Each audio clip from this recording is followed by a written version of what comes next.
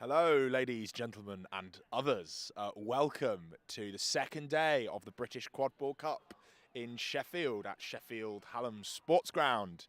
We find ourselves here at 9 o'clock on this cold Sunday morning with a somewhat of a zinger on our hands, Arj? Yep. So I'm Arden Sharma. I'm Zach Cox. And so, this is going to be LQC versus Raptors Quadball Club. So the way these teams have got here is they've both topped their groups yesterday. Raptors winning from the second seed against Olympians as the first team in their group, knocking them out in a very close game yesterday that I believe was on the live stream. It was. And LQC gracefully topping their group with a couple of other teams in it, Prometheans and I think Mammoths. The winner of this game is going to go into the semi-finals and have a good seeding against whoever wins the lower side of this upper bracket later on today. The game happening, the equivalent of this game on the other pitch, is Phoenix versus the Werewolves first team, who managed to top their groups yesterday. This is something that looks like a semi-final, right? This is one of the two of the best four teams. But I would also add, both teams have a rich history in this tournament, both taking it away in their last couple of years. Raptors was what, 2017? Raptors won last, I think, in 2017 against Bristol, and then maybe 20. That would have been it was. And 2019, it would have been these teams, LQC and Raptors, at Oxford. Remember that tournament? That was the beat. That was 2018. Was that 2018? Live the game. It's wonderful. I'm so excited for this one. I am as well. Who you backing to win it, Arj? Unfortunately, I'm going to go with LQC. I think LQC is just a deeper squad with slightly more talent. Actually, I don't know about depth, but I just think there's more talent in the quaffle game. I think the beta game is going to be an interesting matchup. So let's go through the starting lineups. Don't you want to know who I think is going to win? No, not really. I kind of have an idea. I'm guessing you're going to go with the northern team, and I'm going to go with the southern team. Yeah, that sounds about right, doesn't it? I think these teams have got very different styles. LQC are going to bring a lot of fastball, a lot of passing, a lot of running around. Whereas I think Raptors, if they win this game, it will be due to the application of Big Boy. Okay, yeah, fair. Okay, so we are about to kick off here, and starting lines. Well, we won't get a chance to go through. I think we've got Malpass versus Duhan running for the quaffle, and then we're going to see Davies versus Orange. I did not know that Faye was a beta. This is exciting. We'll see if we can get it. Okay. Some kicking, a little bit of barging there on the beta game, but Orange is going to come out of it anyway. That is both bludgers and also the quaffle in the hands of Raptors. A nice start. We see some subs off now. Faye comes off and puts on a white helmet. I think that might have been a deployment of a fast person for the purposes of winning a bludger. Yep. Most teams have started to adopt this strategy, going with we would like control at least off the bat, so we'll put our fastest players. Wells do it with Jordan. It looks like we saw a bit of a play there, some quaffle behind hoops for Raptors, and in fact some good defence from the beta players. We've managed to see a turnover into the hands of LQC. Marching up, Raptors didn't exchange their control there. Let's see what LQC are able to do. This is a very patient offense. This wasn't a blitzy counter. They know they're going into bludgers. They're going to have to play this one smarter, not harder. Yeah, and you can see sort of LQC's shape is more of a kite than this the conventional box that most teams are playing. It seems to be something that I've noted that a lot of teams are adapting to running at the start. Great trade there by... Counters on, no bludgers. Let's see if Poser could finish it into the hands of... lovely little bit of a contact after there, but what can you do? I think it was an attempt at a diving save. I think that was... Absolutely, I don't think there was any issue. Player seems to get up fine. I'm not sure who that... I know it was Ruben going into the contact, but I don't know who was on the other side of that. I cannot remember. Marsha. Cool. So, bludger. Okay, Orange is throwing back. Throws back now in the face of Krinoerna. It's pretty good. Ball back to Melpass. Melpass now playing it across to Banan. Banan with the ball, room behind hoops. That kite you were talking about, as opposed to the box, they can do that because they can all throw so far. I mean, if you've got a team where you've got good passing range, good hands with every player, they can look to make plays. Oh, great takedown there by a Fraser on Beck. Oh, but the flag thrown by Eamon. Let's see if Malpass can finish it. I expect to see a shot in a minute. With the advantage, and yeah. Ah, lovely. 10-all now the score, but it looks like we've seen some whistles here.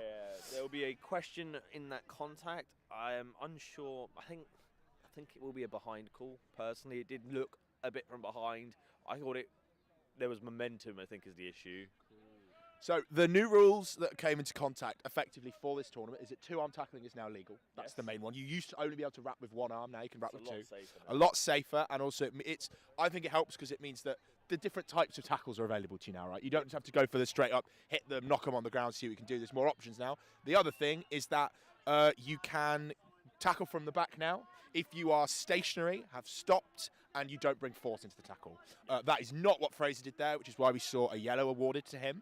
But the good news for Raptors is that the goal had already been scored, which means it neutralised the time spent in the penalty box. So we'll see what can happen here. Bill Orridge is a very dominating presence on here, and is they're looking to regain control. So in that exchange in the last play, obviously LQC have come away with control and a goal. But Bill looking to work with Emily to create an opportunity. Great beat on Werner. Great catch there from Bill. He's going to come out of this control, and maybe Haynes can get the goal in as well. Marshall in a lovely, beautiful hit. That's the second goal for them, and Hull finishes it anyway, just with the second pop because they can. Always confirm the goal. Never trust that it went in the first time. Goal ref may not give it. The ref may not give it. So may as well put it through. As long as you don't cannon it off pitch. And here, cannoning it off pitch isn't actually that bad because we're in a cage. Unless it goes over the back wall, in which case we're in trouble.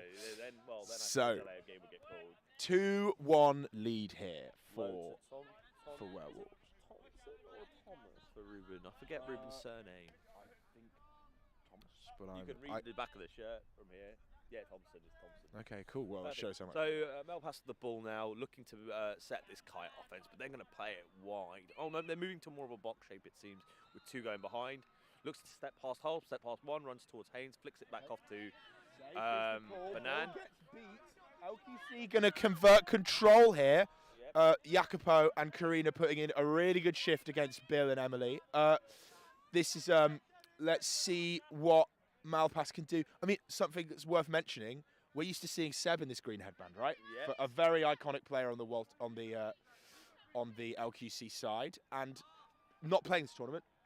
Currently injured, so Seb is coaching from the sidelines, as you will see when the camera pans over that way at some point. Okay, let's see if Malpass can finish. No, doesn't go through, but there's a bit of... okay. Unlucky. Gets thrown up. Beck's unable to finish that one off, sadly. LQC still coming out of this one with bludge control. Let's see what Raptors can do on this renewed offense. How are you feeling about the first couple of minutes of this game? Does the score reflect... I feel like you're noticing the more fast. I don't know why, but it feels like Raptors are playing with a bit more pace than LQC. LQC are playing more timed and controlled, making these longer sort of offenses, trying to work in unison of like sort of moving the ball in that sort of kite at slash box. Oh, lovely beat by Bill. Double. Both beat all on the ground. Let's see if the shot can go in. Finishes it, but he's going to go off the back hoop. The backfield. Shot's no good. Bill's going to still come out of this with all the bludgers, though. Some hands in the air raised by Sartori. Oh, lovely work. Let's see what can happen here. Oh, no, okay. No, great work by Bill there to recover the bludgers. Unfortunate for Jacopo to not be able to sort of help mop that situation up. It was a great move to trade just before the player goes off the boundary. So with inbounding, if you get beat before you leave the pitch, even though you are the inbounding player, you no longer become eligible and therefore cannot be the inbounding player. And Bill used the knowledge of that rule to his advantage. Ex-Raptors player Dan Trick has subbed on for Jacopo here, and he's going to do some very aggressive play from behind. Looks to be putting some pressure onto Origin. Obviously, he can do some back contact now. Oh, lovely work. Press is on. Can Ruben finish it anyway? Okay, no. Oh, come on. Oh, you've got us. That's a goal. That is a goal. So, okay. But the counter's on. They've not come out with control. We're going to see a trade. Fraser to finish. Goes too far. Even Haynes isn't that tall. Goes off the backfield. That was a vicious counter there by Raptors, but somehow LQC just managed to hold it together. Lucy Q on Quidditch now. I'm getting hit by a ball. Inbound dig. Okay. That was quite an exchange. It was a great trade. It was a really worthwhile trade on the side between Orridge and Lucy. Between Bill and Lucy. I think it worked really well for both of them. So we've seen some subs now on the beta lineup. We're now seeing Dan and Lucy on ex-Raptors players. We're going for blood today. Together for a long time. So I feel like this is going to give LQC a real advantage. Trick now taking Orange to ground. And Lucy does a jump. Okay, no crash out. Press is on. Lucy coming from behind. We're now going to see Melpass use his feet. Oh, a great trade there. Lucy wins that trade. With control. Will Trick get there before Arnold? No. Ooh, nice beaten. attempted throw, but now Blood is all over the place. Malpass just walking it around because there's something's going to happen eventually. Okay, so Raptors still got control. Let's see what we could do. Lucy's going to go for Emily, gets beat. Oh, man. Okay, so this is some high-intensity beta play here, which is what we expect from high-level teams. I genuinely think with these teams it is going to come down to the beta play. I think offensively they're both very solid teams, got very good players. Lots of Team England presence / ex-Team England players as well. I think there's just a lot of presence there of quality. But as I said, beaters are going to be what makes this work. I think the beaters in this game are just incredible. So we've seen what the first beta line, the first two beta lines from LQC look like. We've seen Jacopo. Okay, no, I'm going to stop talking about that. Counters on. Haynes is running. Let's see if Geneva can put the hit in. No, they can't. Let's see if Bex can manage it. No. Okay, shots in. Beat before. Great work there on defence by the beaters. I'm not sure. That lovely. Solid throw there. And they've come out of that with control as well by the looks of it. Lucy manages to throw the ball back. Great work. I was for sure that was going to be a goal. Not paying attention to those beaters like maybe Tom was. No, I think Haynes did have options. Just, I think in the moment, getting tackled, you sometimes lose sight of where your teammates are. So we've seen Orange off for Burkitt now. This is a shift in the beta game. They play quite different styles. But I don't think it's that, in terms of level of ability, I don't think it's that much difference. I think Sam Burkitt has really proved in the last couple of seasons how good he is. Lovely. But in Dan making the wrap on Sam made it really easy there for Melpass to have a sort of driving goal. So 3-2 now the score in favour of London Quidditch Club. Yep. I'd like to it's going to be interesting. I'm not sure which of these teams has more depth in the beta line. That's what my comment was going to be before. We've seen Burkitt come on. We know there's at least two very, very, very strong lines for I think it's the same. LQC. Okay. I think LQC, they've only got four beaters, but as we saw, Faye will play beater to start with, but I think lovely work by Jacopo. Reset used, still under pressure, doesn't swat it. It goes back, but Cooks is going to get it, hands on it. Okay. It's going to be a double reset because it's crossed the keeper line. Unfortunately, so the ball will now sit with Ruben. No bludgers with Thompson, but he does have to go through Cooks and Hull. So that third bludger, if you might not be able to see it on the camera, is over in the LQC keeper zone. So there's no chance of a bludger here. What we're going to need to see is either Hull or Farmer putting in a big hit here or what I think is more likely first action reset. I think first action reset is the smarter move. Not coward. There's no bludgers in the way. Ruben's obviously going to take a run for it. I'm playing this tactically. See, look. Well, it wasn't first action, was it? He went for it. But time, set up an offense. Look, this game is going to be about attrition, right? Getting goals via attrition, not running it in. No fast breaks will be a minimum, I believe.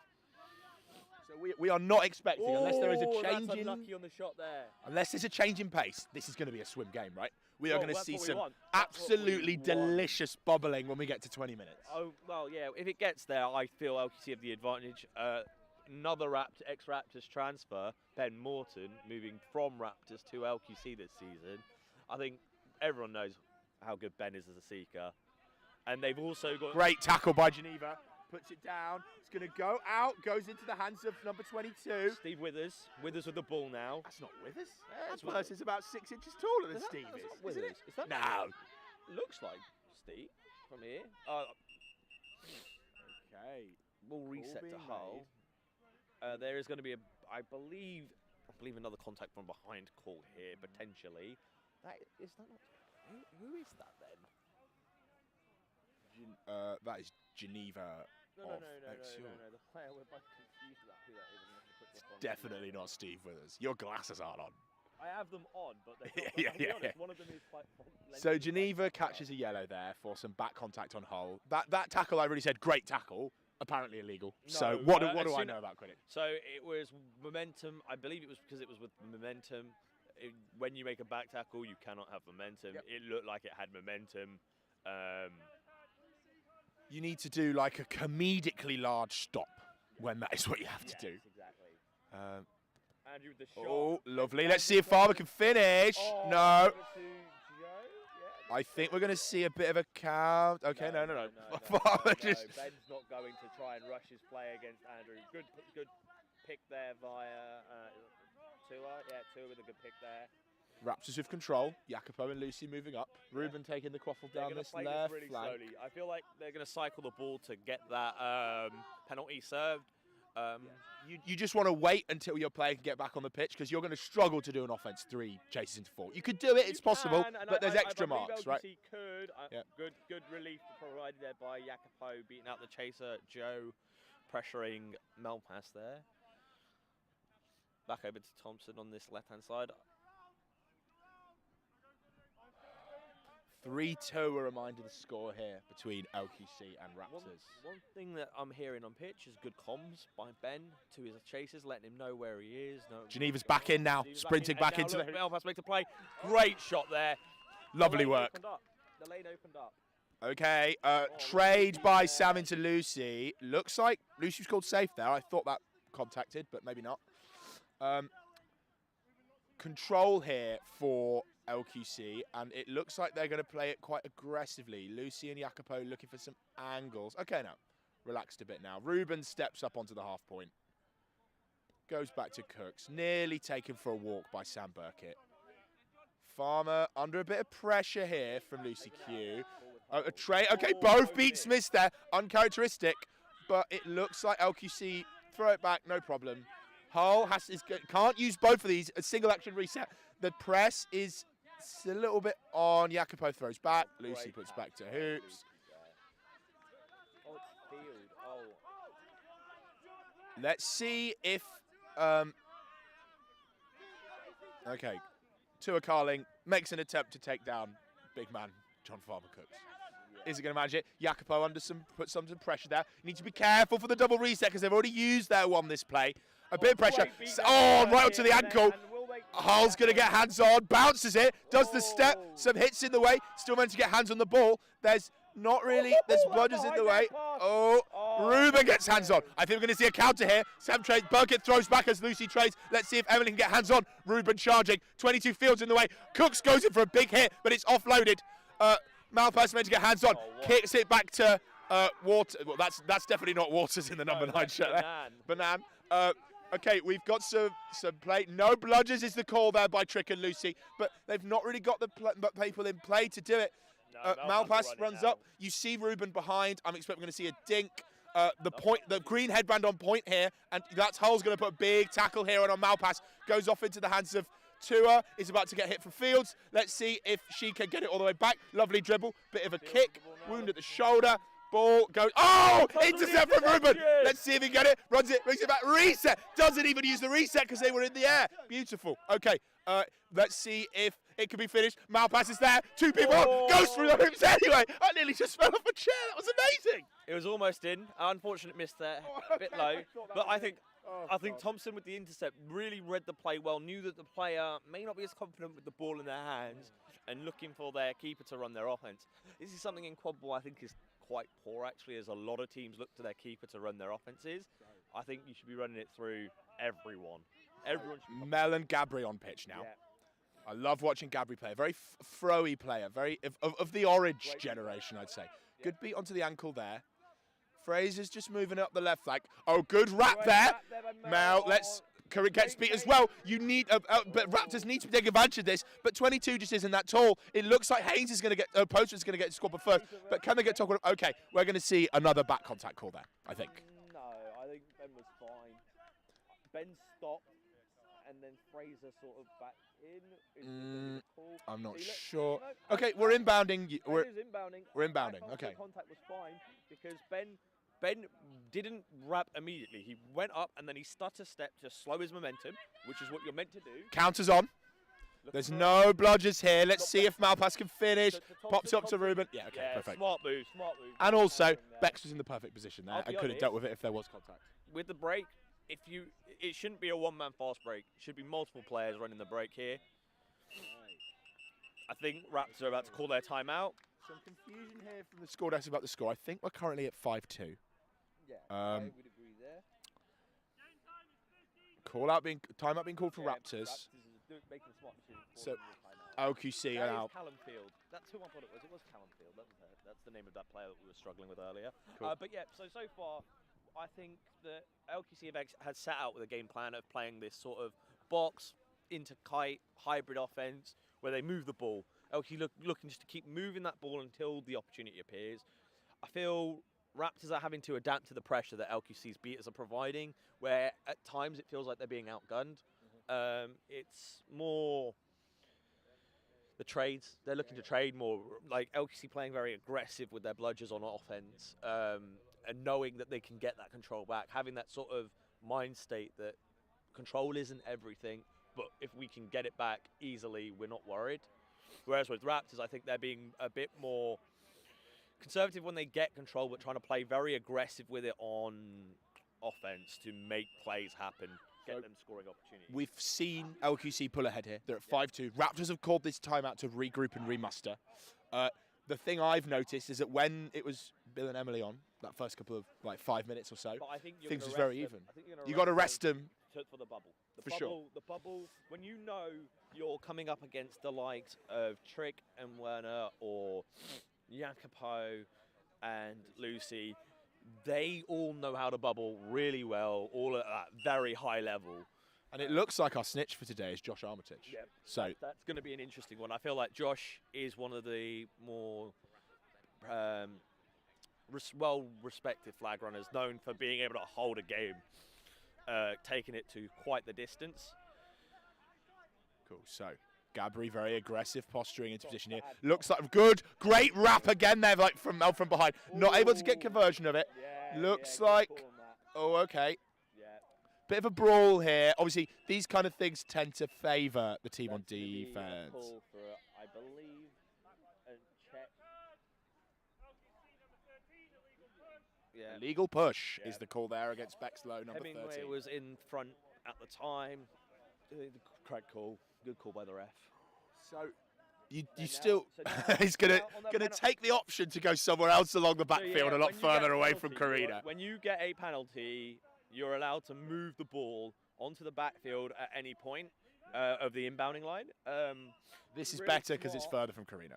And it just has to do a trick now. Shot doesn't go in, but great ball pass to Adcock. Number 97, Jake Adcock, acquisition over the winter transfer period from LQB. Gio now on in the green headband. Malpass taking a bit of a sub. Different styles, maybe. We'll have to see. Adcock. I would say Gio has a. I don't know. I'd say they're very similar in playstyle, actually. Fair. I would just say that Ben is known more for being the right hand to Seb normally, whereas Gio just. Trick putting a bit of pressure on Gabri here. Oh, shot goes wide by Gio. Ruben's not going to get to it. Goes off the backfield. That's a pink ball. Yeah. Bit of frustration there by Dan Trick. Don't throw the quaffle away there. I think he's right though. I think he's perfectly right. The score is 5-3. You catch to win. Catch to win is where teams don't want to be. If you can get it out of range, which LQC were on the verge of doing, I think that they tactically turn the quaffle over like that. Silly. So Claude on now in the black headband, subbing off for Mel Piper. Let's see what they can bring to this. But to be fair, Mel was did a great couple of wraps on Trick, which allowed Gabri to convert that. To create more no blood. But let's see if we can get the same thing again. Okay, hits the ground there, so that beat's no good. Claude sent back, but that spins a hoop. That's brilliant. Lovely work there by Adcock. We're going to see a counter on now. Trick going up very aggressively. Claude managed to get hold of a bludger. Farmer in position. Let's see if Gio can do something with it. Oh, looking for Banana. A little bit too high. What can you do? Nice little change in tempo. After that timeout, the score is now 5-4. Whatever Raptors have changed, I'm not smart enough to know what it is. I'm not a tactical genius. I had to shout at things. I think they have really had a talk about what they need, what they were doing well and what wasn't working and what could work. I think for them, a lot of it has been playing it from behind has seemed to start to work. Moving the ball more is what the other thing they're saying. Good reverse there, looking to move it. But I think it's more the ball movement. I think Raptors have realised that if we move the ball more, they have to work more. Safe by Trick, presses on. Let's see what Farm can do with it. They've recognised the reset needs to be used. Going to have to use the first one. Doesn't go over the second line, so it's okay. Gabri makes a big play. Karina's got a buckle of bludgers at the feet.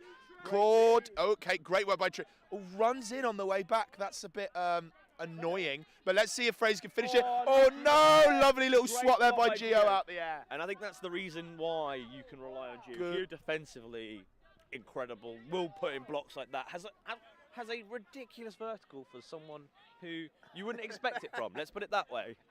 Okay, so control now to Raptors after that play. Some great work there by Gabri and Claude to manage to claw that one back.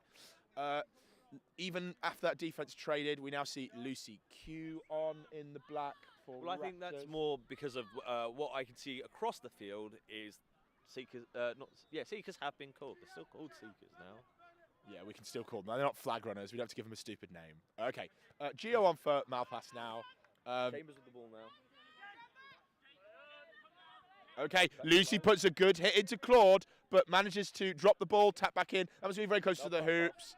Okay, oh, great catch from Lucy. Ball's on the ground. Surely we're going to see LQC convert this. No, there's too many people in the way of Geneva. A little bit of the hoop taken for a walk, but what can you do? And somehow control again there. Let's go, Harris. Okay, well, if the hoop is dislodged, it goes through the hoop anyway. What does that mean, Arj? You've read the rule book, probably? Yes, I am ref qualified. I mean, I have as well, but I haven't read the rule book. My head. That's a great thing to announce on the QK live stream, Zach. I skimmed it. I skimmed it. Personally, from my understanding of the rules, if the ball goes through the hoop and the hoop is falling, which in that case it is, I would say goal is good, personally, but I may be wrong there. We will see what happens here. I think it's going to be an injury substitution. Yeah, we can see Geneva coming off at the moment. Because the ball is contested, we're going to find out what's going to happen here. But I do see this game turning into a bit of a drive, big boy drive, because of what the score range is. I think it's almost level, right? It's 4-5, 5-4. 5-4 in the favour of LQC. Yeah. We see our Snitch, Josh Armitage on now. And then we've got Snitch runners. We're going to see, Seekers. We're going to see Malpass for LQC. Connor Duan in... Not Malpass, that's Morton. No, Morton. Sorry. The wrong M named Ben on the same team. Yeah. We're going to see Morton and Connor going at it for a bit. That goal's not been called good, and Fraser has managed to walk out of it. Good work there by Claude to go in and clean that one up with a bludger, and good work from Raptors to get that. So Lucy and Jacopo for LQC as your beaters, and Gabri and Emily Arnold as your beaters for Raptors going into this bubble. We have seen Emily come back on for this. Right, I have a feeling Bill is coming on in a minute as well. We'll see probably Bill in the next play. I don't know. We'll have a look. Cool. So control here. Okay, Snitch is released. Morton does it beat. Jacopo sends Connor for a bit of a walk. So in a game where there's no blooders in the quaffle game, we're bubbling. Whose chaser game do you prefer? No beaters in play, just running and shooting, whatever they want. Who do you like more? Oh, I'm gonna back Raptors here. I think you've got big John Cooks, so I don't think there's much that can stop them with the drive. But I do back Ben on the drive as well. I just think it's gonna be an exchange. I genuinely, I couldn't give you like who's gonna run it in every play. I think it's gonna literally just be trade. They're gonna trade goal for goal, but it's about if one team can do 2 for 1 a couple of times in a row. 5-4. We are at the point where LQC are gonna need to score. Oh, second yellow here awarded to Fraser. Oh. Second yellow. Do you know what that was for? I didn't hear it. Okay. I would say it was for a foul of some kind, if I was guessing. Yeah, I think it might have been sliding into contact. The second one was a back contact earlier, right? Yeah, the first card was for back contact, second one for sliding. I will be honest, I was focused on the Sega game. I think both of our eyes have gone. The quaffle game here is irrelevant. This game is too close. Obviously, we will keep a track of it because if it does get out of range, then of course it no longer matters. So now John Cook's in green. That's fine. I don't expect. Well, this substitution is. Oh, that's not Emily it's a Arnold. full That's not Emily Arnold. ejection. Sorry, in the black. That's my bad. I've been calling the wrong person. Okay, Morton gets beat. Let's see what Gabriel could do. Josh is under no pressure at the moment from Seekers. Morton and Connor both running back in. Going to arrive around the same time. Jacopo looking for a beat. A goal being scored by LQC. Okay. Oh, a rapid catch there by Morton. I did. You were looking at your phone. I was trying to figure out whose name I've been getting wrong, unfortunately. Oh my God. I'm going to guess. I'm going to guess exactly what happened. Morton used the classic swim technique that Morton has been known for the last however many years, and it was 1, 2, swings of the arm, dives, catch. That's how I think it was, and I bet you if the live stream has caught it, comment if I got it right. Okay. I'm not as cocky. I don't know what was happening. No, I know. was. That Ben Morton is known for having a classic technique. Yeah. I'm with you. I'm with you. Yeah. I'm suggesting. Yeah. Let's see. There's a discussion happening here by the referees. This always happens. You learn after a lot of commentary, like we've both done, Arch, to intuit it. Oh. The tag has been put back on. Oh, catch is no good. You know who that's good for? Raptors. Me and you. Oh, is it? Because we get to watch more of this game.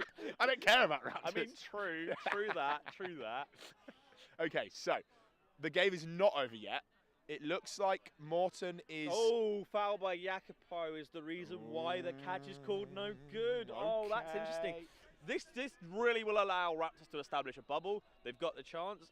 So what you do here is that if you get a foul in the chaser game, you just want to score as soon as possible. That's you don't who care. it is. That's why I got them confused. It's not Emily Arnold, that's Emily Heimers. That's who I'm getting the names confused, surnames confused. Okay, gotcha. Emily Arnold is also on Raptors. Emily Arnold is the chaser on right now, and Heimers is the beater on right now for the Raptors. important bit of I it apologise to both of is you for that getting names right. we're going to see an advantage in the beta play here. Yeah, with the bubble. With the bubble. With the bubble, and if you're looking at what I think is about to happen, if you look, Gabri is looking like he's about to walk off, and Bill is about to Oh no! Having that advantage now. So you've got 1 minute where Lucy has to, by herself, protect this bubble from this. Oh, and Connors, why would you sub here? Because That's such a... For Haynes. No, okay. but you're wasting your limited seconds. Let's see what Josh could do. Morton gets the beat, 88. Goal is scored here, which means that Jacopo's allowed back on. I wouldn't have done that. I don't care about the extra point at this point. I'd take the 50 seconds of alone time. Oh! I literally just fell off my chair again. God damn it. These tiny little chairs aren't very good. That was perfect, wasn't it? Yeah. There was no problem with that from a Seeker play. It's if there's going to be a foul somewhere else. My God, great work, Haynes. Unless Josh felt impeded. I don't think so. They were standing up. There wasn't a wrap. We'll have to see. We will have to see. I hope it's no good, because we get to watch more quadball. It's good. Raptors take the win. And Raptors are now in the semi-final, knocking LQC into the lower bracket lower half of this upper bracket. So what happens next is that LQC will be playing whoever lost out of. I want to say they will play. I think it's either Olympians or on the other side. No, they'll play Phoenix because they played Olympians yesterday, I want to say. That sounds feasible to me, Arch. It does. The schedule will inform you of what is happening, which you can find on the Quidditch Scheduler app. Or on Quidditch UK probably in the next half an hour, I'd say, after the lower bracket play-ins. Yeah. So Raptors have bought themselves a spot in the semi-final. Yep. LQC have been knocked down and will have to play some people from the other side of the bracket. This likelihood is we're now going to end up with a Werewolves LQC semi-final. Ooh, oh. Yes. Okay, cool. Yeah. The brackets will switch. So Werewolves LQC semi-final, which is a repeat of our final from the last year, and then on the other side we will probably see either Phoenix or maybe Olympians. Yeah. I think that is how that would work, and that is I will say now, out of that semi-final, LQC Werewolves, if that is what would happen, we don't know. Phoenix could cause an upset, or Southie could cause an upset. I don't know which team ends up playing LQC. We will see on the schedule. If LQC win that game and then do end up playing Werewolves, I feel like the loser of that game is the favourite to come third. For sure. Absolutely. I think Raptors doing what they've done here massive upset. Massive, huge. Remember that this team, for a while, was in Division 2 in the last year. They dropped down after a surprise loss to Olympians. No, and it was a surprise loss to Werewolves too, thank you very much. Was it? Okay. Yes, we knocked you them know down. what? We knocked them down at fixture 2. I was there. My memory is clearly full of holes. It was more fixture 2, Common League fixture 2 was where it was between Werewolves 2 and Raptors for that final spot in the division. Well, I got to say, it feels like a bit of a redemption arc for Raptors. As we at the start of the season, they had a bunch of players leave, go to different teams, join Werewolves, join London, join various places, and managed to claw it back into a semi-finals. A lot of players took a break as well, which is why they probably struggled so early on. We saw at fixture 3 sort of the resurgent, but like 1 and 2, they weren't too scary, is what I would determine. I think a lot of players had got burnt out. Like I think a lot of players had the season started so quickly after EG and EQC being so much back to back. A lot of players got a bit of burnout. It is a big thing in quadball, right, we're playing next, aren't we, Arch? Yeah, on this pitch. Yep. And I'm gonna make sure I tackle you into the ground, Zach. That's my aim of the game. Or score on you. Or score on you. Well, I wish you luck on both of those endeavours, so do my friend. So it's next slot is Werewolves seconds, versus Prometheans, the beloved Spare Wolves. No, hold on, no. This is the battle for the best second team in the country. Thank you very much. It actually is, yeah. How do you guys feel about Spare Wolves? Is that a self-used name, or is that? No, I think that's one the community gave us. I like Werewolves too. Werewolves I prefer Werewolves too. I do like a bit of a chime. To be honest, I like Wold too as well. I think, WOL. No, I hear it. I think it'll be an interesting game. I think we're going to have a lot of fun. I think both teams are now in a situation where it's just playing for seeding in terms of positions. Yeah. It'll be fun. We'll see who wins.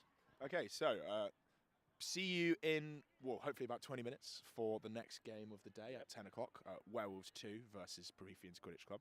Prometheans from Olympians Quidditch Club. I've been Zachary Cock. I've been Arden Sharma. And thank you so much for joining us. And hopefully we'll see you again soon for some more spicy games of quadball. Yeah.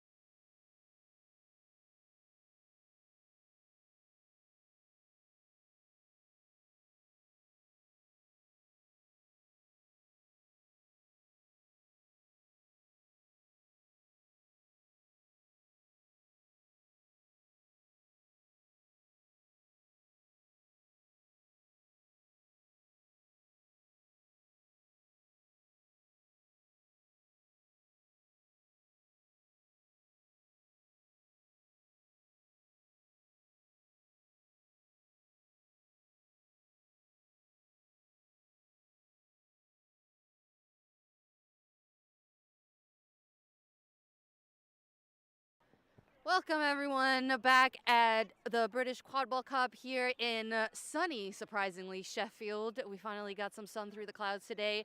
We are about to watch the Werewolves seconds play against the Prometheans. Teams are about to take the field with their starting lines. On the microphone today you have Cornelia Zana. And Gio. And we'll be your buddies for this game as we update you on what's happening on the field and beyond. I feel like we're quite close to the pitch today. I don't know about you, but it seemed like yesterday when we were commentating, I felt we were a little bit further back, but I could almost reach out and grab the starting beaters who are, I think, at the bottom of your camera, which is James Grattan and Max Fremantle. Yeah, we're really in the action here. Our cameras are positioned right behind our starting lineup, so you get to see that run up to the balls in live time. Do you have any predictions? It will be interesting to see. I know the Werewolves seconds had some great plays yesterday, but Prometheans got pretty physical in some of their games, so I think it will be an exciting game to watch. Yeah, I think the winner will be the team that scores the most goals and then maybe catches the thing. What do you think? No, that doesn't sound right. Yeah, that doesn't sound right at all. All right, let's see. Prometheans start with the quaffle, with the volleyball, and let's see if we are able to get a goal here to start off the game. Ooh, no, beat out. Really nice block there from Patrick Gray against Zach Cox after Dylan Jones won the volleyball and had a really nice pass over the top. But it was a really nice beat attempt there from James Grattan, the Prometheans beater, getting to the first dodgeball ahead of Max Fremantle and then going and pressuring Claire Hutchinson, which I think was a really nice style of play. And now they've got control with both dodgeballs. Yeah, James is a fast beater. He seems to just appear all over the place, so we'll see how the Werewolves beaters will fare against that. It looks like they're trying to guard that shot. Patrick Gray, I don't think known for the shots, but this is really nice passing movement here to try and spread the play. Ooh. But unfortunately, Megan Jones tries to pass it back to is that Johnny Mitchell? Johnny Mitchell. Oh, I'm smashing it on the Werewolves' names. Yeah, that didn't quite make it as far out as it should, so Prometheans were able to intercept it, but gave away that shot opportunity, and it looks like we're on the boundary. And that's a great tackle from Megan Golding there on Dylan Jones to get the boundary call. Still, I believe the score's 0-0. Still 0-0. Tight game. No one put the thing through the hoop to score the thing and win the game. You've got to put the thing through the other thing, and then you get the thing, and then you do the thing. I feel like that's most team talks, no? That's how I would have my team talks. Yeah, people get it. We promise we've commentated and played this sport before. Yeah, just a couple of years, I guess. All right, ball over to Megan Golding and beat out way up top. Oh, that's a really nice tackle there. Woo! Getting that slap out of the way, but Prometheans maintain the ball. That was a really nice defensive play there from number 21, who is... Oh, put you on the spot there, Corny. This is your team. The Werewolves a few months ago. I'm still learning, people. Don't judge me. That was a really nice play, considering that there was no dodgeballs on defense. But there we go. We've got 3. Johnny Mitchell just runs through. There is no one to stop. And I don't know why Johnny didn't slow down, because you can save your energy when there is nothing on defense, in my opinion. But I also hate running, so... Yeah, but some people have very long legs, so they're allowed to run a little more. Yeah, I feel like Johnny took like 3 steps, almost at the halfway line already. Could not be me. Wish I had that kind of height and stride. God, if in my head, I often say, if I was about 6'4", and I've tried to play like I'm 6'4", but I'm nowhere near 6'4". I just want to do a casual jump and one hand grab that ball out of the air. That's my dream. I've seen some people do it this weekend, and it's just beautiful to watch this so high-level quad ball. All right, so we have our first point on the board by Werewolves. Ooh, another great wrap. Really nice two-handed tackle there on Connor Climo, who passes over the hoop and falls to the floor, gets beat out from Claire. And there we go. Oh, that's a really nice beat there from Max. And Johnny Mitchell with, again, the 3 strides to make the halfway line, slows it down. Claire's fighting James Grattan for that one in the middle. Max subs off, so there is currently... Claire seems to be getting a hold of the bludger, but James is still holding out. Really nice support there from Phil Sam. Pass over the top, safe, I believe. steps, looks for the hoop, Petra's there. Oh, what an incredible tip! That was an incredible tip from Connor Climo. So Connor Climo has played for many years, formerly Chester when they were around. Very good athletic player, still got that speed, incredible seeker as well. So hopefully we might get to see them come on the seek later. Yeah, he had some great plays yesterday as well, just weaving through the defense and scoring some great points for Prometheans. Really good tackler as well, as someone who had to play him yesterday and got tackled by him a couple of times. Very, very good, solid tackler. Speaking of tackling, what are your thoughts on the two-arm tackling? This is the first major tournament that has that rule implemented. I think it's an interesting change. I think it changes the way that people will try and attempt tackles.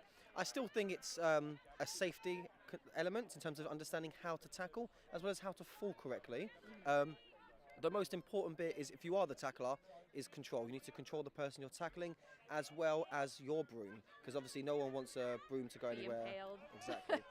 So especially, thankfully, a lot of these brooms have got capped ends, so there shouldn't be much impalements. But I will say surprisingly low amount of broom injuries for this sport, just across the board. I feel like that's always the first question that people ask when they learn about the brooms, but not as many injuries from that as you would expect. Yeah, I think I've seen a lot more. I don't want to say like aggression in terms of a negative sense. I think there's been a lot more attempts to tackle with this two-handed style of play, and I think that's quite good for the game. Again, this is a contact game.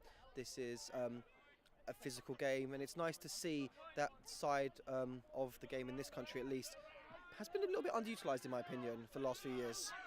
Yeah, and it definitely gives smaller players a greater opportunity to bring people down. It's always very fun to see small players bring down people twice their size who don't see it coming. I believe Eamon is our head ref, who is saying, to my knowledge, for my wild speculation, although again we're not refs, we're not right here, but Barely played this sport really. Well, it's more that from a sideline side, I think Dylan was beat, kept playing, didn't know that he was beat. And from the werewolf contingent to my left, mostly Douglas Bryan, I could hear him a mile away going, he was beat, he was beat. But yeah, again, Eamon, very experienced ref. Slightly high pass there from Patrick Gay. Again, Petra is good, but not quite that tall, unfortunately. And it looks like Prometheans really ran after that, tried to get that turnover in the Werewolves half, but Werewolves just bring it right back and score. We've seen a couple of those passes from Johnny Mitchell, half-field passes, draw the entire pressure off. That bad pass from Patrick, was able to recover it and launched a long, nice pass to 21, who came close to the ball to meet it, stepped past the defender and put it through the hoop, through the tackle. All right, let's see. We got Prometheans trying to take that back. So far, score is 2-0. So Prometheans are starting to feel a little bit of the pressure. They've not been able to really complete any of their offenses so far.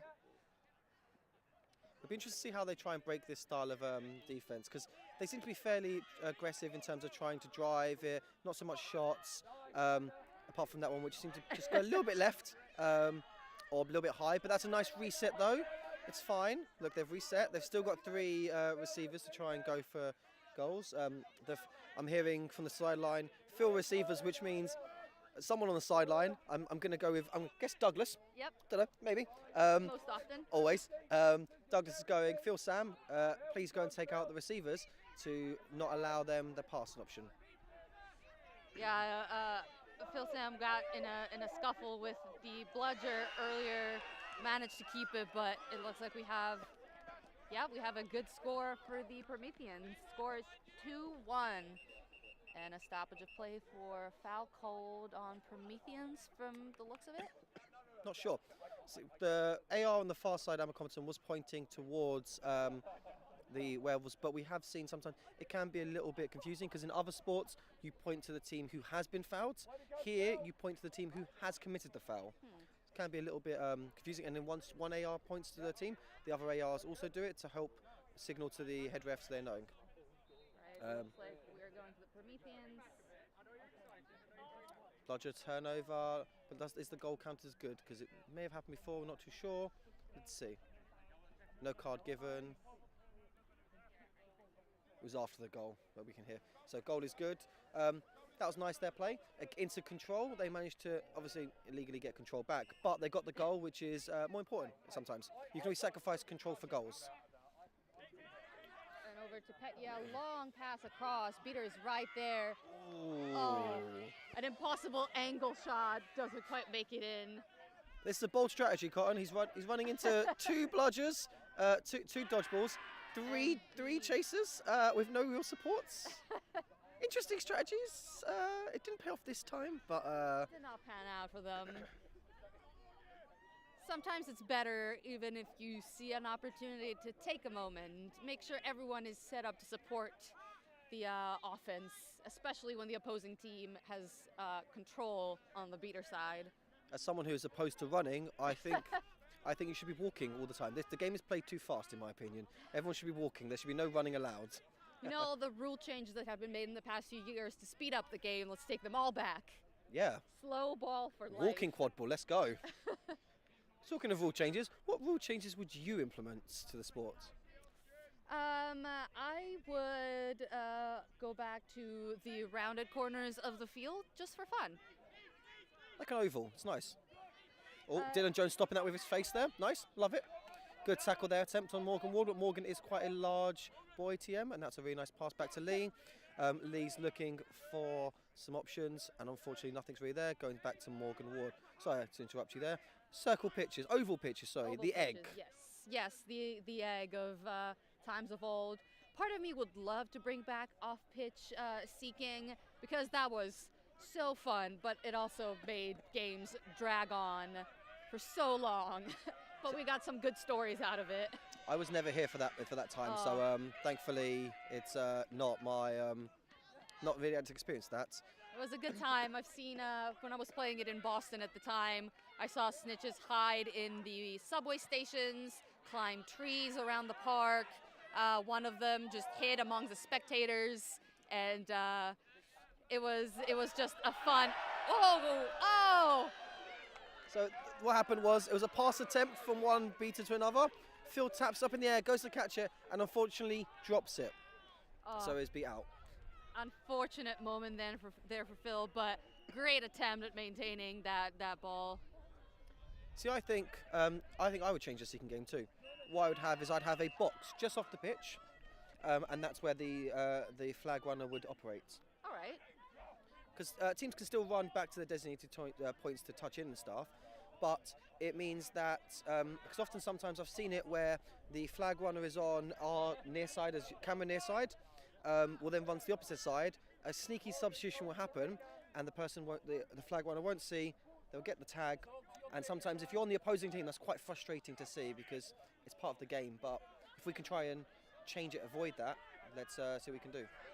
Oh, ball passed over to Sophie on the Werewolf side. I have to say, allow me to gush for a moment, but I've only known Sophie for a few months, but I've seen her make some great improvements in the couple fantasy tournaments that we've had so far, March Mayhem and Valentine's, and now to see her hold that ball and push people out of the way to get to those hoops is just so exciting to see. I love seeing players progress and grow.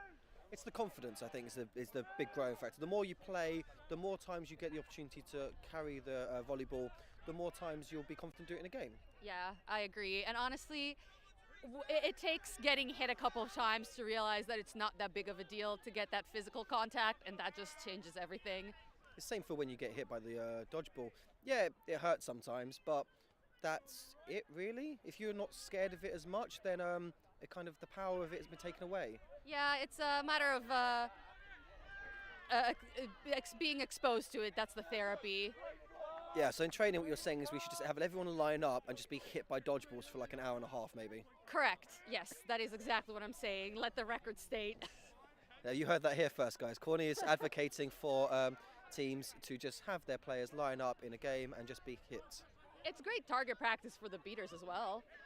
Bit of a wayward pass there from Morgan Ward to Lee, but that's a really good interception there from Kyle. Beat on Lee.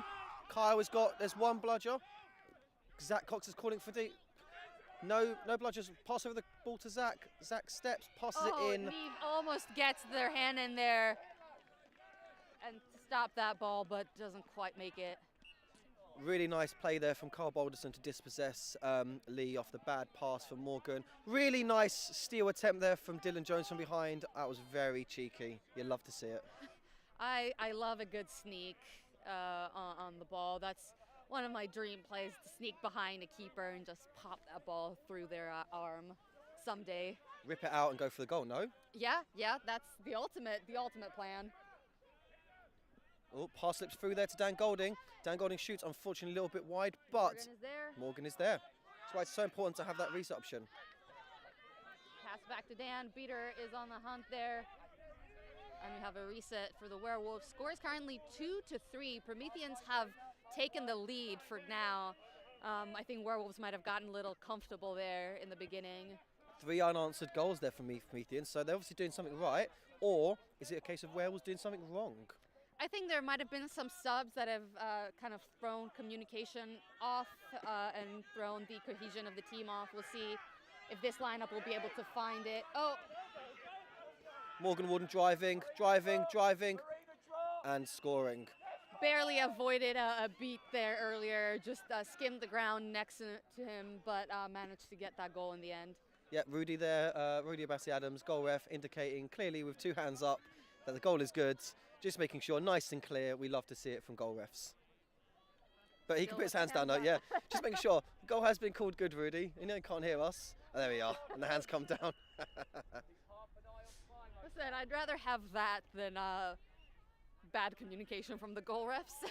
Yeah, I feel like as a goal ref, your job is just is for one fold, it's to see if the thing goes through see if the thing goes through the thing, Exactly. and then put your hands up if it does, and if it doesn't, swipe sideways. Yeah, I will say I think goal reffing is probably the most stressful reffing position for me. I would say it's also maybe a thankless task. Yep. Arjun gets the ball, nice, great beat, I think from Sam Instone there on Connor Climo, right at the foot. Arjun slowing it down, this is nice. They're looking to try and break through this one beater attack.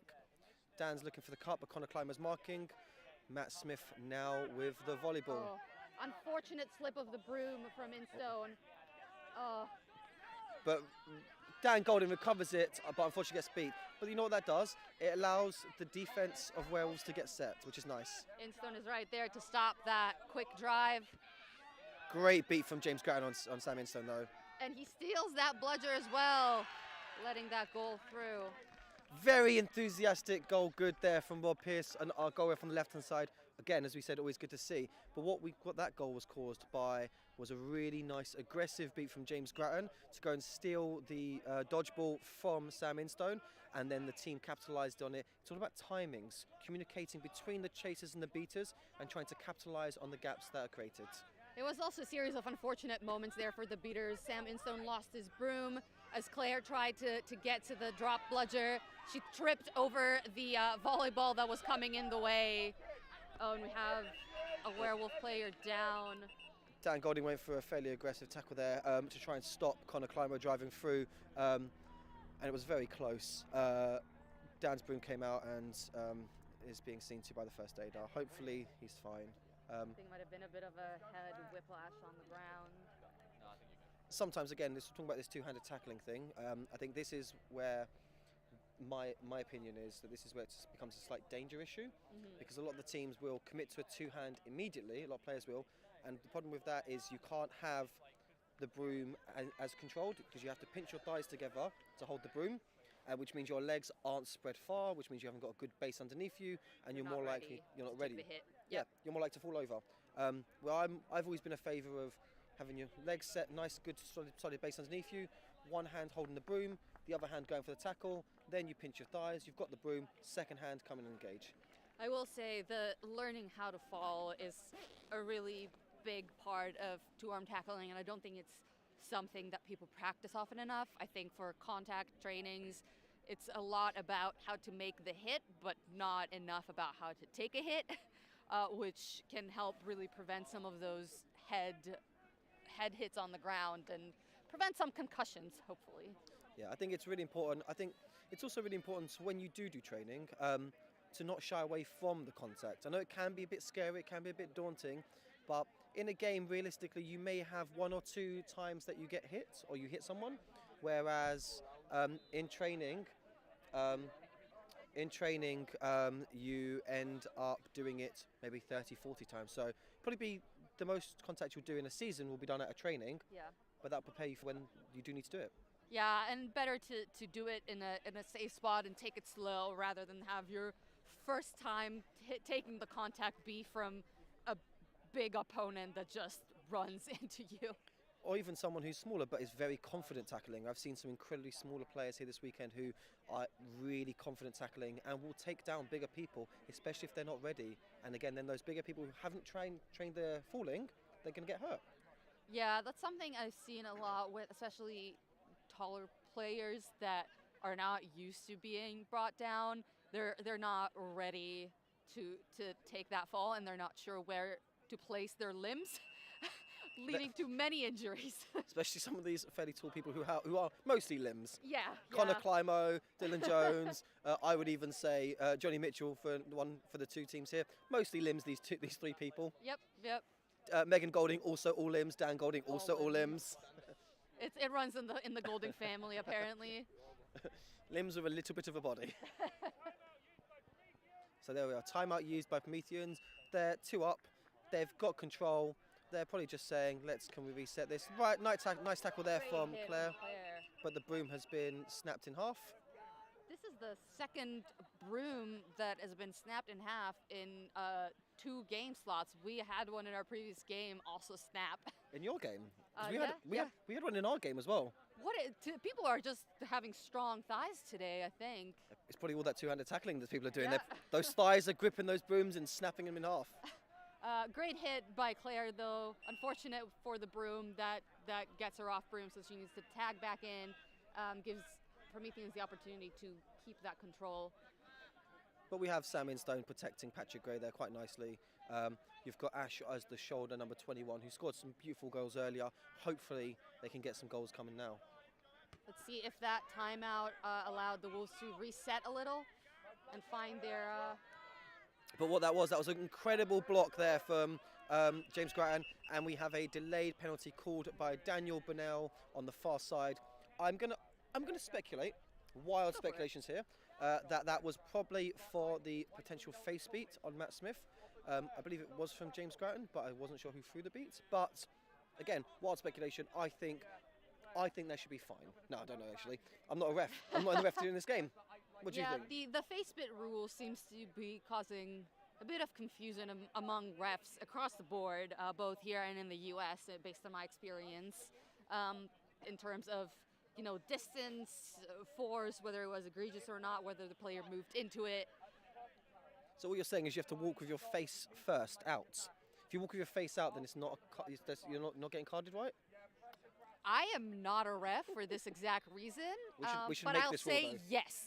I'll say yes to any question you ask me about reffing. So it looks like we That's do gonna be have a dangerous. card there. Yep. Card there for Imi Brimmer. I was incorrect. It wasn't James Grattan. Yeah. But it was for that face beat. Because that was the first action used after the foul or the turnover, that is not a reset used. Matt Smith knowing the rules there, being able to utilise a slow attack. Ash going for the shot, unfortunately misses to me. Yep, looks like it's been missed. Yeah, and it's off the boundary, so the ball goes back to Prometheans. Could have maybe waited a little bit there, a little bit of miscommunication, but control still with Werewolves, as you would expect considering that Prometheans are down a beater. This is the opportunity, I think, for Wolves to capitalize on that missing beater. They should have probably scored that opportunity. I think that Prometheans now will try and play really slow, burn that 1 minute sin bin time, and hopefully get their beater, Imi Boomer, back in before they can concede any goals. Agreed. If they get the opportunity, let's see if they'll take it. Oh, sending the ball deep behind. Instone clearing up some of those players. And Claire is there to take out the receiver as well. But the way I kind of view the sport is about possessions. The turnover caused a free possession for Prometheans to have, and that wayward pass has caused another free possession. So if they don't score, they are down a beater. It looks like Imi Brimmer is back in though. So they've managed to ride that entire minute wave quite nicely. Score right now is 30 to 50. Prometheans are still up. It looks like Werewolves decided to make a sub on the beaters on that offense, and were not able to help out their chasers at all to make that goal happen. I think with the flag runner coming on the pitch very soon and the Seekers getting ready, Werewolves might try and prioritise control because, that's a great passing catch. Unlucky, hit the pole instead of going through the hoop, so that is not a goal. So they didn't put the thing through the thing. They did not put the thing through the thing. They tried, but the thing hit the thing instead. Oh, I don't hate it when it hits the thing. The worst. Megan Golding back on. We have is that Johnny Mitchell, Patrick Gray, Lee Sykes, I believe. That is Neve. Oh, is that Neve? Sorry, yes, it is Neve. As you can tell, I don't play for Werewolves. I don't know the players. Nice pass there from Patrick to Megan, but a two-handed wrap from Dylan Jones brings Megan to the ground, and it looks like that will probably be a Prometheans ball. Yeah. Yep. Keeper gets hands on it, and Beater is there to clean up. And our flag runner today is Bill Orridge. This could last a long time. Bill is a very good player, nationally ranked Team England beater, as well as a really, really good flag runner, which is great. I was commentating one of the games that he was the flag runner for yesterday, and that went for a while. He had to hit both handicaps. He was fighting against the Seekers with one arm and still managing to hold both of them off. It's always impressive to see how these snitches move. But what I've seen is Connor Climo and Ash are both very good and capable Seekers. Great beat on the heel there by Werewolves. Carnage, there's no bludgers. Oh, Max beating out the head ref there. Patrick Gray driving, spins, dunks, misses. Great stave there by the keeper. That is very unfortunate. Oh. I can hear Douglas screaming instructions from the sideline. I wonder if you're catching this in the stream. Yelling to the Werewolves to communicate much better, especially for the beaters to call who they're helping out. Looks like we have a Prometheans beater all the way in the back on the Werewolf side. That's not going to be helpful because Ash is now going to have time, and although there is going to be a 3-second count, but we'll see how far Amy Boomer can get with the 3 seconds. Yeah, it was impressive. I believe it was Prometheans, another Prometheans game where the beaters just did not let the opposing Seeker get any time in. They had them running sprints back and forth to the hoops the entire time. So we'll see what the strategy will be on the Promethean side here. It looks like Werewolves have at least one beater hanging out around the Seeker to protect. And that's the aim of the game. When you've got a flag runner as good as Bill, you need time. And it looks like the Werewolves are going to try and give Ash time as we try and go for this catch. Ash is safe. Climo is still there. Lena gets out Connor Climo with a really nice beat. Good control here from the Werewolves beaters, but that's a goal for Prometheans. Score is 30-60, so this catch could put Werewolves back on par with Prometheans and give them a chance. Otherwise, I can see Prometheans just running away with the score. Well, this is the thing is, if this catch, you'll go to set score, I believe, right? Oh, very close attempt. Beaters are right there protecting. This next possession, we've got a potential injury down. Okay, looks like Petrotreva's hurt, but okay, so let's talk about the tactics of Werewolves. You are 3 points down. You've put all your resources, the resources being the dodgeballs, on the flag runner to try and protect Ash, keep Connor Climo away, make him run some laps going back and forth. But you need a goal, because if you get one goal and then you catch it, that's game over. You don't really want to keep playing, do you? Yeah, I think I have seen some teams commit to continuing the play even if they're down, but we'll see what the decision will be here. I think that Werewolves have maintained control on the beater side around the flag runner, so that has engaged that remaining beater on the Promethean side, but they have not been able to capitalize on those no beater situations on the offense. No goals have been made, although a couple of very close shots have happened. Yeah, I think, again, if you're Werewolves, I think committing, even if you go 4 points down, the game is still close because it will then go set score. If Prometheans do score and you catch, it will then go 6-7, with set score being 10. If you have the volleyball, you could potentially get a quick goal and it'll be 7-7, set score 10. It'll be quite close. Yeah, I hope that we see that catch and have that kind of close game. I will say a lot of the games yesterday had quite a big differential in the points, so it will be good to see some close competitive games today. We are in the knockout stages, so to speak. There is the play backup bracket in terms of the way the bracket format is doing. That, for example, the game earlier, LQC versus Raptors. Raptors won, move on to the semi-final, but LQC get a second attempt in a second quarter-final against Southsea, which is on pitch 2 at 11 o'clock. Unfortunately, we won't see this on the live stream. But there we are, Petra walking off under her own power. That's good to see. Obviously, with the physicality of the game, injuries could occur, but it's nice when no one really gets that hurt. It looks like there might have been a bit of a heart hit to her side, potentially knocked the breath out of her a little, but we have Sophie stepping in her place. Oh, and it looks like Prometheans beaters are cleaning up and giving their seeker an opportunity to go for that flag. Great beat from Max. Great tackle from Max. Running straight into the flag runner. It's a bit of chaos around there, but Werewolves seeker again. Ash is putting an absolute shift in. Delay penalty called by Daniel Bonnell against Werewolves, but we'll see what this is. That goal was good, so this is catch to win for both teams. Now things are getting exciting, folks. See, hopefully this game doesn't go for a very long time, but I think we need to work out a way to end the games quicker. Obviously, we've got the flag runner element, but if we've got a really good flag runner like Bill, this game can go on for longer. I think at some point you just have to take players off and you play players down, and then it's just Seeker versus Seeker. What do you think? I actually am not totally opposed to that idea. I'd love to see that. Because then it becomes tactical. Who do you take off? Because at some point you need to have it. You always have to have a keeper on pitch. So eventually you'll get down to Seeker, beater, and keeper, and then it will be Seeker and keeper, and then it will just assume be just Seekers. And then we'll just go into a full-on brawl and see who survives.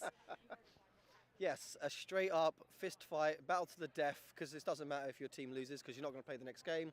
Straight up, is that what you're advocating for? Yes, yes. Once again, you heard here first one of my very hot takes for the day, apparently. It's cold, so we need some hot takes to warm up. It's been interesting. So this end game rule with the flag getting caught by the winning team ending the game was meant to be implemented in the US as well, but there was a lot of outcry and feedback from the community, so they ended up changing it. I will say seeing it and playing it in person makes it make a lot more sense, and it does make games a little more exciting in terms of the flag runner happenings on the field.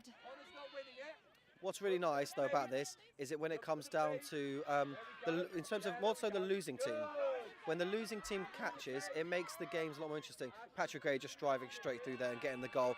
This is what you need to be doing. They got the block and they've got one back in. So now you can kind of afford to lose a goal if you're going for control. That's more important. Oh, great beat. Lena, great beat on Connor Climo then. Sacrificing herself to take, distract the beater, take that beat on herself so that she can throw the ball on the seeker.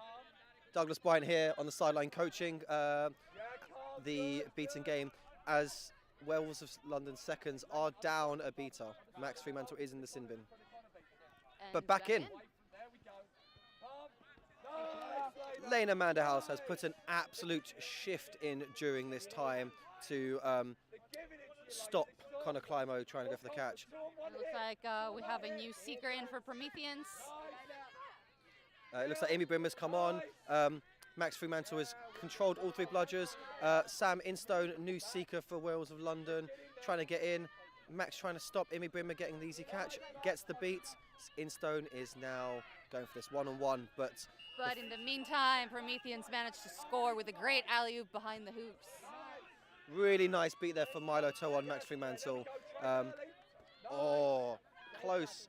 Little dancing from Grattan there to avoid the beat. These are like these intense games, are the ones you love to watch. Just the beaters have gone non-stop on both sides, and we have a Everyone's Quadball hit beat. the camera a little bit. Amy Brimmer has time, but not according to Max. Max says, nah, you haven't got any time. Let's see if Instone's got this. But Instone gets the beat. So Instone gets beat. God, it's so intense. Great catch from James Grattan. And avoiding that bludger once again. And then making the beat. This is so intense and impressive from Grattan. Great. Oh, damn. Avoided that first beat, but got hit by the second Prometheans beater, unfortunately, for Ash. Super important for the partnership there. Again, you need to have good communication, good awareness. But that's a goal for Prometheans, taking to 6-8. Grattan dodged, beats Claire. Milo and James Grattan communicating, trading. Oh. Milo beating out James. Ash trying to get in. Ash has got it! Got in while the flag runner was distracted defending against the Promethean Seeker. And that goal could mean the win for Werewolves. That catch, sorry. That was a little bit intense there. Yeah. I apologise if we didn't do a great job commentating. There was so much going on between these incredible beaters of Milo, James, Max, Claire, Lena. All have put an absolute shift in. Imi earlier today as well. And then the seeking game between Climo, Imi, Ash and Sam Instone. This was a great game to watch. I hope you all enjoyed it at home. Obviously, game might not be over. Don't know. Yeah, They're let's discussing. see. It seemed like a pretty clean catch. There was no impeding of the flag runner, and that is a win for Werewolves seconds. Wow, that was a non-stop change there around the flag runner, especially beaters were going at 100% the entire time. There was so much to watch.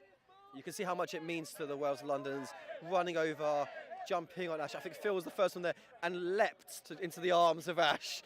Good thing Ash is quite strong and didn't fall over. But yeah, I think that was a great game. I think definitely I'm going to have to rewatch that one off the cameras as we have got some incredibly high-tech, high-specs recording going on this weekend for your entertainment at home.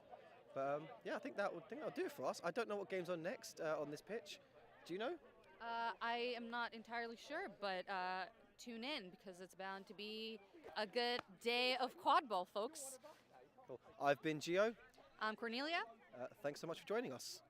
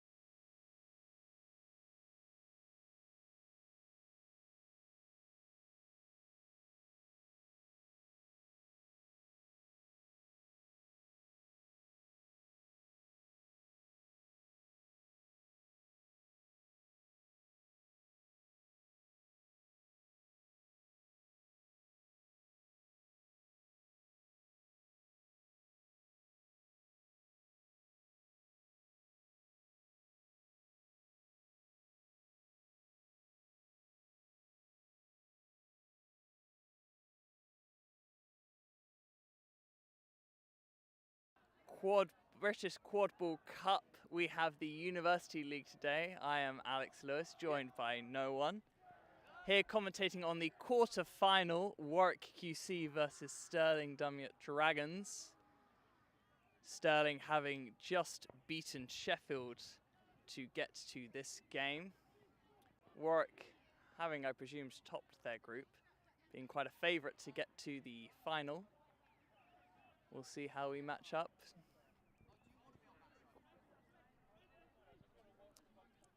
Teams readying themselves on the sidelines.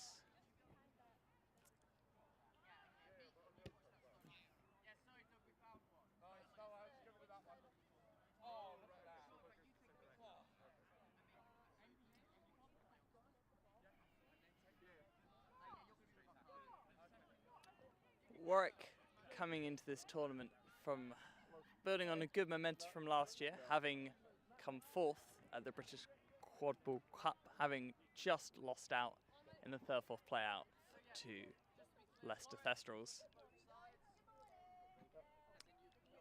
Stirling doing very well to keep going, representing the northern region of the United Kingdom. Very good to see them continuing onwards when so many other teams struggle to keep on going. And the teams ready themselves along the sidelines. Our referee is Callum Brennan.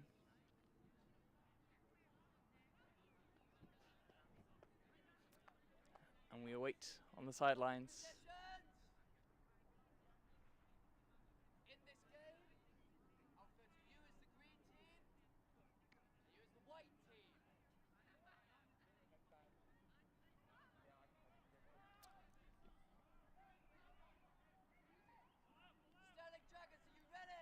Calls to check the teams are ready to go. They crouch into position, ready to go for the ball. Oh, and a false start from 50 for Warwick. Only given a warning, luckily for him. If he does it again, he will get a blue card and have to serve a minute in the box or until they concede again. We go again. Brooms down. And we're off.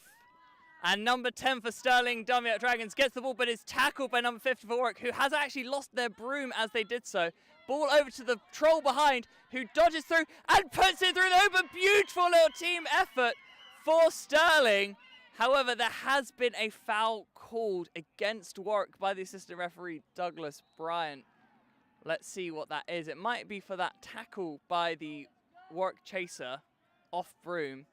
Goal is good though, a wonderful little play, a ball across to the player behind who managed to step and avoid the tackler very easily and very confidently, very intelligent move to take that moment to assess rather than panicking and shooting, and then to pop it in, bouncing off the top.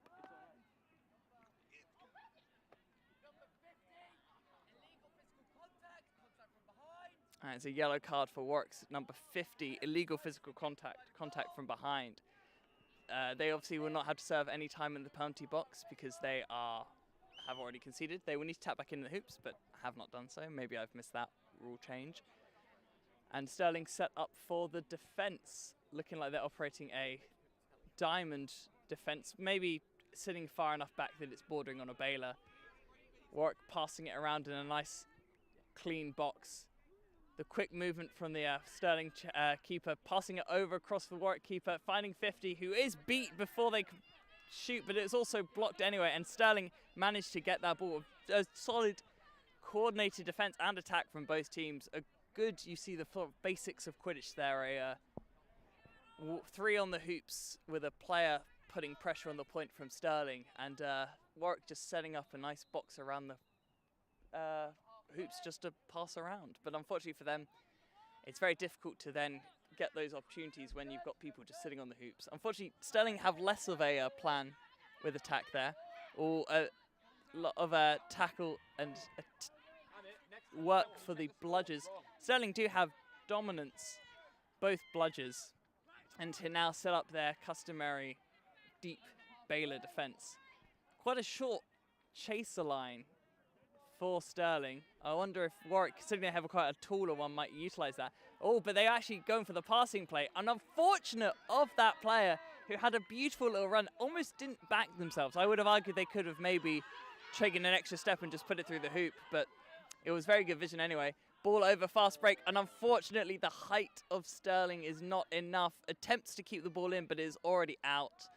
How quickly can Stirling reset the defence is an important part always of making sure that you return back. And Warwick are seeing the fact that the Stirling have not set up their defence quickly enough.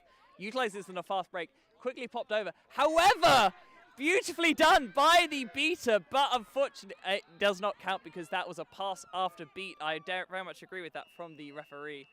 Beautiful vision from Warwick to see that Stirling were being lax on their setup. However, the one player, the beater for Stirling, was not lax and saw the opportunity. I would maybe think that 50 could have actually just put it in the hoop themselves, but I think they were hoping to not risk any tackles being given to them. As such, it is. The score remains 1-0 to Stirling. Very much a... yeah, if you want to come in. I am joined by my co-commentator now, William Brilliant. Hello. Better late than never, but happy to be here. Right, very glad to have you. So we are currently at 10-0 to Stirling. You are someone playing in the University League. Do you know a bit more about sort of the expectations of both of these teams coming into this game? Absolutely. Oxford. I'm part of the Oxford Chimeras. We have played Warwick on multiple occasions, and they always have a very strong chaser lineup. Very scary, and that's definitely their strong point. So I think they're going to be hoping to make the most of that this game. I definitely think that we are seeing as a strong chase line. I do wonder if maybe it's the beta line that's being more resolute for Stirling. I also think the difficulty for Warwick is that sometimes it's when you're a team that's doing very well, it's easy to beat other teams that expect to do well against you. Yeah. But teams like Stirling that are setting up to be more safe you're gonna struggle against a bit because they're very much going for an almost Baylor-style defense here. I would agree, yes. And I think Stirling this tournament so far has done amazingly, especially considering last year they didn't place fantastically at BQC. Now they're in the quarters, looking to get into the semis. Very much so. I think there we go. Warwick finally utilising the fact that they do have quite a considerable height advantage in the chaser line over Stirling, and they haven't really been utilising that yet, but just taking that extra step and then they can go around. It just shows how vital it's going to be for Stirling to get their beaters involved. But that also shows the difficulty they're having with sitting this deep back, is that they don't have any time to slow down these players because they're having to they're going more for the blocking of the shot rather than any kind of tackling. Precisely. In the Baylor defense, where you have a chaser on each of the hoops, you very much rely on either that point defender to stop a drive or your beaters. And if your beaters are taken out, then it's very easy to drive in and just put your hand through the hoops. Exactly.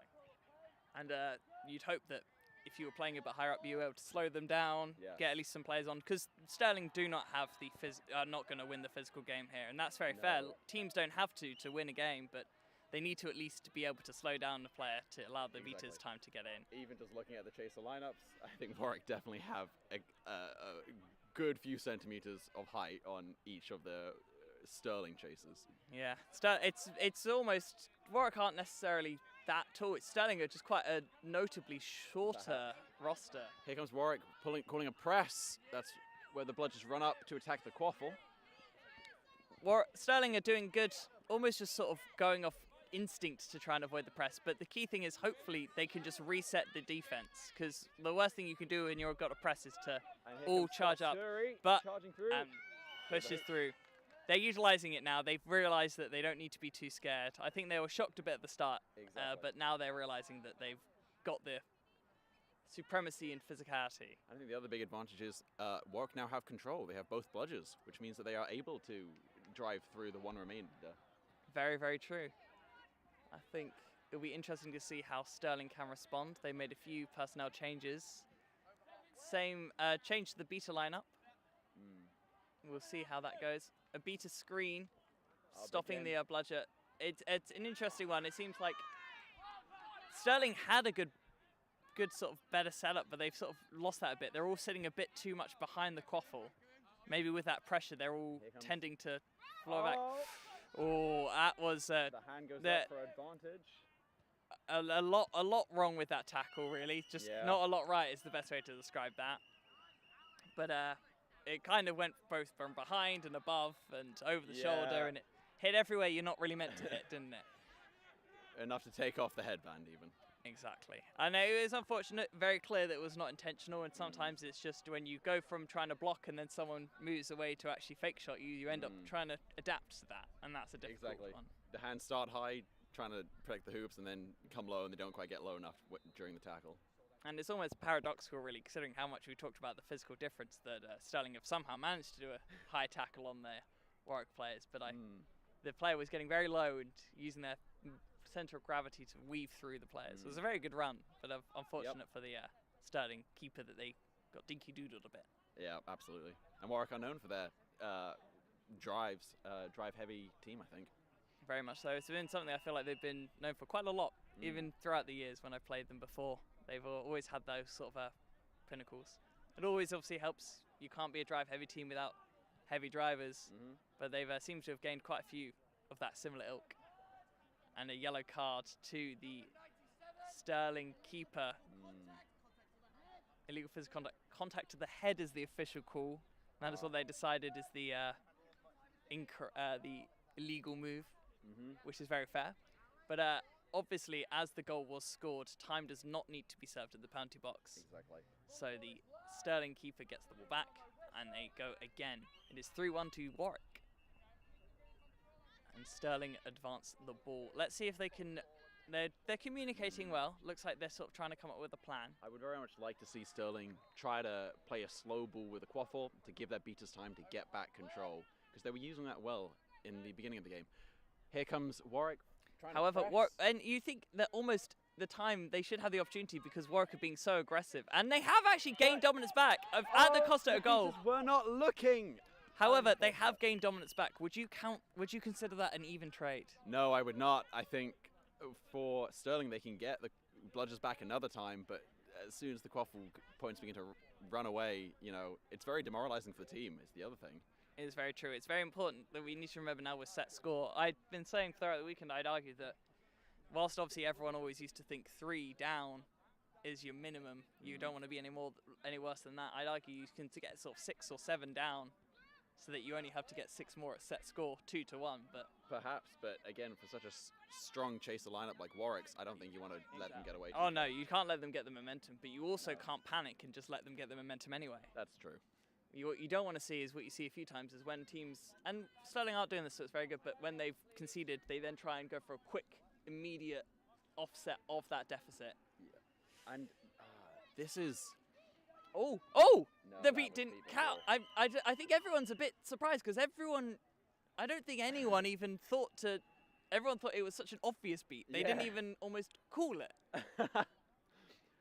But I think the head ref has called that beat now. Yeah, it was. I think everyone presumed she was beat. Was kind of confused how they kept going, but it was unfortunately beat. It was a good goal technically. If the beat hadn't happened, if the beater wasn't there, and they would have had done well to get round the defense. I think actually Stirling is making a mistake here. Even though they have control, they're keeping one bludger back on offense. That's been Stirling's way, as far as I'm aware, very, very often. I think. But here they're pressing. They've always liked to. I wonder if partly with their stamina, they've also got to be aware of tiring out their beaters too much. And this allows a breather for the beaters. Oh, Warwick's trying to get through. Oh! Close, but not quite. Everything down. Player, keeper, quaffle carrier. There wasn't much support there. Warwick is getting control of all 3 bludgers. Oh, wow. And because the third bludger is not, second bludger is not yet in hands, they can't call immunity. They can now call immunity, and fist is now up. Was maybe, when I looked, seemed to already been up, but that's okay. No harm. But unfortunately for them, they do have to run the entire length of the pitch. Yes. But it was very good play from Warwick to get both dominance. But Yes. they didn't get a goal, unfortunately. But you now see why there was no support for the quaffle carrier. But then quite clever almost for them to wrap them up, distract them all, and then they have time to just get the bludgers. Definitely, if you know the quaffle's not going to go anywhere, beaters do something. Yeah. Oh, And beautiful. there There is showing the height there. You just need to throw it about 2 inches above Yep. what the Stirling chasers can deal with, and you can just get it in and pop it in. I very much think that's Warwick's speciality, the drive in and then pop across and just dunk. It is. It's a very difficult skill to perfect, though. The cross the body throw. Make sure that you're not throwing it too high, not too far. Yep. So that was actually quite a perfect pass, really. Straight into the hands. And very safe hands from the chaser there to just pop it straight through the hoop.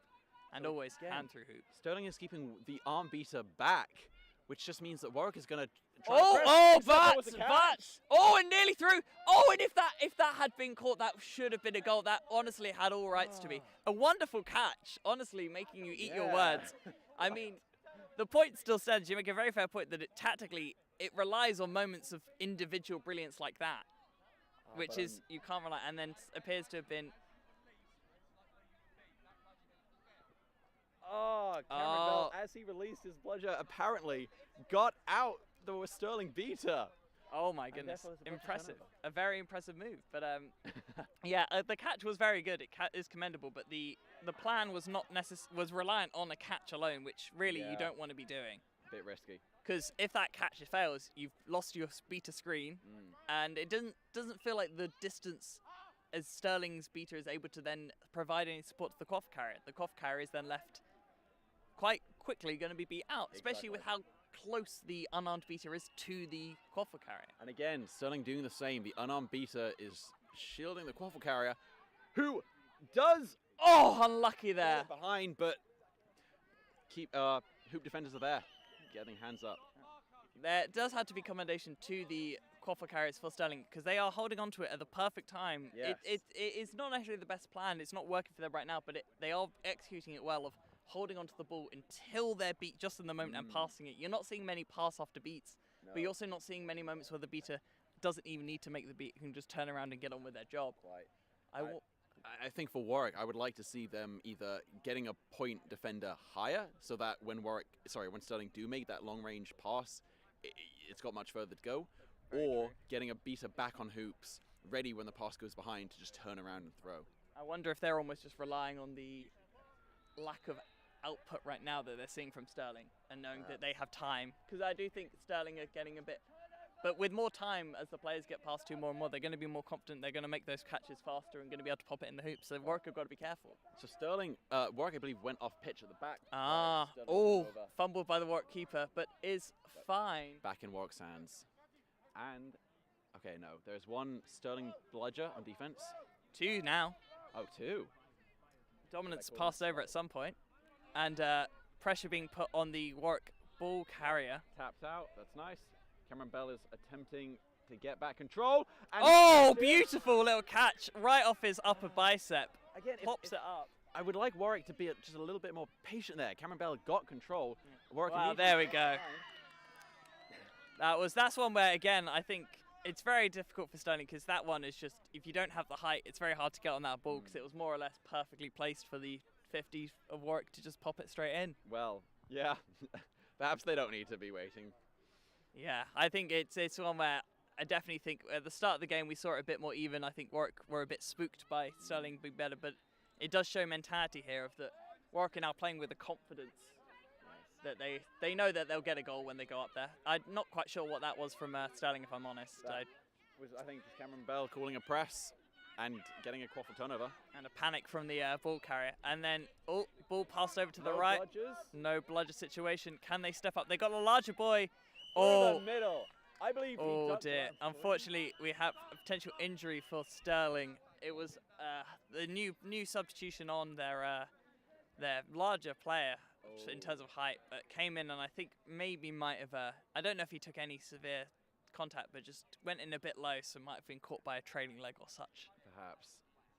Let's hope he's obviously okay. It'll be interesting to see how, if he is able to stay on, his physicality he brings will be able to change the plan for Stirling. I'd argue that he should have stepped out a bit early if they now have him to slow down, but because if you're making that tackle as they're right on your hoops, you have to go low to get around their torso, and then they can just throw right over you. Ideally, with now, well, I suppose it was always legal, but with two-arm tackling, it's especially effective to have one defender step in and wrap, and the other go for the arms and stop them from throwing off. Exactly. We've definitely seen a lot more, and it's a good thing for Stirling. We've seen a lot more mismatched physicalities taken down, where otherwise we would have seen a lot of smaller players be bounced off almost.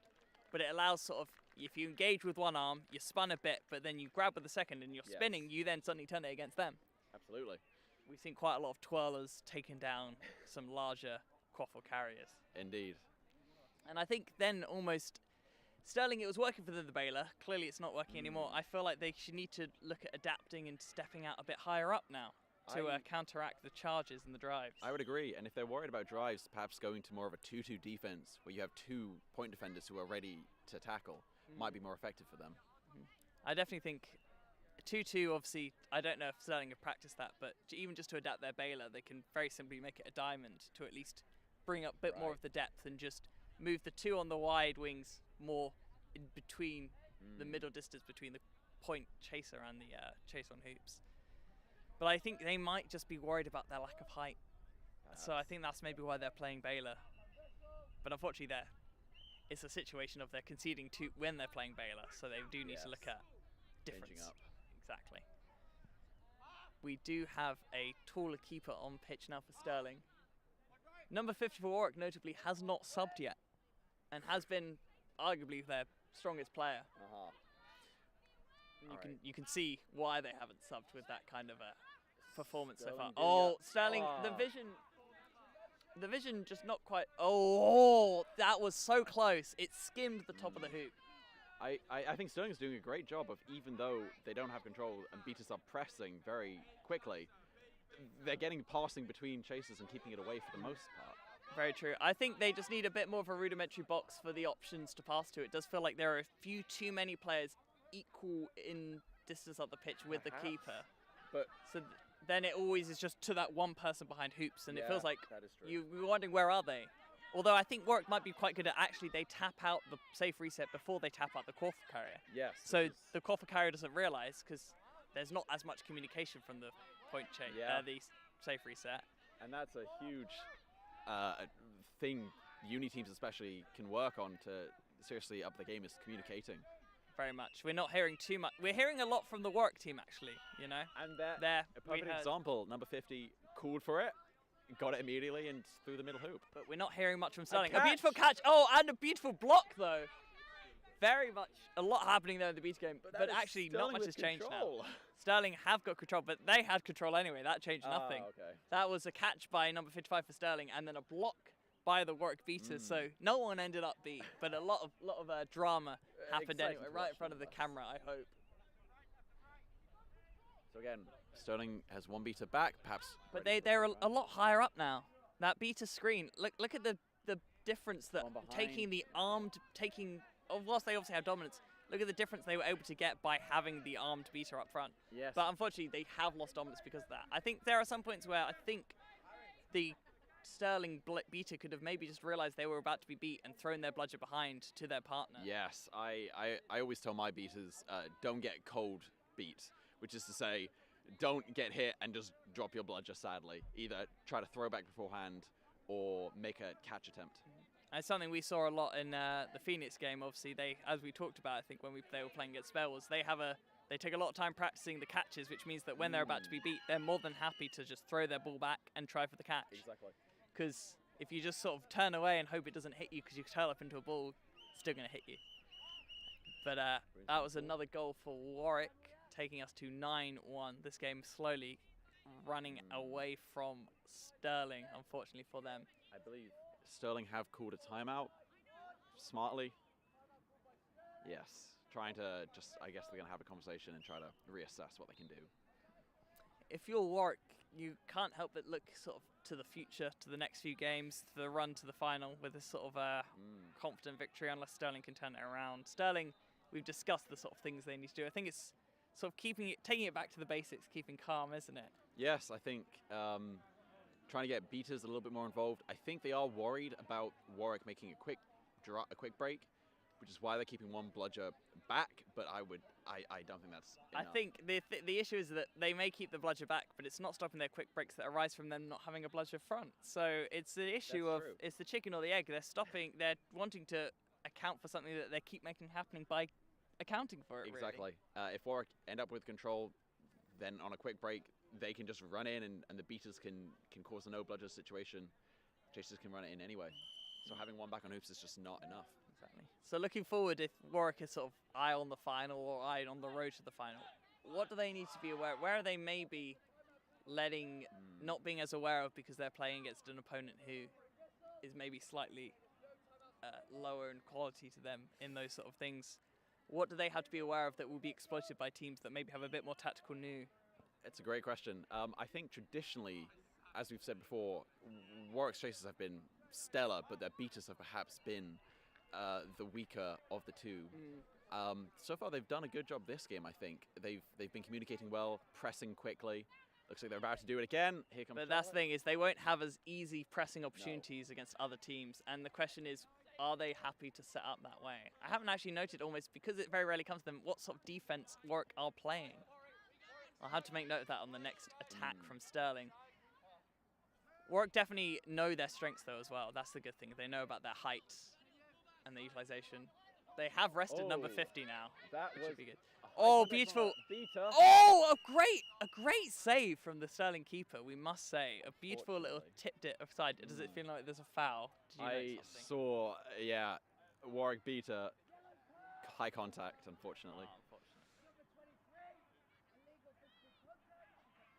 Contact to the neck, unfortunately. And that leads to a bludger turnover as well. So it's now dominance with Stirling. Turnover, I believe. Call for turnover. Unfortunately, though, the most player most to our right is the Warwick beater, so it would be difficult. It'd be what you want to see is you want to see the keeper talking to the Stirling beaters to say, "Go get that beater," Yes. or talking to the other chaser to say, "Go get beat." There we go. We're seeing that from the Stirling chaser now, who is guiding them, giving them Sterling is guidance. gonna try to go There we go. quickly. They are coming in. A Coming tree in for is the made. beat. Oh, but just rushed it unnecessarily. There was. If you're going to do that, you want at least to make sure that your chaser's behind. And I think that they saw the beat coming in. Oh dear, it looks like there's an unfortunate Injury from number 29, Charlotte. I think I saw them go. I don't know if they had anything afterwards, but it looks like they went for almost a flying lunge leap as they went to go beat the keeper and also avoided the. They maybe were hit on the knee or maybe it affected their fall. I think Charlotte has been struggling with an ankle injury for a little bit. And it might have fallen underneath them. I think, unfortunately, yeah. But that was absolutely the right play by Charlotte. The Stirling beaters were trying to make a trade, create no bludgers, and Charlotte went straight for the quaffle instead. And it looked like she was trying to dodge at the same time. The positioning of Charlotte was also very commendable, starting further on the left of the pitch as they were approaching the Warwick hoops, but coming into the central area to make sure that she's able to tap in really easily and also make sure that their beater partner can pick up any loose balls that might not go to the boundary. So very good. Could have easily just run the straight line that they had back to hoops, but no. Curved it round to put that pressure on. And Exactly. that pressure, even if the beat didn't go onto the keeper, very much influenced the decision and the outcome of the attack. And the Quaffle got scared and tried to make a shot that missed. So Exactly. It was a good vision of the ball. It's just one where I think Stirling haven't quite got that throwing arm, that range. They go for a lot of dips as opposed to straight shots, which always end up a bit more risky. Oh, and Warwick just now passing around quite calmly. But tell a lie, dodgy pass. Ball collected. It's a no bludger situation. Can he get this in? Number 31. Oh! Pop through the hoops. 31. 31, a beautiful play. Nearly lost the broom picking it up, but managed to resume. And sometimes that kind of knock to confidence can upset someone when they're having to go forward. They didn't fumble, having had an initial difficulty to pick up the ball. No. Dropped with the broom very, very nicely, and then did very well to good speed, good acceleration, and picked the right hoop. Lured in the keeper for a tackle and popped it off. Very good shot. And that takes us to 9-2. If Stirling were to catch the snitch as it came on at these scores, it would be 9-5 with a set score of 12. 7 to get isn't the hardest when they've got 3 to get. It's a 2-1, but right now they're not showing that they necessarily have that. Oh, but Stirling on a fast break as well. I would want someone to be behind hoops to help. You want someone. The issue is that it's nearly got there, but the issue I think for Stirling is that the positioning was the line you saw for the pass had to go through all of Warwick's players. And especially when we talked about that height difference, that's not going to cut it. You want that person to be on the left for a more of a box flat cut and then they can run it straight in. Exactly. I would have liked the keeper perhaps to get behind the hoops and be a Yes. horizontal passing option. I'd like the keeper to go there and then the chaser to come in more towards the other side of the hoops onto the left Yes. for allowing them to just cut in. Both would have been great options. Just passing the ball there and then they could have run straight at them. It would have been good. But unfortunately, the ball was always, and that's why it ended up going above them because they had to get the extra bit of height to make sure that they didn't get intercepted. Yes. Stirling keeper making an aggressive tackle. It looks and like the, they're and gonna the get it. yes, and the for those who maybe don't understand why the beater didn't just put out the keeper because they were in the zone. The keeper was very safe to know that they can make that contact. It was a very clever work from them. Warwick is able to keep control despite.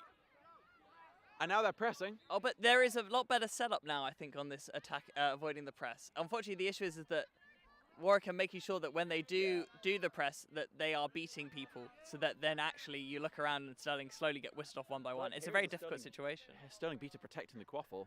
Very good protection, yes. Now hopefully Stirling can tap back in and reset an offense. So Warwick are, to look at them, doing a bit of Baylor, maybe a diamond, not 2-2. And that's a Warwick beat him. Oh, I mean, I think it was more of a pass, but it didn't have enough power as they were having. I think they were caught stepping back from the pressure, so that took away the power that they would be able to generate in the throw. And Warwick are running in. And it's in. Make it look very simple for them. But they have to be aware that this will be one of the easier games. They will not get these kind of chances as they go higher up in the bracket. Well, quite. But I think Warwick are doing a very good job of showing their credentials. Absolutely. Best in the South as of Southern 2. Were they? Yeah, they I did were, not realize. I did yeah. not know they'd beaten Southampton. Indeed, in the shocking twist of Southern 2, Southampton were beaten by Warwick in the finals. Very exciting. Indeed.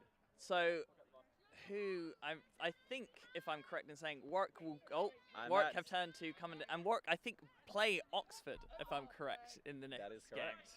And I think They get through. our other side will be, it's Southampton still to play Manchester. Then they'll be playing, I can't quite remember, but we'll have to see coming up. But so this will be interesting. You've obviously, wrapped up. you obviously know Oxford a bit, and I don't. I played for Oxford. Exactly. So you know them quite well. I won't ask you to divulge all your tactical secrets, but how do you think that will be as a matchup against, presumably, Warwick? Oh, it's definitely going to be a difficult game. We've played Warwick multiple times, and it has always been a case of their chases are better than ours, our beaters are better than theirs. We're going to have to hope that we can make the difference. And Seekers are on. I think it will be an interesting one there, because you are right of that with this physical lineup of Warwick. Hopefully your beaters are in a good position to nullify, but we'll have to see. And we have the snitch on pitch. It's Stirling going for the catch as well. That would take them to 10-5 with set score of 13. 8 to score then. Yeah. Honestly, as someone with a recurrently dislocated shoulder, that almost hurts me to see that one winding around so often, but very impressive work. I know that Warwick's Matt is a very competent seeker. They have a great catching record. So I think Stirling's doing the right thing here of just trying to get in all the energy initially while Matt is gone. And I think if we're honest here, I think all the bludgers are on quaffle play actually. But then if you boil it down, I think that Stirling realised that they can't really allow Warwick to just keep putting in goals, because the longer that snitch game goes on, I think that the higher the score will just rack up for the set score to be. It's always a tricky one. Do you, especially when you know Warwick have such a good seeker, do you stick on snitch or just try to keep quaffle points down? I think, especially when you look at Stirling's physical portfolio against the lineup of Warwick, you have to say that really, if it came down to chase if you chase, that is going to get away from them a lot faster than it would get away from them if they at least had some beater support. I agree. I did see an interesting tactic from Spell was in a game where they went for the option of bludgers on quaffle when they're on attack, and bludgers on snitch. No, bludgers on quaffle when they're on defense, and bludgers on snitch when they're on attack, which is very difficult to do just stamina-wise and getting back there. If it's a very quick game, you have to be very aware of that, slowing it down. And Stirling right now, they're not able to really slow down their quaffle carriers. Doing a good job of getting bodies in Oh, the way. but yeah, Stirling have definitely done very well to show how scrappy they are. There's been a very big credit to them for that. The snitch is lasting quite well. Snitch Lisa. Unfortunately, I think someone on Stirling was beat and played on. which did intercept the, did influence the play, and therefore Quad's going to go back to Warwick. Very unfortunate. I do question, is this not a player who's already received a yellow card? That is a great question, and we will. I think we're seeing it. Callum, have they not already had a yellow card? Have they not already been carded?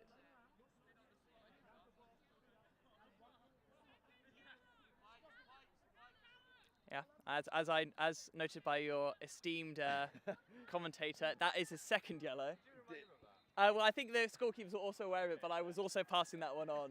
Did you? Of just realising. So you have just been responsible for this player now getting an ejection and being unable to play for the remainder of the game. Yes, unfortunately, 2 yellows make a red. It's still just time served as 2 players make a red. Is it not a red? 2 technically? yellows What's it are called? not a red. It is simply an ejection. But the substitution will only spend 1 minute in a box. I mean, not to sound that sort of thing, but like it sounds like an unnecessary definition. We can say it's a red, but serving the time of a yellow. But I understand why we want to make sure that a red, because if it were a red, and the Stirling keeper gets in the great way work! of that If it try. were a straight red card, that And would he's- be a. He's going for it. The beaters are. gonna get in the back. Dropped for yeah. If it were a straight red card, we'd have a ejection from the game and also a 2-minute servable ban that is not changed by any any goals.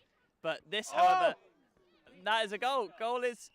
Sterling. Oh, The beater made. did the beater make it? Oh, Would it what do you count? think? What's your opinion? I was watching. I the see stream. Doug, who is a great beater, is shaking his arms. I think. it's gonna be Doug no good. always gives credit to the beaters when it's due. So Ah, the goal is Caravis good. will make goal. Unfortunate. I think there is an element of momentum. Might have been. I think Doug is saying the beat did hit, but the momentum is difficult to judge Well, at those even rates. then, if you're beat before, you can do a natural motion. But Exactly. Quaffle becomes unscorable. So if Well, it was, if it was only if he was moving the ball when he was beat that it would be. true. So that is the question. It's a very difficult one to judge.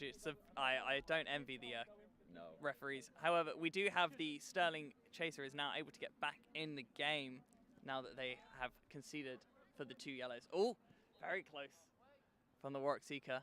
And we see a beater coming over to help out. Yep. Yeah, tap beat, a simple one, creating the bubble. As chasing down on the snitch. Here comes Warwick keeper. It looks like he's going to make a drive. Cameron As we- Bell's going to make a trade. Oh, but it's a block. Goes through the middle hoop. No, but And very a good work. shot. Very good work from the Warwick 9.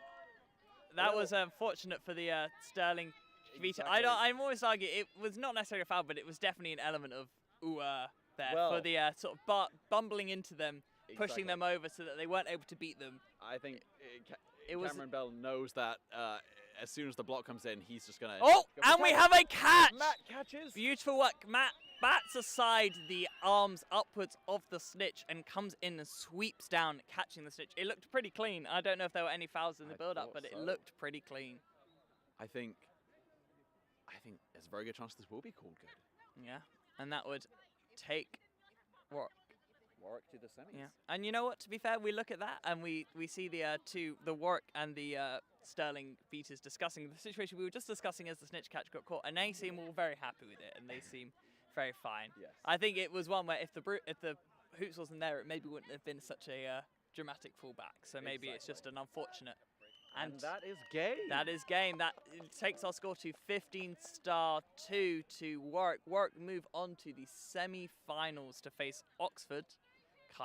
Radcliffe Chimeras is officially. Radcliffe Chimeras. You always call yourselves both Oxford University's Quadball Club and Radcliffe Chimeras. So It's based on the incredibly bad pun. In Oxford, there is the Radcliffe Camera. We are the Radcliffe Chimeras. you're kidding me. Is that the whole reason it's been that whole way? If anyone does not know about the Radcliffe Camera, it's slightly simpler to just call us Oxford. But I've been playing for 7 to 8 years and I never knew that. I've never heard of a Radcliffe Camera. It Yep. sounds like a very thing an Oxford student would come up with, so I can't blame them. So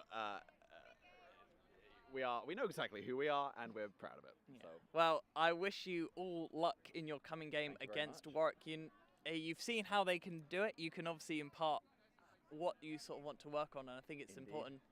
Warwick were held a bit. You obviously came a bit later, but they were held for about 2 minutes by Stirling. Yeah. So I think if you keep calm against them, there's always a good chance with Warwick. But you never know in these kind of tournaments, do you? exactly, and I think the big risk for us is that they're just going to build up momentum, and we're going to lose faith a little bit, and the quaffle points will just rack up. It's impressive how often it's the mentality game in a Quidditch Absolutely. in Quadball rather than as much on pitch. And I think Warwick right now are riding high on a lot of confidence, which is good for them. Mm. But they've got to be careful not to get complacent. And a game like this can often breed complacency. Having, Indeed.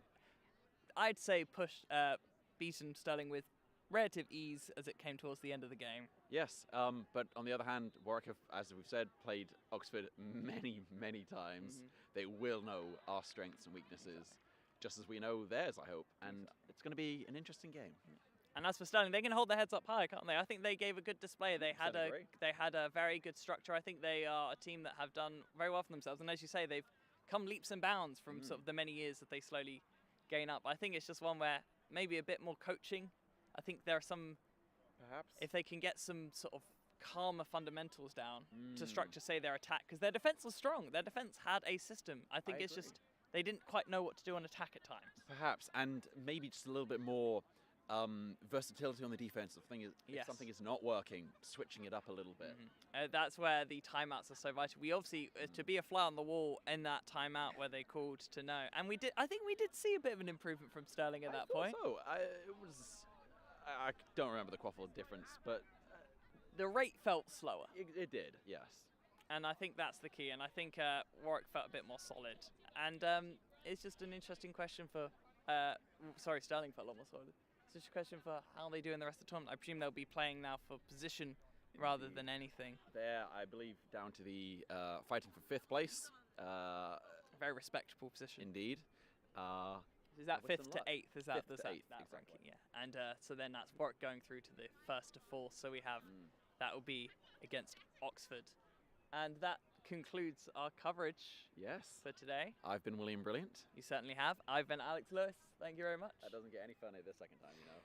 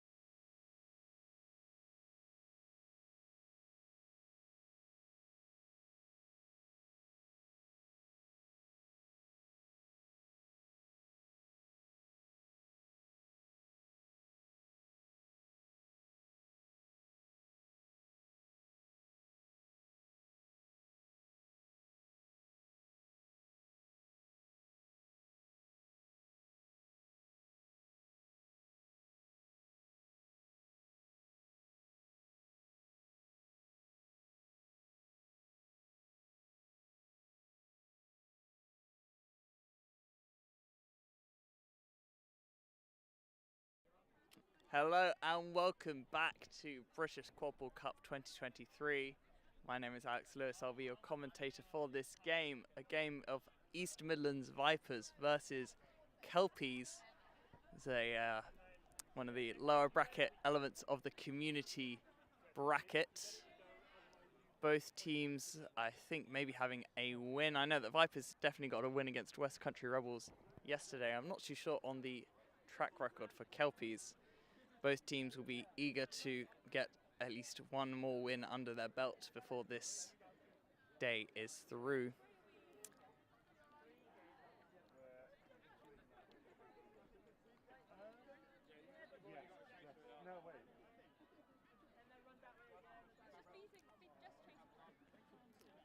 Just looking up the scores for Kelpies, seeing if they have.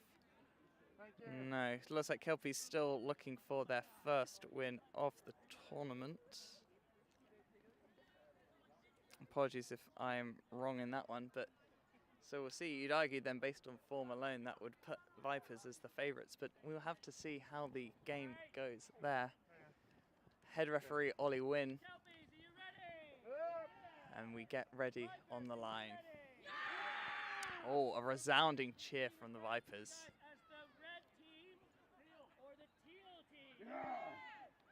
Kelpies getting the first victory and being referred to as the teal team. It's nice to have your priorities there. And we're off, and it looks like Kelpies have won the ball. Number 5, the Kelpies keeper managing to just dive upon it, but pressure from number 25 of the Vipers from getting around and getting hands of the ball, but now managing just to pass it off to Eamon Harrison for Kelpies. And now they set up. Looks like Vipers are playing a 2-2 defense. Although I can't actually, oh, that's, I could not see the other Vipers chaser who was in a Thestrals kit. Ball over, oh, and unlucky tries for the smack. But honestly, if he just managed to keep 2 hands in, he could have maybe put that one in. It was a very good positioning. Ball over the top for Emily Burton, who does finish and through the hoop for Vipers. A quick, fast break as the Kelpies beater found themselves off pitch. Dominance is with Vipers. Marcus Judge and Timothy Luke on beating partnership. And looks like, yeah, they're 2-2 defense for Vipers, as a simple box set up for Kelpies. Always a very, very strong start, you moving around. The Kelpies beaters appeared to be playing a keeping one, and goal is good. Very simple little goal. Goal is no good? Goal is no good. Apologies, I misheard that one. I think I saw some hands in the air, but it appears like good movement, but unfortunately the shot was not there for the Kelpies keeper. Kelpies operating, having their keeper stay back on the hoops, which those who watched last game can be risky depending on the style of play. It seems like Vipers won't punish that as much as Warwick were. See if they progress to getting there.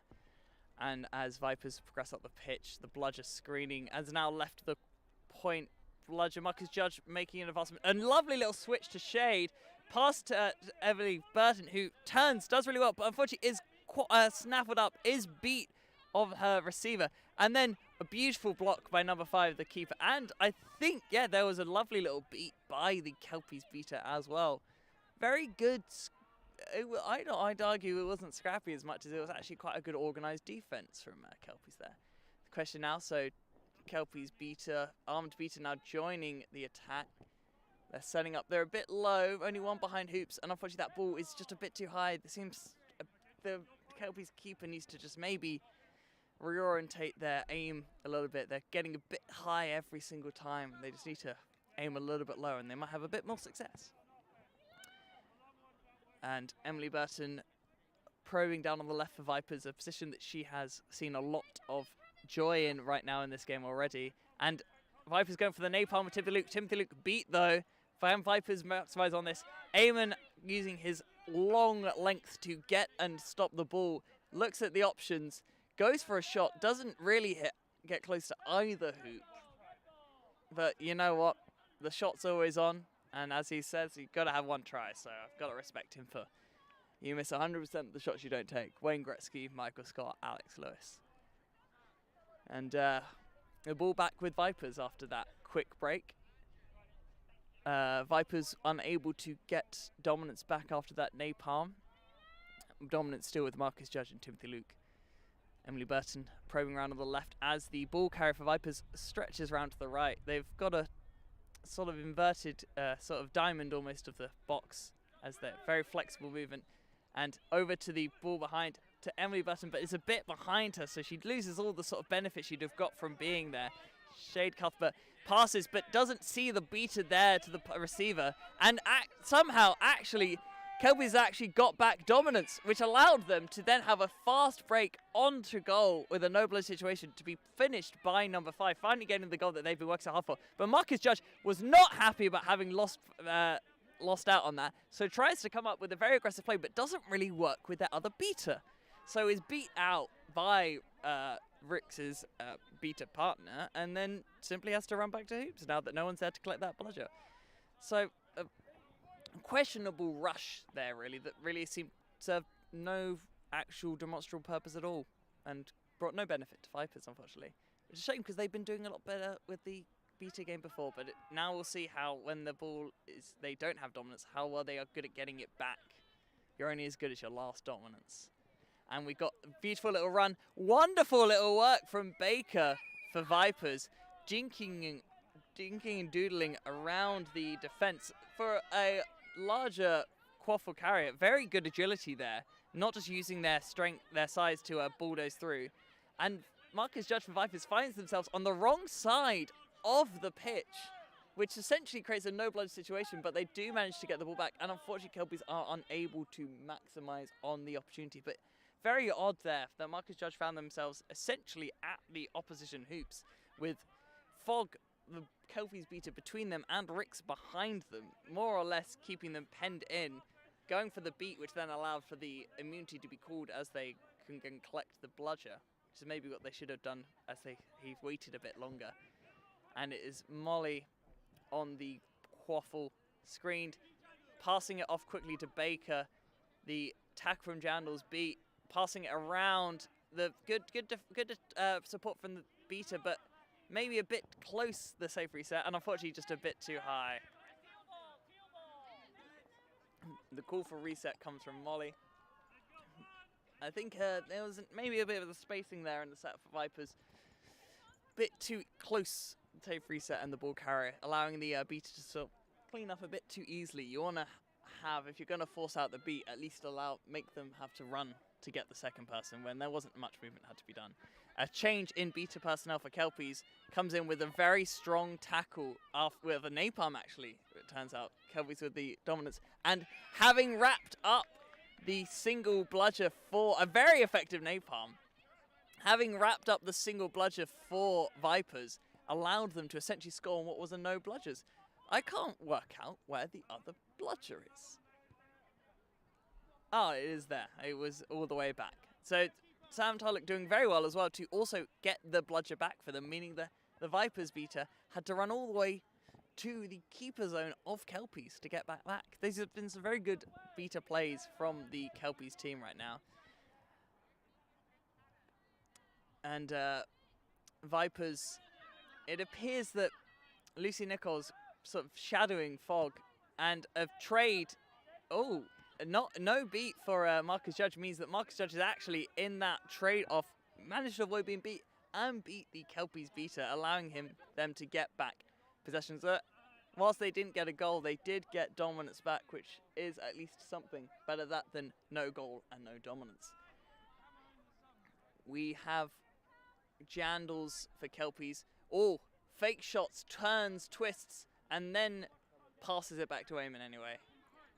We have Sam Tulloch smacks it out of Marcus Judge's hand, but unfortunately, Eamon Harrison does miss the shot. Was very unlucky. It was a very good movement and very good work from Sam Tulloch to utilise Marcus Judge, who was not watching and was not warned by any of their other players of the impending presence.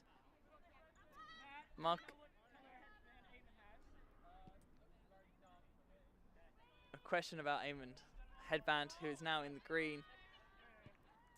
Ollie Wynn, the referee, asking for a change in that colour of headband. Josh Fogg being pressured by Marcus Judge, who has then been able to collect their bludger. But because Lucy Nichols was beat by Sam Tulloch, was not able to then get on that other one, leaving Marcus Judge to collect as much as they can do, and only ended up getting one bludger. Sam Tulloch doing well to hold down the fort there. But that did come at the cost of a quaffle goal. Unfortunately, as I am by myself, I wasn't able to see what that quaffle goal was. I was busy noting on the bludger play. But that came from maybe a bit, I guess, the sacrifice of dominance, from the aggression of the Vipers beaters, allowing them to just run it through. And Kelpies keeping it calm. And finally, Eamon has found his eye and does get that one in the central hoop. Using the height really there, I think that just came from the fact that Eamon towers a good 3-4 inches above the rest of the defense, so can just easily put that one in.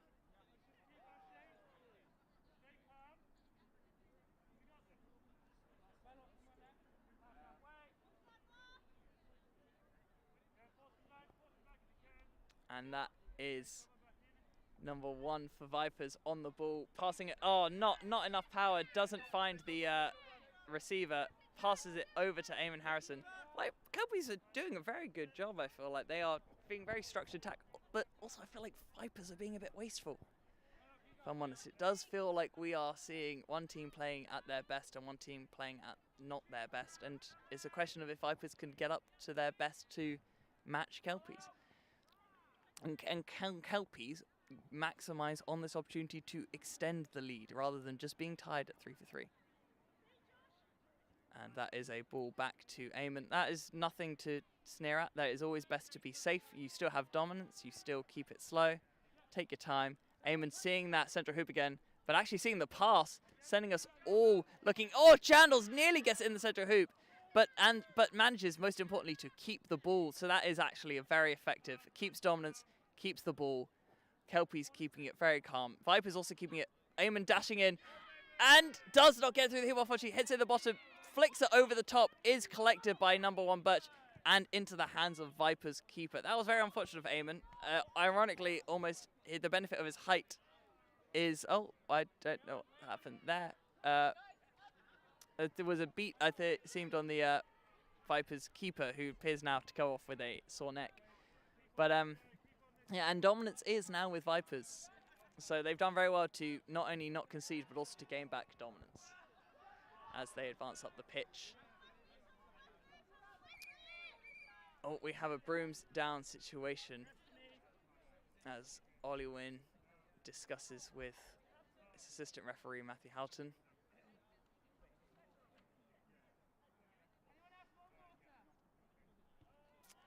I think it's an interesting question of what sort of discussions might be had with the Vipers players right now. I think they know that they're not playing at their best. I think the communication is maybe a thing that's lacking, one of those sort of fundamentals, and they're not linking up the beaters as well with the chasers. I think that's the issue.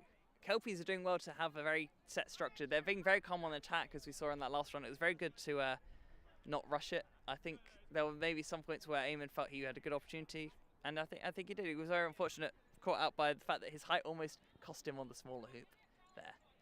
But Vipers really do need to step up if they wish to continue and get another win under their belt. Kelpies playing for getting their first win of the tournament. So we will see how this goes.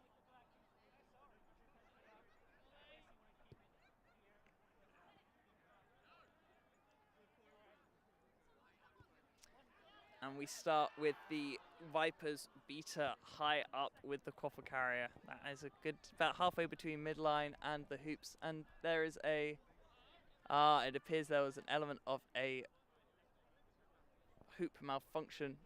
We have, seems, a leakage.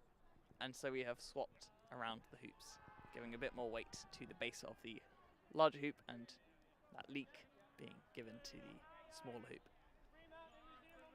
No card given. Looked like it was just a equipment change. Oh, and very unlucky for the Vipers chaser, who has that great opportunity given to them by the Vipers beater to get it in, but unfortunately just spun the hoop, doesn't quite get it through the hoop. And I think they didn't have much further they could have gone. I think they would have probably been wrapped up or someone would have blocked them. So I think the shot was the right choice. I think they just got a bit unlucky. Vipers being very quick to reset the defense. Kelpies happy to let them and take it slower. I think that's a good choice for Kelpies. Kelpies, Sam Tulloch giving running this attack almost, giving instructions to the chaser. Eamon passing it over to the left. And a safe reset to Jandals. This is very good, calm play. They're avoiding that press. And the Vipers beater coming in, put on that pressure, made Eamon make that attack, that shot, but Molly does get the block in the way. And it's a fast break, as there is a no bludger situation, but Molly passes it over laterally to Adams, who gets it around and calmly pops it into the hoop. A very good goal. Very good opportunity made by the Vipers beaters. And good vision from Molly to see the break as it is. That's a bit better communication. I mean, a no bludger situation is always the important part of conversation, but communication. But you've got to make sure that your players hear it. And Emily Burton comes on for Molly. Emily Burton has scored, I think, 2 this game so far. Can she add a 3rd?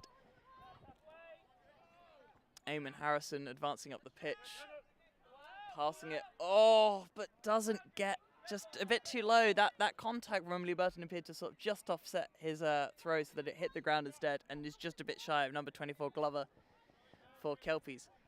The number 5, the previously keeper headband, is now come on as a chaser, and we have Anderson 21 for Kelpies as well, completing their chaser lineup. And we have the original starting lineup of Fogg and Rix in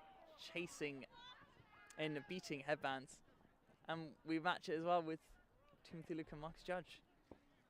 Vipers passing it around the side, but that is a good little block for number 5, Josh Fogg, focusing on Quaffle only and clearing that one up. And Vipers reset for attack. Again, Kelpies slowly advancing out of pitch. I think they're very happy with how the score is going right now. I think they're happy to keep it this way. Obviously, I probably prefer to be out of snitch range, but I think they know that right now, as long as you're within snitch range, you have a good chance of staying in the game. And you don't want the game to get away from you. Number 5 for Vipers, running in, spins the hoop, does not get it through. I wonder if there's an issue of he might have missed, but also I think always you're more at risk of it not being called if you do spin a hoop like that, which is very fair.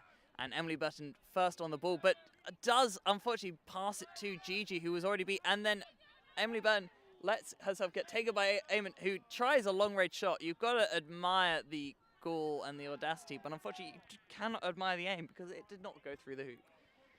And we have the ball back with Vipers. Very intense moment there. To recap now, it appears that bludgers have changed hands. Dominance is now with Kelpies. This has been a very back-and-forth game in terms of bludger dominance. It's been very good. And we have a timeout called, it appears, as Vipers go to discuss. Well, Vipers have managed to pull it back a little bit. They are now 1 up, so they aren't fully tied. I mean, the game still remains within swim range for both teams. So the question remains, what would Vipers be discussing? I think they're discussing their defense. I'm hearing talk of tackles, which is interesting because don't think their defense is massively lacking. I think Vipers really, if they want to look at themselves, they want to improve their scoring output. They've limited Kelpies to 3. Kelpies should be very proud of themselves for how they've been handling themselves. They've kept very calm, very level-headed throughout this, and I think that's been making Vipers rush and make some silly mistakes that they don't necessarily need to make. I think Kelpies do need to be a bit more careful. This past few runs, they've been caught out a bit more. There seems to have been a few more fast breaks. They've got to make sure that they're not being caught out. But the Kelpies are also doing very well of knowing that when they're under pressure, making sure that if they're going to do something, they're at least shooting away from their hoops or passing to someone behind the hoops so that when the ball is turned over, it's at least not on the halfway line. So they're doing very good at that. Timeout is over. Quaffle with Vipers, bludger dominance with Kelpies. Score 4-3 to Vipers. And we have the Quaffle being screened by the Vipers bludger.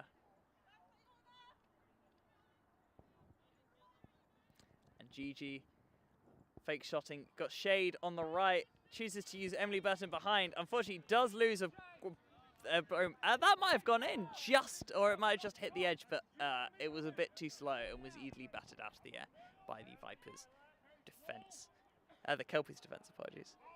Kelpies advancing up the pitch again, slowly.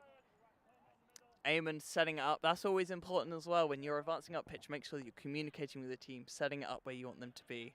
They've got a nice little diamond formed up. Vipers playing a compact bailer, realizing maybe that Eamon likes to shoot, so removing that. They've got a taller male body player on the central hoop as Eamon passes it around to number 5, Tembrink, for Kelpies. Screen coming from the Kelpies beta. They do seem like teams that are both set up very similarly, so maybe this is why we're seeing a very even game in that both teams are having to exploit the same areas. And that's a beat out on Emily Burton on the smaller hoop, and a good vision from Glover to move into that, but then very quickly cancels and communicates that. Oh, and the Vipers beta utilizing the fumble from Eamon to get that beaten, and unfortunately with that pressure the ball is too high and is intercepted by Emily Burton, and now we are with the Vipers keeper Baker as they advance up the pitch. Like Kelpies, one bludger screening the quaffle. It's interesting there because both are setting up the same way with their bludger for attack, but only one team obviously has dominance as per. So Kelpies being a bit more conservative with their second bludger, choosing to keep it, which I think is a fair enough estimation. Eamon passing it to number 5, setting up B. As you can see, yeah, Rick's sitting deep back. Fogg actually not with the quaffle this time. Fogg being tackled by Lucy Nichols. Tap beats them and comes in towards the Vipers beater, but misses the beat. But the beat is missed at Fogg, so then the ball is we're passed around again. Not much has changed for the beta game. Oh, a tackle by Emily Burton. A wisp brooms down though from the head ref. What is it going to be? Might have been a bit from behind. Yeah, that is a yellow card to Emily Burton for Vipers for contact from behind. Was chasing after a player who was finding that loose ball and unfortunately was a bit too eager to stop them. We have actually also got Seekers warming up at the side of the pitch already as well. And we have got Eamon Harrison attempts to throw it back, but has kept the quaffle then. A reset is used from that. But the two bludgers, Ricks and Fogg, doing very well to essentially form this impenetrable screen. It is looking like Vipers have lost their opportunity to get out of swim range and might have to rely on the snitch. But they have certainly got a seasoned seeker from this tournament. Molly, who is 3 for 4 for snitch catches so far. Eamon Harrison advancing down on the right slowly. Finds number 5. He has a great opportunity and he pops it in. Beautiful little vision. No, Ollie, for a moment, just caught, not realizing that the goal had gone in. But that brings us to 4-all on the snitch catch. A very good goal from Kelpies, very good vision. Unfortunate for Vipers that essentially once you get close up to that bailer, you can't really do much. You can't tackle. You can only hope they can just be blocked. And you have to hope for your beaters. And unfortunately, they were caught up in the other beater battle. And that is double chaser pressure put on the quaffle carrier, and that is a just missed beat as a little hop from number 1 for Vipers manages to pop that one in. Very simple goal, very clean goal. Unfortunate for the Kelpies beta to miss out on that, as the Kelpies beta is now also tying their shoelaces and is now back in the game. And Vipers also, all of us, have gained dominance, which as we approach the snitch on pitch is a very good thing for them. And we have number 5 now in the keeper headband, advancing it up the pitch. Josh Fogg hitting at Timothy Luke, but Timothy blocks it with the bludger. Now a high press being called, and this is a good opportunity for, as we have, number 21 making a beautiful lung-busting sprint, but unfortunately unable to get, as they sprint and then have to turn, they are unable to get around and stop them. And that means Vipers extend their lead by 2 points now. Maybe they can get back out of range. They have 6-4 to Vipers as our snitch, Billy Barker, is released. Snitch ref Sam Instone And we advance with number 5 for Kelpies. Screened by Sam Tullock, unarmed beater.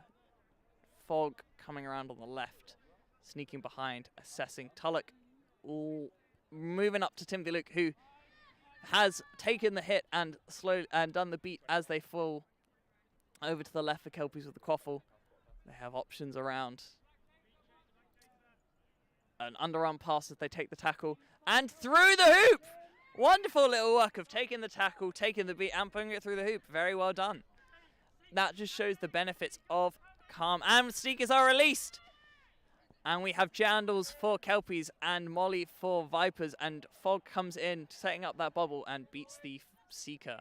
It appears that also the beat was happening on Jandals. The dominance is with Kelpies, who are choosing to go for one of their bludgers on Snitch, one of their bludgers on Quaffle, and that is a goal for Vipers, taking us to 7-5.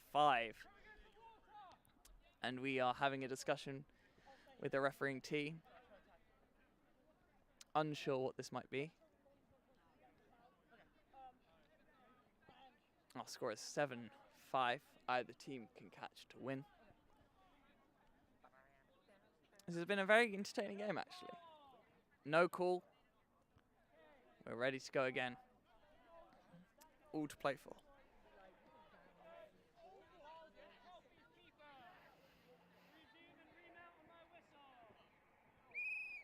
Kelpies keeper has the ball.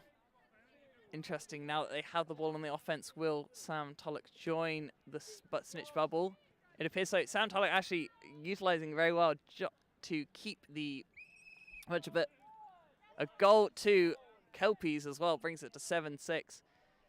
Sam Tullock not yet beating the Seeker, allowing that time on. I think worried about losing dominance to Sam Tullock. Timothy Luke circling around. A tap beat for Molly, utilizing that time where they're being pressured. And Fog bats away that bludger. Another goal to Vipers, 80-60. Oh, and an incredible moment of Fog. Oh, Fog gets that beat. Oh, and a catch from Sam Tullock. Beautifully done. So much happening in this moment. But Sam Tullock is leaving the Seeker because of the pressure from Timothy Luke, but should just be sacrificing. No. Sorry, apologies for this trend. Oh, it appears that Molly was dismounted by the Snitch. So that is very good. But Lucy Nichols keeping an eye on the Seeker alone. It is a difficult one, and it's very difficult not to get caught up. But the main priority should always be, if that Seeker is present on the pitch, that you should be beating that. Once again, Sam Tullock sort of having best of both worlds here. But they don't have dominance, the Seekers. And that gives time for Jandals now has time on the ball. And there is a beat by Sam Tullock on the Vipers Seeker. And now we come back to the Seeker game. Dominance now with Vipers. Not going for the... Now they have beat the Seeker. Lucy Nichols, unfortunately, unable to do the catch, but Sam Tullock not seeing the Seeker. Oh, just manages to get that beat. And now dominance is with the Kelpies. If Sam Tullock does very well to choose to sacrifice that ball, does Josh Fogg know that there is a loose ball? Does not, but Sam Tullock is lucky enough that there is not anyone there to go and get that. And so we have both teams choosing to opportunistically get involved in the quaffle play for their beaters. It's very, very frenetic energy to this game. And it's the chaser for Vipers who comes in, takes a shot, should have maybe taken an extra step, but goes for the shot and is blocked. Eamon Harrison to go for the same. No support on their side as they try and charge it in. But now we do. Number 5 takes the tackle, pops it over the top. Sam Tullock beating the Seeker. Timothy Luke beating the Seeker. Timothy Luke beat. Josh Fogg beat. It's everywhere. And it's dominance likely with Kelpies. Oh, Josh Fogg maybe not beat in the end. Who knows? Maybe I'm wrong. And Jandal's getting now time on this. Oh, no, it's now dismounted. Jandal's had some time. Billy Barker doing very well to dismount the Seekers, keep them out. And GG scores for Vipers, taking the score to 9-6. Maybe that goal did not count for Kelpies earlier, it appears. Jandal's having time on Snitch. Oh, very nearly gets the fingertips width away. And then uses Billy Barker. Oh, and uses the distraction of Billy Barker. I wonder if there's two hands kind of went in, but it was just Billy Barker thinking that Jandals was not a threat, unfortunately turned their back to them and opened the opportunity for Jandals to catch. The score is 90-60, so we would go to overtime, set score of 12, which would then just be first team to score 3. Very exciting end to this game, if that catch is called good. Lucy Nichols, captain for Vipers, asking an inquiry of the referees. Potentially, if there is a foul found in the build-up by Kelpies, then the catch will be called no good, even if the foul was not in the seeker play. But the question is, obviously, was the catch good? Was there potentially 2 arms coming around and wrapping Billy Barker in her desperation to catch Billy sleeping with their back turned to Jandals? It's been a very good bubble at times, but also one where it's felt like the beaters have kind of been split minds of whether they want to be on the quaffle and the snitch, which is a very difficult one to do. And sometimes if you just want to keep it simple, just beat the seeker and don't worry, let the rest of the game unfold. But we will see what the decision is coming up. The score is 90-60 currently, no snitch catch. That is 92 Vipers. If the catch is called good for Kelpies, that will be 90 all with a set score of 120 to reach. Whoever reaches that first will win the game. It's a long discussion between the refereeing team. Clearly a lot of intricacies, difficult to judge. Catch is good. 90 all, set score of 120. Congratulations to Jandals, who caught Billy Barker there, the snitch. Seekers leave the field of play. And the game resumes for the quaffle play as it was previously.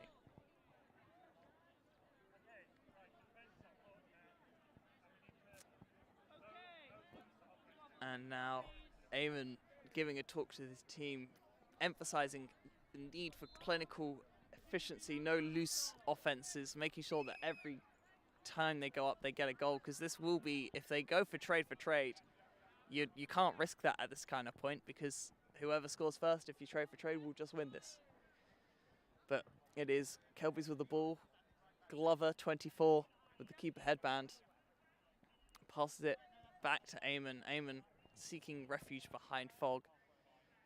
Dominance with Kelpies. Kelpies choosing to keep Sam Tulloch back, the one of the armed beaters. And Kelpies choosing to take it slow. They don't have that central hoop like they used to, now that they've got Gigi with their height. But Eamon choosing to get around, but again, unfortunately, just with that hop as they're coming down, unfortunately overjudges how much they need to go down, and unfortunately then hits the floor instead. It was a good vision to take that hit, maybe could have gone a step closer and taken the hit properly, so then they didn't have to aim around Gigi and overcompensate in that way. But it is Gigi on the ball, with protection from Lucy Nichols, beats the point chaser, but there is still pressure from the chaser 21. A wild ball as he falls from Gigi, unfortunately goes out for a Kelpies ball. That, if we look at what Eamon was asking of his team of no loose offenses, unfortunately that was a loose offense from Vipers, showing that that is the difficulty and the danger in this kind of game when it's 3 goals to score. And Kelpies running up the pitch. Jandals on the ball, catcher of the snitch, now carrier of the quaffle. Oh, a fake shot and a fake cry to Eamon, dodges the bludger, passes it over to number 21, who's in a perfect position, just tipped away for a GG, so just stops it coming perfectly to Eamon. If it had fallen to Eamon, that would have surely been a goal.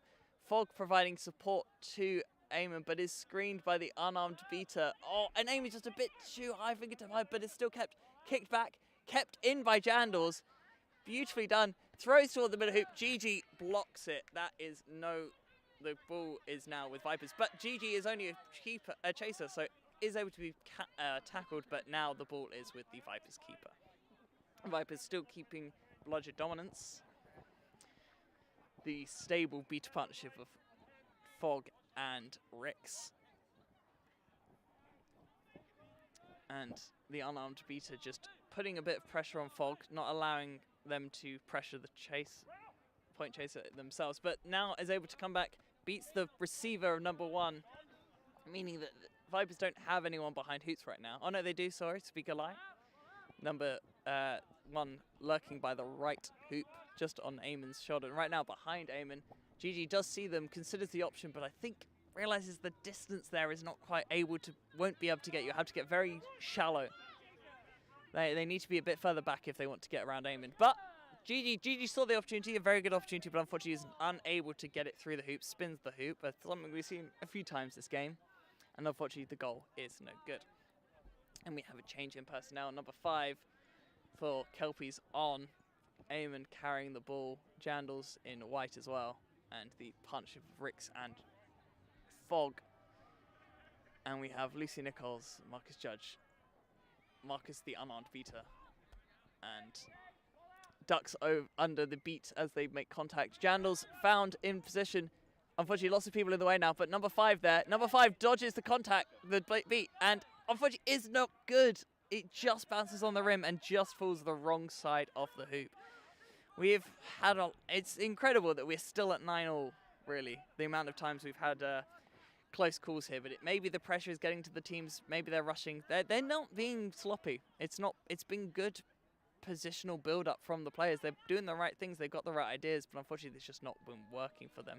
Jandals used the opportunity to come in, make contact with Gigi, and that is wonderfully done as the forcing that pass from Gigi to then number 25, who can be then beat by the Kelpies beater. But, number 1 has come in behind Eamon, but unfortunately, unable, just slips out of their fingers.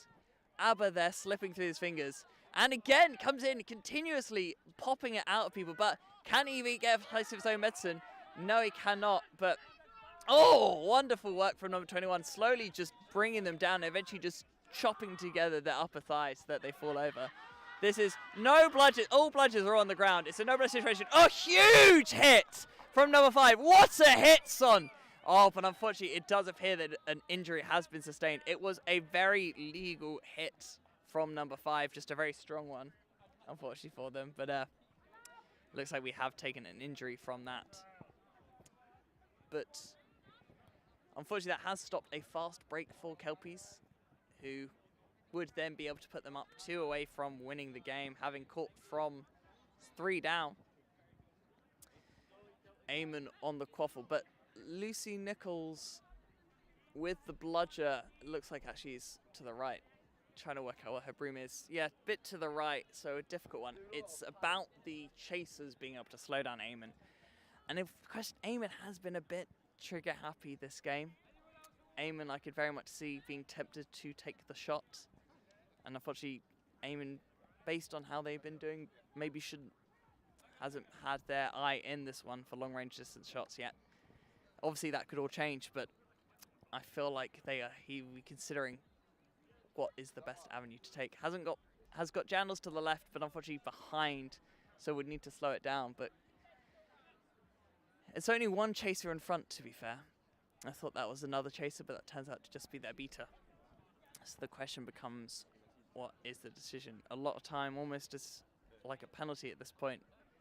The consideration, lots of permutations that could be happening for the Kelpies chasers. Score is 9-all, set score 12. Kelpies having caught from behind to level the scores. Kelpies looking for their first win of the tournament. Vipers looking to add to their win from yesterday against West Country Rebels.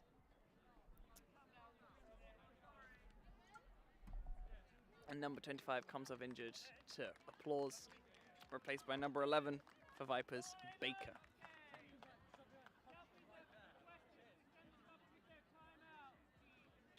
And timeout is called, utilizing this brooms down. Normally we aren't able to call a timeout after snitch has been released, but with the overtime and the timeout, they're able to call this. I think both teams just need to calm down a little bit. They've definitely felt a bit more frantic even in this set score. We've seen a lot more sloppiness and rushing than we saw in all of the game before. And I think it's a shame because these are two teams that scored 6 and 9 respectively, did very well for that, and it seems like they've just lost it a little bit, and it's about taking it a bit calmer, taking their time. And we hopefully are seeing Kelpies will get a goal, should get a goal from this position. It's been the XG should be very high for this kind of position. That quaffle there right by the Vipers huddle. A wave being given to, I presume they are highlighting Josh Fogg as a threat.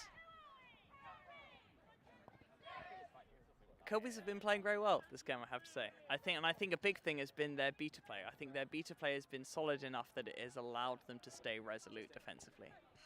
There have been some rushes and mistakes on attack, but I think that's been the same for both teams. Eamon with the quaffle, Lucy Nichols to his right, chase it in front. Can he take he takes the hit, but he doesn't quite get it in, and unfortunately, Jandals was not beat, but shit, oh no, Jandals was beat then. So unfortunately, the ball did not, so it ended up not. But number 5 doing perfectly to get that, but unfortunately is beat by the screening beater and collected now. Number 21, very, very good at initiating the contact and has had very good success with their tackles, but unfortunately that was maybe a bit too high to gain much benefit, especially when the beater was already on the quaffle. And so it is dominance with Vipers. Advancing down. Oh, Joshua Fogg bats away a bleat from Marcus Judge, but dominance has managed to stay. The speed of the Vipers beaters managing to keep the ball for them as they win the foot race against Ricks. And so Kelpies advance, and with the quaffle, no dominance. And we have the ball over on the left for the Kelpies keeper. And Eamon with it. Oh, and unlucky. Eamon somehow being dispossessed. You'd think he'd be able to keep his arm away from that. And ball over the top to number 17, Jandals, and Gigi just a bit too tall. They keep trying for this middle hoop, and I think that they maybe need to realize that they're not getting much luck with that middle hoop. But Eamon enjoying that passing link between himself and Jandals. Josh Fogg not seeing that the quaffle has maybe surpassed them. And that is a goal by Baker. Very simple ball over the top and using his size to push that one through. Very, very good goal.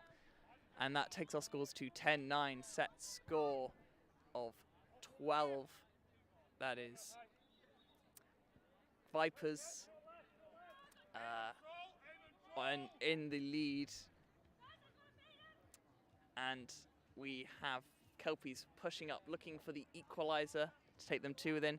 Bit high for Eamon, a bit on his shoulder, but then beautiful play from Josh Fogg to utilize and free up what Jandals would have had to be running into a Vipers beater, but instead Josh Fogg manages to get the beat. But actually, also credit, as I'm talking about that, should be given to Jandals, who managed to basically work through 3 players, nearly get it, but unfortunately they sat all on it, and Josh Fogg doing beautifully to beat out Gigi in the fast break. Oh, and a trip on Eamon there, and a brooms down called. I don't think it was too intentional. However, unfortunately, there was a trip, and that was a fast break that was beaten out. I don't think it would have necessarily gone in. There would have been Eamon running towards 2 bludgers, and maybe this brooms down has almost given Eamon a chance to realize that this is maybe not the best fast break for them.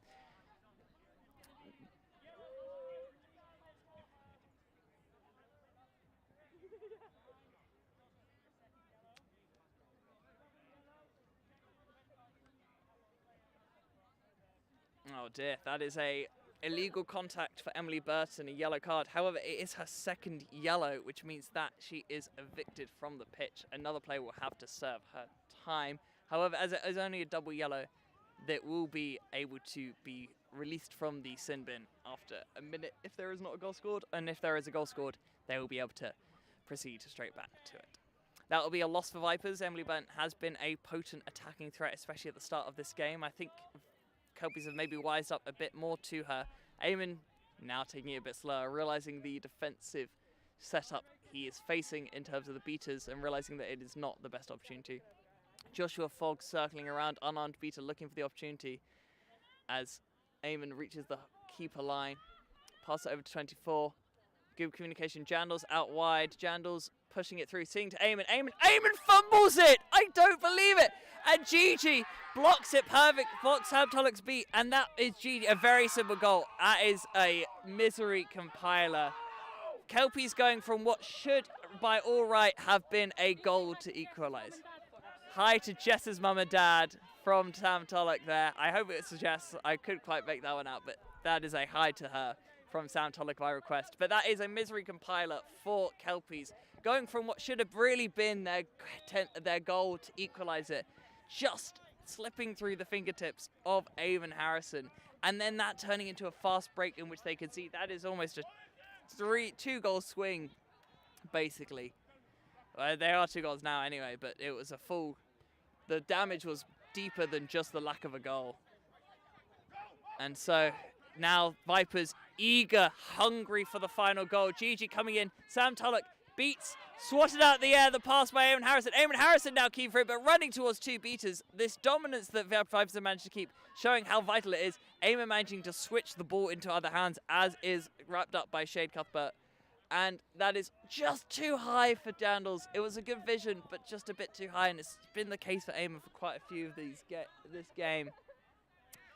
And we have the ball with Baker for Vipers, as dominance remains with Vipers. You feel like with dominance and the quaffle, it's only a matter of time for Vipers. That miss and that conceding really feels like it was the nail in the coffin for Kelpies, who have played very well. They have done very respectably, and it is a shame to see them go out to such a cruel twist of fate there. And that is the final.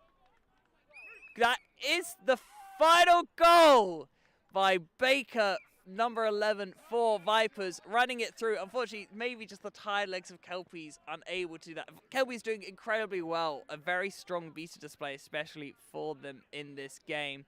Vipers not quite at their best at the start of this game, but slowly grew into it. I think the addition of Gigi in the chaser lineup allowed them to change their physical makeup, almost matching like for like the physical presence of Eamon Harrison.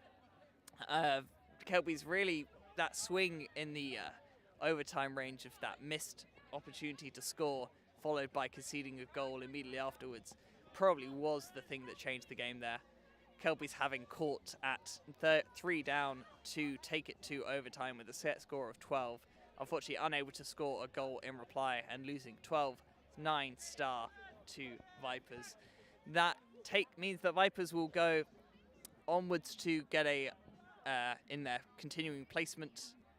I'm unsure which point, but they will be hoping for a higher finish as possible. Kelpies looking for a lower amount. A lower position, but nonetheless looking for their first win of the game.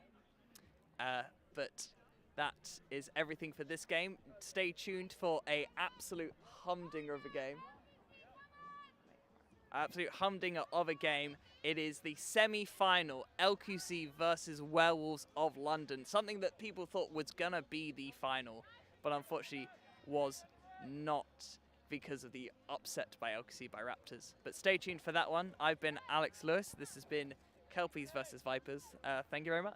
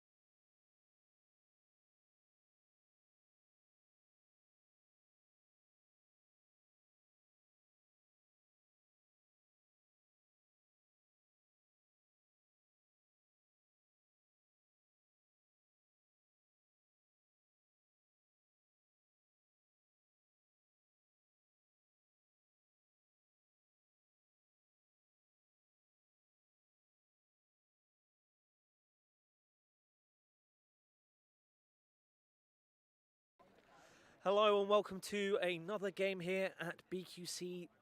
What year? 2023. We're in 2023 now. God. I am Arjun Sharma and I am joined by. Alex Lewis, pleasure to be back. 3 in a row, so we'll see how we go. Yeah, I had to keep Alex here. I was like, need a co-commentator for this one because this one is going to be a very spicy semi-final. Some predicted this would be the final. I think most predicted this would be the final. Yeah, that really big upset in the quarters by Raptors, sending LQC into the play-in for the semis, where they played Southie, was it? They're playing. Yeah, they Yeah, must have had to play they played Southie, and I heard that was a very close affair as well. I don't have the exact scoreline to hand, but now we are left with Werewolves versus LQC, the final from last year. Did you watch the final from last year, Alex? I did. I managed to catch, I think, the latter end of it. I was playing a third place playoff for the main bulk of it, but I managed to catch the very extended overtime that there was, including then the extra overtime that they had to add on. Yeah, double OT. The only reason I remember that, I was commentating it. Ah, Hence why I'm back for this fixture. I was very much, as soon as this game got announced, like, gotta be there, gotta give the fans what they want. You thought you'd be commentating the final when you thought about this? Yeah, well, originally people thought, oh, it'd be the final, you'd probably commentate the final. Maybe I will commentate the final, maybe I won't. It's down to But we're here for scheduling. teams. But we're here for the teams, we're here to watch this game. So what has your opinion of both teams been over the weekend?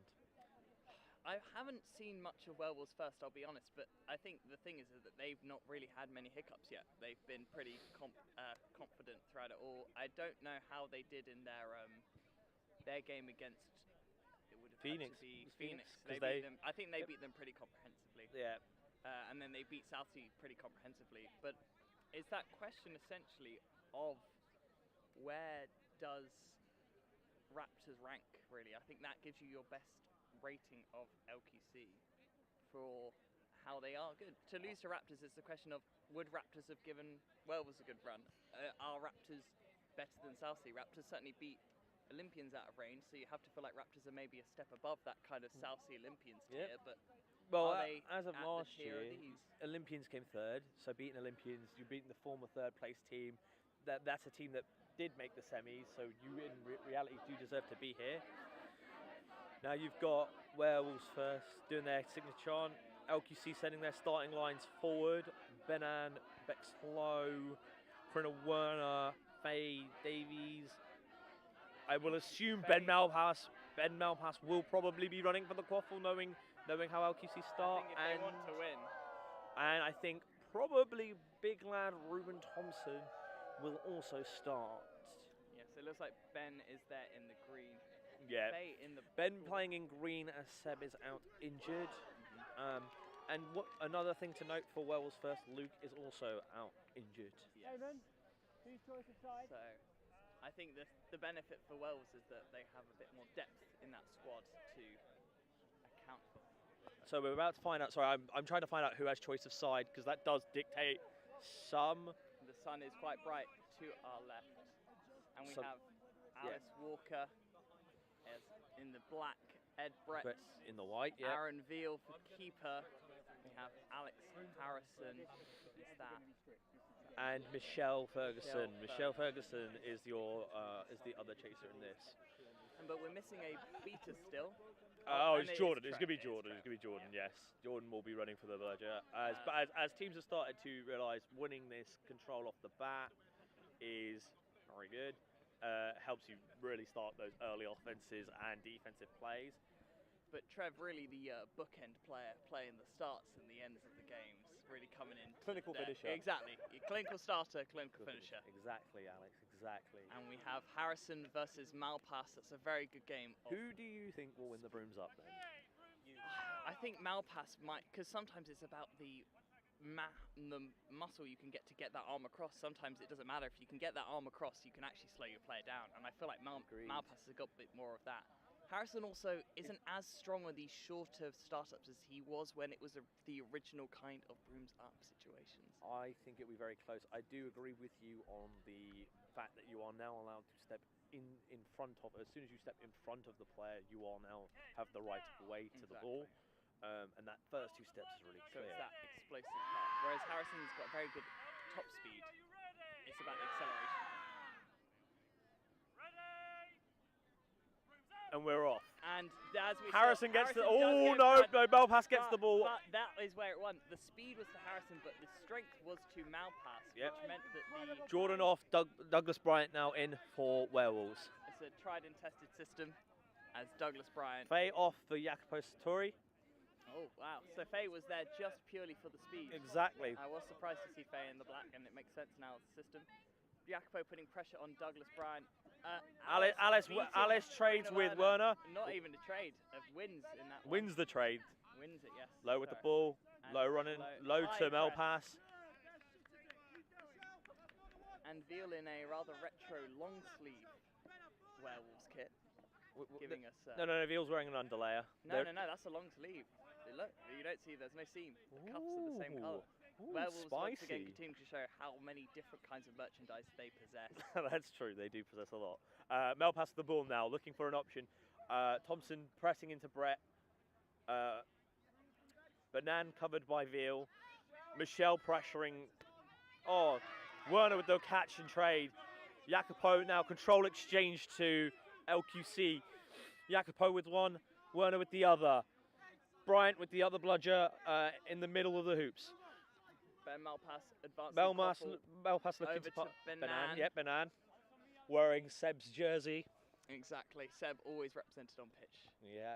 They've done very clever Werewolves. Obviously, Veal is not a keeper that is blessed with height, but that's why they've but got Ed Brett on the hoops But instead. Veal is blessed with athleticism. Like and that. that is right, And there you right see- there you go. Veal Ooh. leaping like a salmon to block that double-handed, and it comes out. Aaron should have been called safe, but it's weird.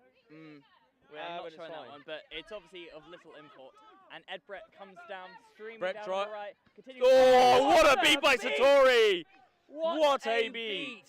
That was square on the number as well. Beautifully managed to almost pin, just dive its way through multiple players and catch him right on the square of his back. It was good vision from Ed Brett and good slowing down by the defence of LQC to allow for that beat. If that tackle hadn't been made, then that beat would Agree. have been able to be done. Very much agree, Alex. I think that you will see this a lot more. Good throw by Alice to gain a contest. No bludgers. Beat on Karina. Oh, and that's a shot gone over the top. That is going to be inbounding by Unusually Harrison. wasteful from Ben Malpass there, Yep. really. You'd expect him to put those ones in. That's a great trade, though, by Walker to create a no bludger situation for the defence. But Melpass looking to drive and try and capitalise and not rush the play, but play a very quick shot opportunity. And normally you'd back him to do those ones, so you couldn't Yeah. fault the decision making. But unfortunately, sometimes the outcome isn't the same. Harrison with the ball now, back out to Veal. Veal Veal obviously- looking for an option, back to Harrison. Harrison goes over. Oh, what a very goal by lovely Alex done. Harrison! That was a very good movement from Alex Harrison to sort of get around Ruben. The movement of his arm was very, very clinical. He could Like also a sight. see, I think he could see that whilst Ruben is very big, he's quite slim. Exactly. And, And the the- issue always when you catch them right by the hoops is as Ruben went to go do the tackle, he chose to tackle instead of block. That meant that Harrison was able to just go. Oh, over good him. trade there by Lucy into Doug. Good beat Bex on Bex. Oh, Bex is beat. Oh, Mihal just unlucky on- beaten there. Oh, Sky, Alice Walker just gets it over Bex, unable to make the beat, but dominance is still, as Douglas Bryant comes in. Good Lucy trade on Q Doug is by now Doug. on. Ed Brett tries to make the block, but that is put in by Malpass. That is more what we're talking about. That is more what we were expecting when we talked about Ben Malpass's scoring ability. And you Agreed. can see that LQC decided to change is needed for the Yep. beaters. We have Yeah, they Dan brought Trick. Dan Trick and Lucy on. That was last possession, and it enabled them to get that goal quite efficiently with the space created. Tash Frenzy now on We saw very for much Werewolves, Lucy along came- with Mihal as well. Mihal Kraft. Ed Brett with the ball, going to look for that Ed shot. Brett Oh, and that's in. That's a beautiful beautiful little shot. goal. You see the lack of height in the chasing line, apart from Ruben, for LQC sort of Ball cost back them to there. Brian. But Ball- really, what you gain on the offense from Malpass is, as a keeper, is more than offsets anything you could lose with his play. Yes, But I it's mean, also, I guess- my personal view is I do like when Melpass and Seb are on pitch course. together. They are a dynamic duo. some would say Batman and Robin, but who knows who the Batman and who the Robin is? We don't at all. But I mean, the benefit for LKC as well with Great this trade playing there. Malpass Oh, great in- beat by playing Aziz. Malpass in keeper is that you've essentially got quite a like-for-like matchup. And Malpass continue to go tenacious. Oh, what a tackle from Kreft. He has dispossessed Malpass of his headband. Malpass continues to go. Oh!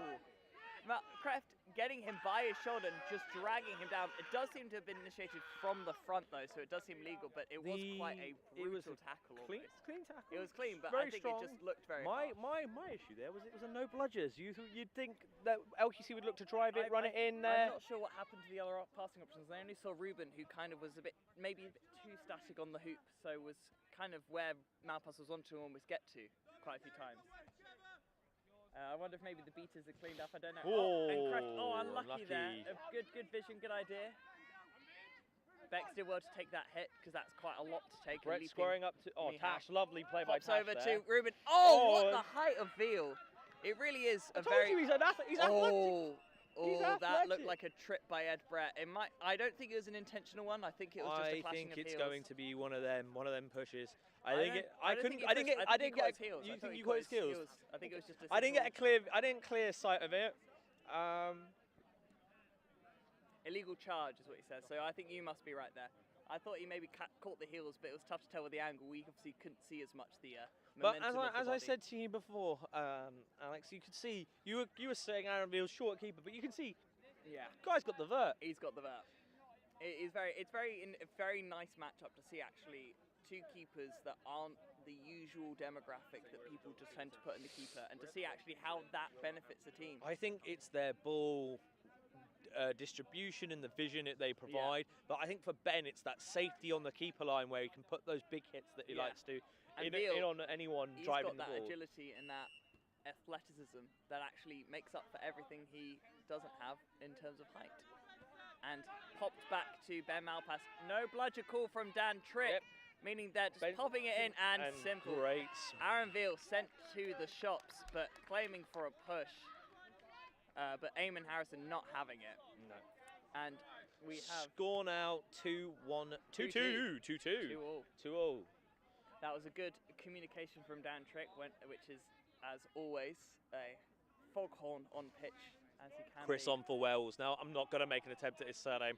Do not want to butcher it. But for those who remember in the last time these two faced off, Chris with the winning goal in that overtime. The shot, as it's been proclaimed. Kraft with the ball now, looking to try go past Ruben, looking for an option. Kerry and Doug working together to try and gain control off of Lucy and Dan. Good Veal beat. lining up the shot, considering it. And it's a great shot. Beautiful. What was beautiful about that from Veal is his body lined up and he sold it to go for the right hoop. And you saw Malpass move to that right hoop to block it. And at the same time, he then shifted his body weight and went straight through the middle hoop instead. It was beautifully done. And talking of beautifully done, Malpass showing that physicality we talked about for him, taking the hit, and then the positioning from Tua Carling there was beautiful for the little pop-off to make it the simplest of goals. Side note, that came from the beta play. Did it? Dan Trick running the napalm immediately on Douglas Bryant forced the trade between Doug decided to trade with Lucy. All the bludgers are on the floor. That creates a nice little no bludgers for them to drive it in. Veal to Idia now. You know, I'll say it for Dan Trick. He's almost more dangerous without the ball than he is with the ball sometimes. Yep. So, most would say. Great pass back by Chris. That was beautiful little hop over the beat of Vong. What a shot by Aaron Veal! My word! Some would say a rocket. No, we would all say that was a screamer, a scorcher. You do not get better than that. If that was in a football game, that would have nestled in the back of the onion. Oh, what a goal by Benan! This is quality quad Plucks that pass. That pass was beautiful from Ben. The spin as well. But he was plucking it away from Aaron Veal. Aaron Veal was also reaching for that. I think 1 second later on that catch. Utilising the momentum in the air to be spinning at the same time. This has been a lot, but yeah, I feel like I want to talk about things that happened 3 attacks ago, but we're always just. There is no lull in this game. No. As I would tell you from last year, we did not.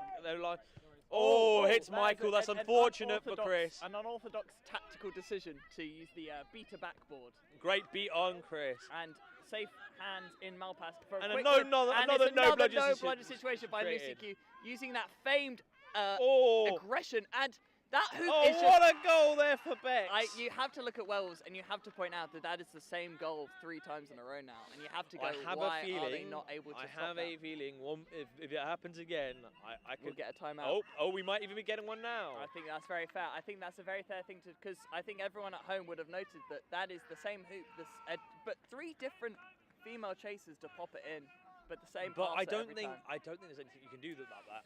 I think the options running on the break is what's giving them that Yeah. space, They right? need to be a bit calmer, maybe, to not allow those counter attacks. to happen. Agreed. But the issue is that Lucy's showing what Lucy brings to a team. In that Exactly. when Lucy goes marauding up the pitch, it is chaos for everyone in defence. It is very difficult to keep your structure about when Lucy goes on a real aggressive, successful run up the top like we Agreed. saw there. Agreed. Definitely agree there, Alex. I think there's a lot of changes in the beta game based off the tempo. I think the starting pair of Cronin and Jacopo, I don't want to say they struggled, but I don't think they got their rhythm going, if that makes sense. I felt like the change in the beaters allowed that rhythm change, allowed LQC to sort of develop a clear offensive strategy. Well, it's one where you've also got to remember that we're not just looking at a change in the beta, we're looking at a change in the fact that we've gone to a very established, very successful beta partnership with Dan Trick and Lucy. They've Q. played together for They years. have done, and when Lucy is such a stylized, unique version, you need someone who knows how to work that, and Dan has made it his expertise, really. The only other player I think that has support. more expertise is maybe Bill Orridge. Maybe Bill, but Bill almost works his own way as well. Dan, I think, actually should get a lot of credit for being maybe one of the most adaptable of the beaters out there, I'd say, in the game. Yeah. I think Dan is very good at changing his game. But I do because he's not one you look at and you go that he has a certain way of playing. Like you look at Lucy and you look at Bill and say that. And I think that's what brings. Great beat on Aaron there by Lucy. Ball put on, bad pass there. That's getting turned over by. But good tackle from Alice to wrap up Lucy, and then the second tackle has again wrapped up Lucy. But unfortunately, whilst this all was going on, LQC nearly scored whilst all that beta play was going on. So LQC utilising the beta distraction. Alice Walker was doing very well down there, but unfortunately. But I'm going to be really honest. I think that injury is a kick in the hands as well. And it was a great beat by Michael. Michael Vong deciding not to chase the control that they just gained completely to correct. play Completely defense. correct. And it was an absolute cannon of a throw by Vong. Alice Walker did very well to wrap up Lucy so she wasn't able to join the attack, and Vong did very well to decide to leave them to it. And then got that beat. If he'd taken any less time, that would have been a goal. He literally beat at the single loss opportunity. Unfortunately for Werewolves, Aaron Veal has come off with an injury, is replaced by Simon Bidwell. Good work by Ben Michael Vong to Malpass protect Alice advances Walker. up. Alice Walker pressuring. Look at the high pressure. Pops Sorts it back to Vong. Beautiful. Beautiful little decision making. Such a And now Walker trying to protect intelligent Vong play. from Satori. Good, It's a good, napalm as well Yeah, from, but Alice LQC. holding their own. Absolutely dominant there. That was great. Lucy Q just staying behind. Looking to make a sub. That's why. Werner and back Karina on. Werner back on. And Oh, Vong, yeah. Vong, oh! No, but Vong's still Vong got. doing some. Oh! I mean, that unfortunately, Vong might be penalised for a face beat. I don't think that can really be put to anything intentional. I think he turned and fired. He turned and fired, and honestly, we got to credit. If it is a face beat, then fair enough, and it's obviously It one was we full have power. exactly. It was range. We The do rest have to- rest can call it. The rest can call it. But it. I want us to imagine in a world where it didn't hit his face but hit his body. And Oh, if it to hit then his be able to shoulder. commit- exact, but If it we hit want- his shoulder and bounced exact. into the But face, we want ooh. to talk about then, if we just live in that world, about how good a move that was from Vong. Oh to yeah. underarm, basically play himself forward towards it, pick it up again, and then hit their Malpass was incredible genius. Meaning that he can't get tackled because he doesn't have the bludger, and then has the space now to get on the quaffle carrier, was a beautiful next level bit of thinking that you don't normally see. It was a, I presume, if that was his intention, very intelligent. However, unfortunately, it does appear that maybe he might have been caught out. I think this is what they're discussing now. I feel like Andrew Hull is arguing that Ben ducks into the thing as he's Very running true. through, and I think that is a fair case to put forward. Yeah. It could be called. I think he's going to talk to both. Yeah. Eamon is now going to talk to both captains to basically explain Yeah. what's going on. I don't think Ben was looking that much for it. I think it's one where you get hit in the head, you're always in a bit of pain, you are going to look at the ref, but he's not really appealing it too much, and I don't think he really feels it was too. Yeah, no call. I'd agree with that. So now it's a 3-on-1. 4, 5. Werner, 4. no, the ball is in front of everyone. It's a 3-on-1 unless they get. Good Oh, shot by Chris. Expected that Yeah. from Chris based off of last year and that very final dying moments. You've got to feel for Karina. There really was no winning that, was there? Nope, and now we're back to level. We are level, but dominance with LQC. Bryant has now been for quite a on, while. Vong off. Oh. Bryant versus Satori. Werner versus Alex Walker. Ball with Low now. Looking to play it down our near side. Pops it back to Melpass. Back to Low. LQC have definitely learnt from their maybe biggest mistake against Raptors, which was to take Ben Malpass off. They've realised that they Thompson. can ill afford to do that. I don't think that's the case. I do think they can afford to. I think that at the Why moment, would you? if Ben can play, why not? He's one of the best players in this sport. Yeah. The fact that he's one of the best chasers alone and then is up there for one of the best keepers as well for his distribution is incredible to be able to do both. Thompson now with it. He's got Banan behind, Plays a long ball back to Melpass. beautifully weighted. Yep. Jacopo under pressure from Douglas, manages to weave away from it. Banan pops it over. Karina. Bex has it. Oh, Chris. Very well to stay on their Honestly, feet. Credit to Chris's ligaments there that it survived that, because it is in ankles and knees went everywhere. So, like a Bambi on ice there for a moment. I would say that Chris being from Canada might be better on ice. You're right. You're very right there. And that's to Banan. Over to Ben Malpass. Now Bex Low with the ball. This is very good slow play. This is a bit more what sometimes you expect to see in some of these Ball games. to Melpass now. Back to Thompson on the wing. Banan Looks behind to as well. Banan taps Mihal. Thompson cutting in. Just, That cross ball not- is unfortunate. It wasn't a good pass. If it was meant to go to Banan, then it wasn't a good pass, unfortunately. But Brett now on for Mihal and Emma now on for Chris. yes. And Bedwell's still in the green. I think he's giving Aaron some time to rest up with that hand. Yes. Once Aaron feels comfortable about coming back into the I game, see him on the edge. He might be all ready. I think he's hungry. I think he is, because I think we've seen it slow down the output a bit when he's come off. Yep. I think Aaron knows Lost to that he's Ilya. a big asset to the team. Looking for an option to Simon. Simon with the ball now. Back to Emma. Emma Pressure across on to from Brett. Karina. Brett deep, and Oh, Jacopo, that's an he's unfortunate deep, play. And Thompson collects it, and Malpass has it in hand. He turns around to face. Dominance is back. Alice Walker trying her best to get back dominance, but unable to. They haven't had a changeover of dominance with this. I think partnership, have they? I think since Jacopo and Lucy came on and basically dominated control Yeah. from Werewolves, I think Wales has struggled to get it back.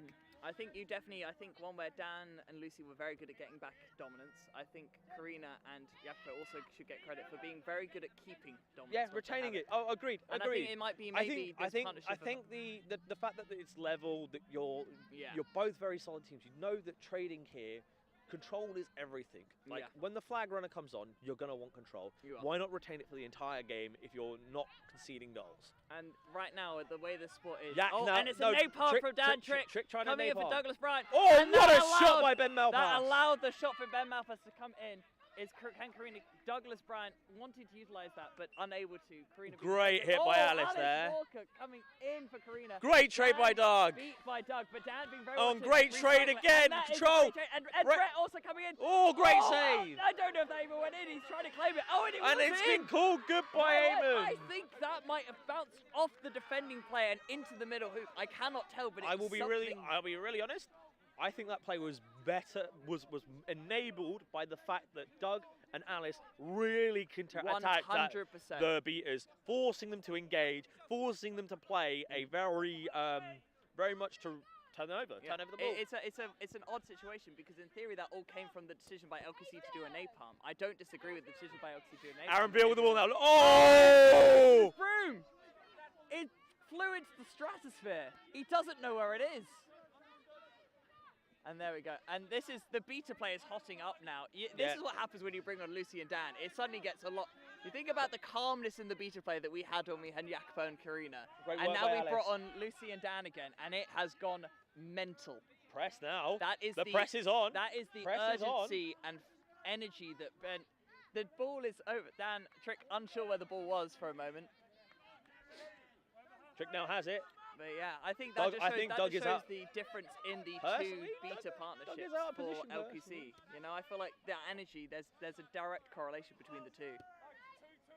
Tua calling on it. Douglas calling for a 2-2 defense. Tua seeing Geneva behind. Something we'll see Werewolves do at some point, and I don't know if they've done it already. They'll play a defense known as Sturm or Storm. Great name. Where you basically play man. It's a high coverage man situation. Yeah. Faye Davies. Oh! But Emma now on Fingertips Tua. escape from Emma nearly. Oh, great nearly trade bit there behind. by Lucy on Aziz. Tua. Oh! Tua so unlucky there. And she wasn't even beat. It was just the momentum of her having to stop that almost wrenched the ball out of her hands. She was doing incredibly well to avoid all the pressure there, Tua was. Very good run. And now a no bludger situation created by that. No Aaron Beale on Malpass. Bex Great coming hit. On for Great Tua. Great hit. And now Michelle putting a hit in on Malpass. Tucked away. Malpass And looking for Geneva Chambers. hit. Chambers. Oh, Brett with the hit. And spins it, but it's in. In. Great work from Called Geneva good. to take that hit. Unafraid to take the hit. That's very difficult to do. Some 7-6 now the score. Very close. And we look like we have got the snitch, Ollie Barker, on getting ready. Not yet snitch is called, but we are getting there. And dominance is with LQC. So, Alex, I got a good question whilst the timeout goes. You've just mentioned flag runner called. Yeah. We know who the two seekers are for this, right? Ben Morton versus Jordan. Who would you back if it were you with the beaters that they've got? So Lucy and Dan, and at the moment it's Doug and Alice, I think. Oh no, it's Kerry, Doug and Kerry.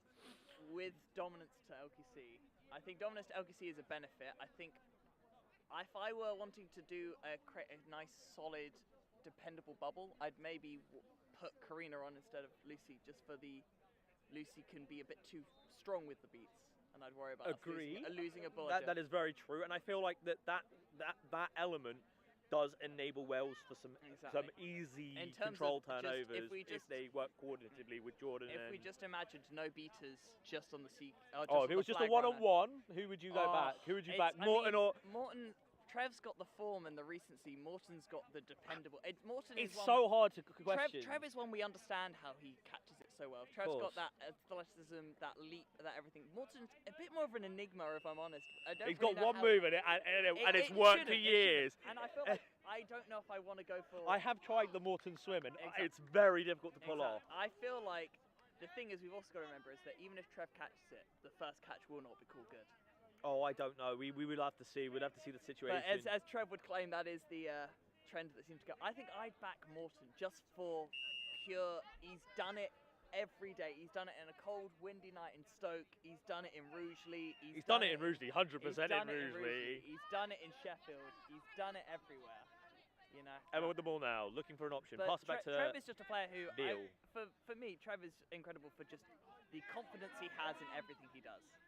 And I think that makes him so good. And unfortunately, it appears we've got an injury to Douglas Bryant. Maybe, if I'm honest, if we want to be a bit, it might have been a bit of an attack to the gentleman's delicates. Yeah. which we all know is a bit of a tough one to have to deal with. Oh, have Our you ever thoughts go out to him. I've been hit there by a bludgeon before We've as all well. been, yeah, and I think it's bong very on fair. now, Bong though. on. That's not the big thing we've got to look at those. I mean, the squad anyway, but also the beaters, especially for these teams. There is not a drop off when they sub. No, off, is there? exactly. That's the thing. Like some could say there could be, but I don't really see it. Yeah, I there don't are see it. differences in style. The levels of them are all Team England. Yeah. Oh, great hit by Vog. And Veal with a nice goal to level it. Oh, missed it. I thought it went through. I didn't think it went through. Oh, I thought it went shy of it. And Veal is Ball not. to Brett. And the Brett key- past one. I think Pass the two. key Looks thing- for it. Oh, great goal there by Great Michelle goal. Ferguson A there. little bounce pass by Brett. I think the thing to me with that Aaron Veal one is that Aaron didn't really appeal against the fact that it wasn't called good. Ben taking That's the ball my judgment. really deep. If you've noticed on these resets, Ben takes it very deep. He almost to give goes himself, back, yeah. To take the time to bring the ball Yeah. forward, to allow his But beaters then to, the question is now, to set Lucy's up. already up at the hoops, and is that not? Oh, Lucy unlucky to. Oh, Lucy unlucky to great miss beat him. there. No It is now bludgers. no Press bludgers, will the come out press. now. This is the issue that they suffer with. Whilst they may be deep, is that Lucy was already. Ben was just past his keeper line, and Lucy was already at the hoops of Werewolves. Oh, well played there by LQC to.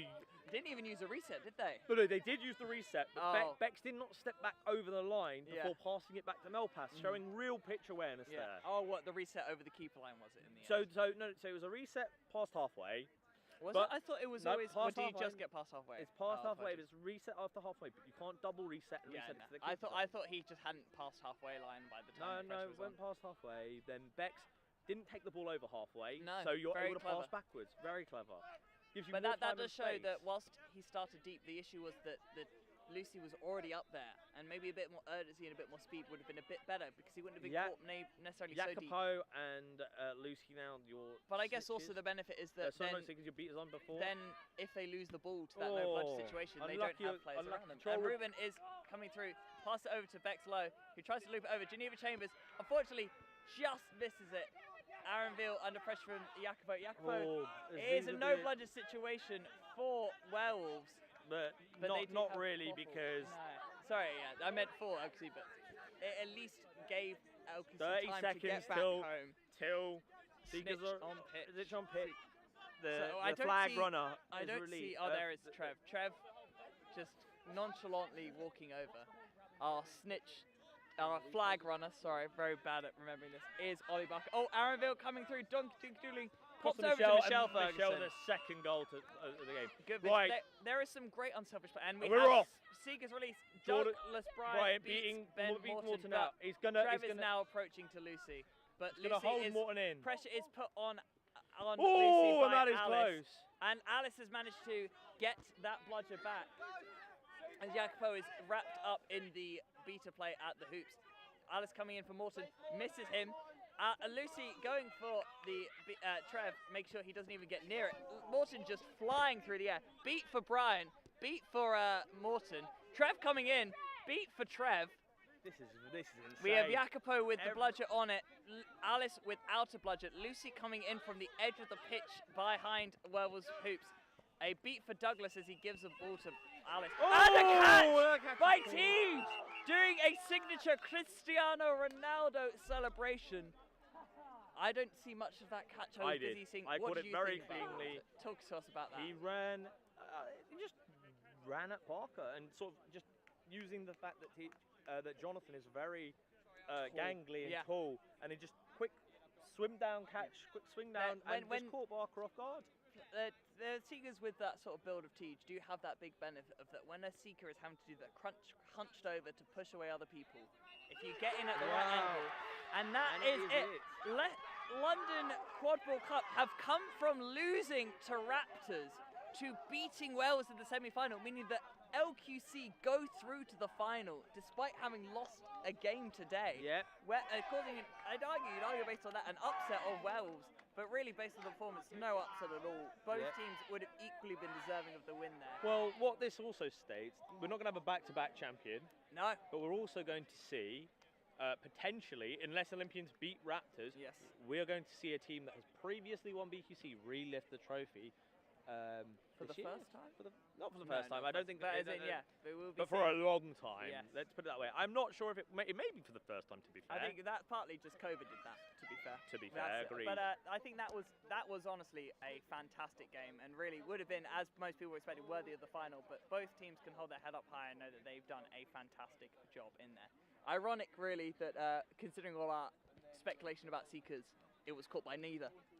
And instead caught by I completely forgot. I'll be honest. I forgot that Jonathan played for LQC. I thought Yeah. Jonathan might have retired. I could not remember. It was a very, credit to very good awareness from Morton to know, just give it 3 runs, and then that change in plan, honestly, probably caught Ollie Buck a bit more by surprise. Yep. He didn't get a chance really to get used to the style of Teach, having had to get used to the style of But Morton.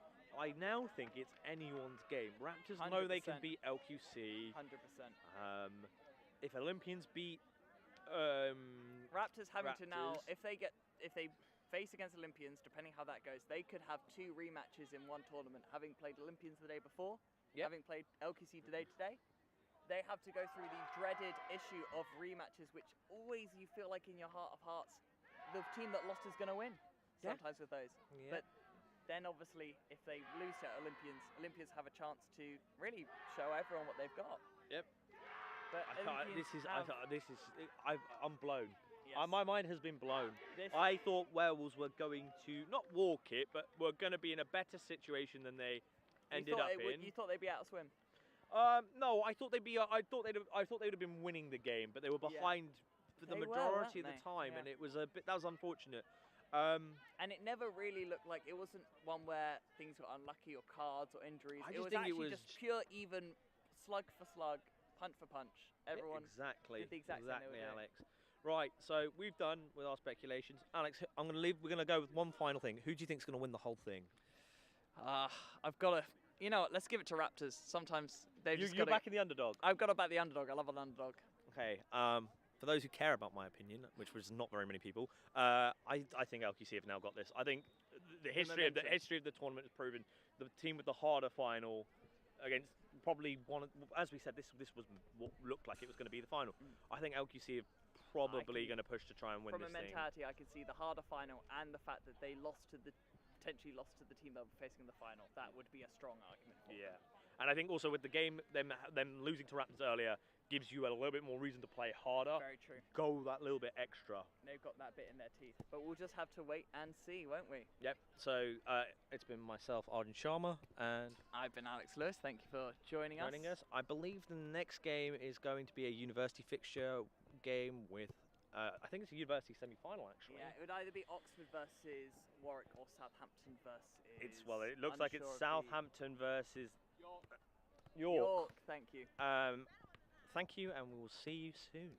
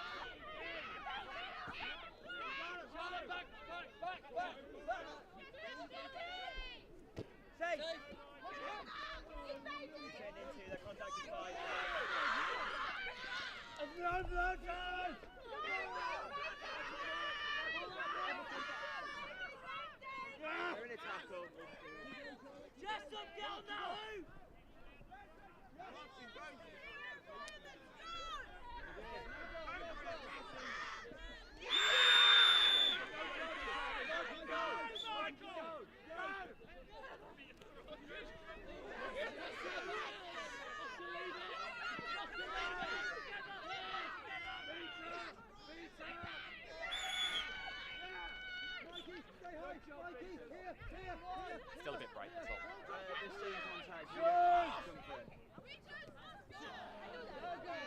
they're not told to do it unless it's clear that, you know, boundary for something, then. So say if people contested for it, it's named for them because it was their one. But because there's something going on, we're allowed to continue. Yeah.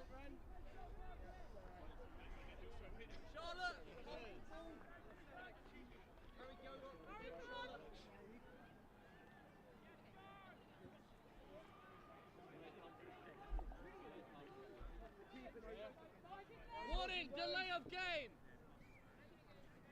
Safe. Yeah. B64.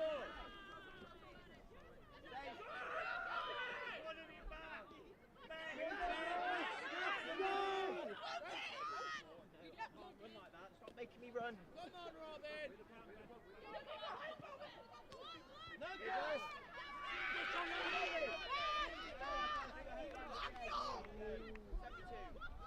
Go, Harry!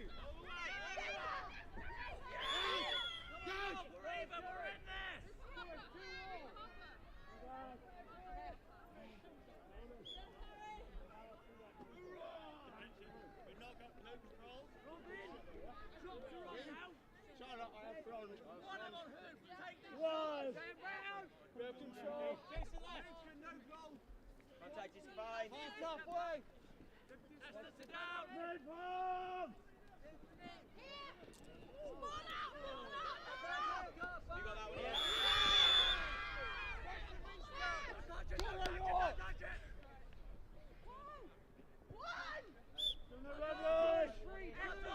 Pressure. Just look scary.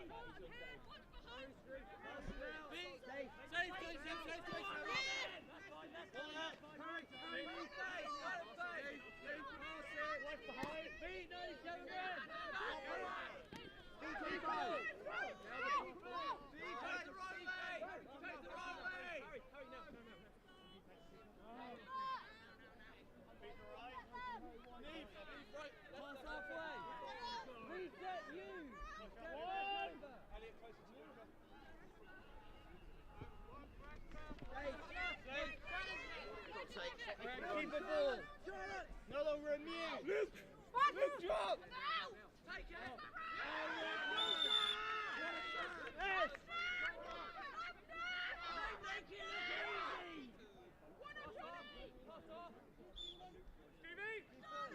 look easy. Stevie. Score is 3-all. This one. Johnny, watch, Peter. Still with you. Assistant referee. Look up to me.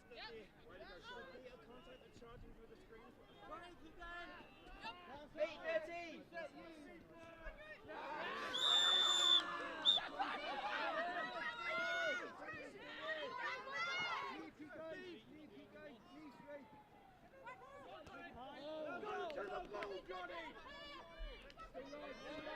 Beat 97.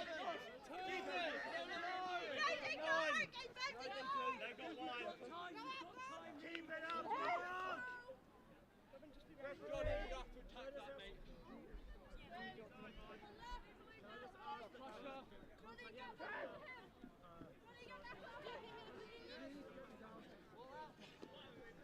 Control. Beat Robin! Johnny, go, John.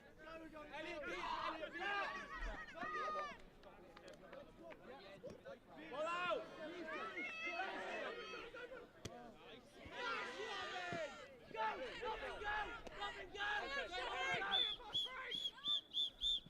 Which side?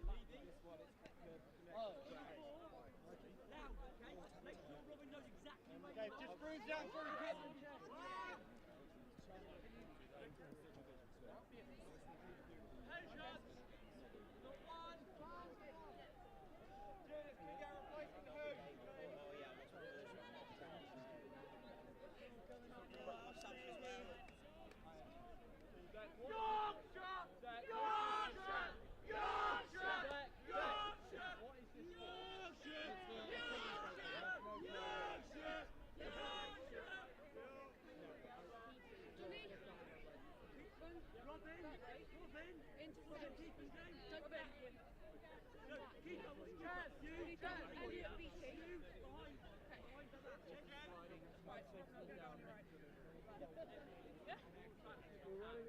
Yeah, help me, yeah?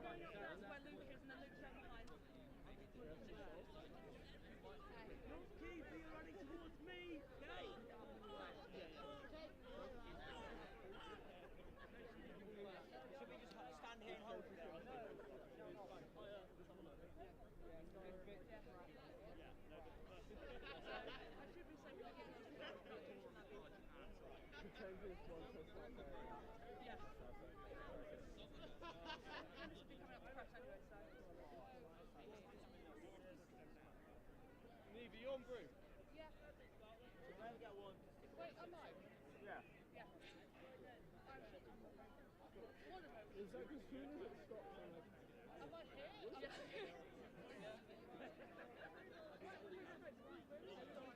Yeah. Especially when it's like you just kind of attack and you're running back. You can get water if you need. While we get this sorted.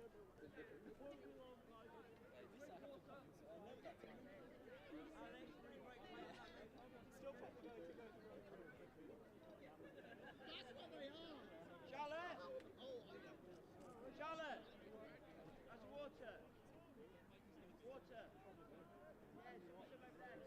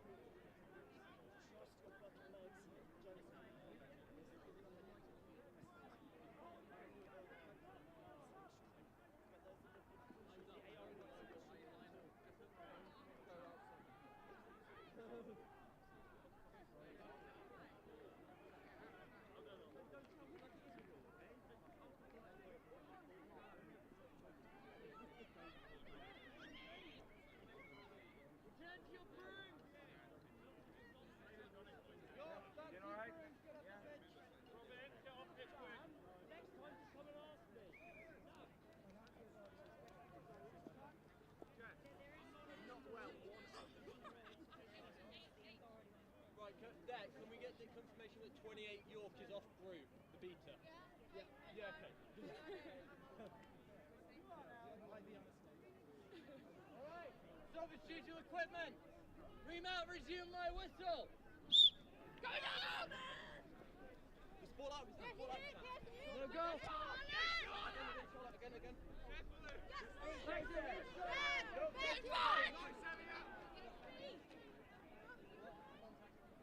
Drop! First aid! Hello! Oh, look, you don't need to be brave. You got time.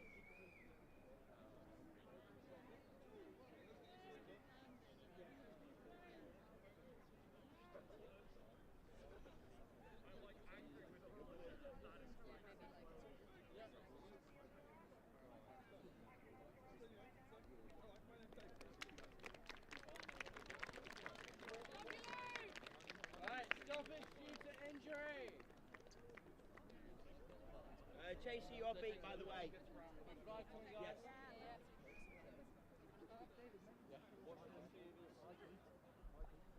Fast you can, Charles. Remount. Resume my whistle. On who? Try and get back so you can go. Watching these two chasers going around the side. No, that's not Lancelot. Beat Robbie. Toss balloon, toss balloon. Yeah. Other side. Other side. Make it middle. Get some deeper. Get some deeper. Save Mikey. Middle, middle, middle.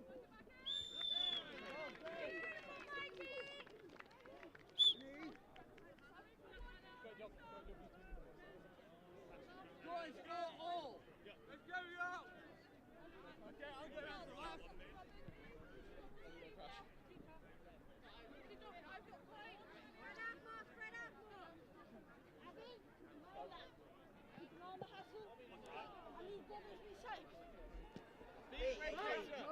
Contact line. He's out of position.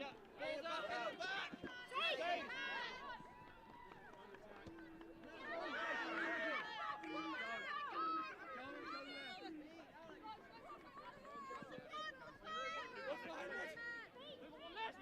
Take it.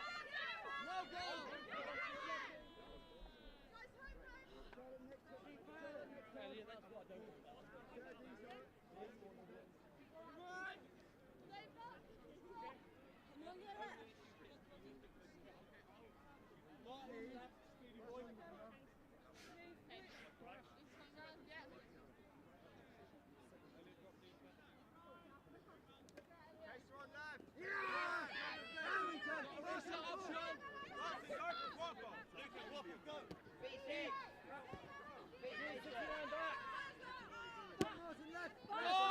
Keep it.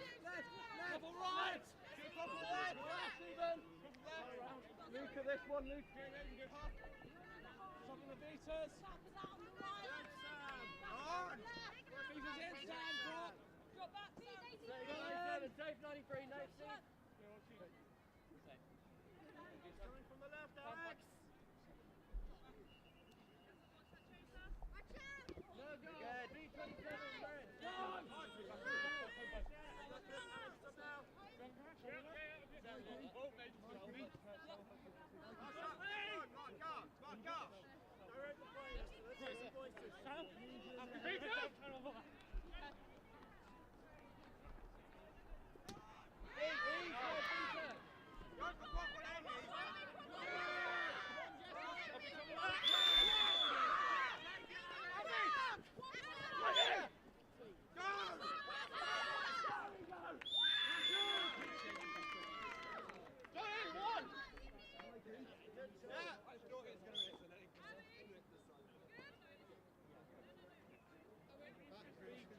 Your priority is not I don't know how many times I've had to tell you this.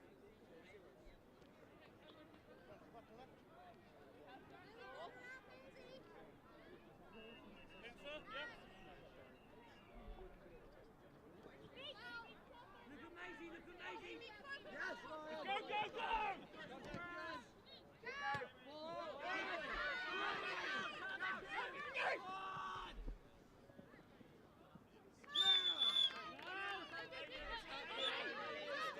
Beat your beater! There we are! Emma, who's off room there? Emma, Janice, who's off room? Both of them? So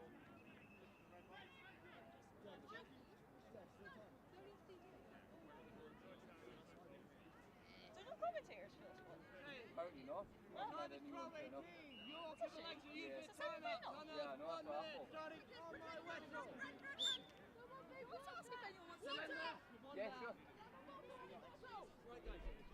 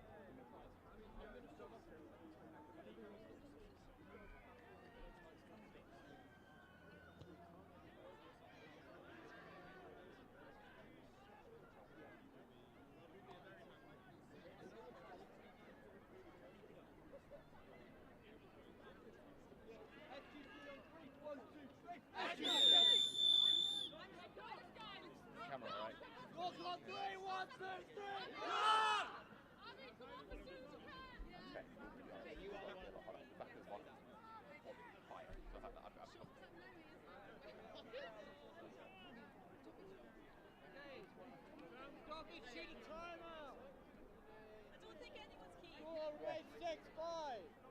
Be alright. It's 12:15. All right. Yep, good. Remount, resume my whistle.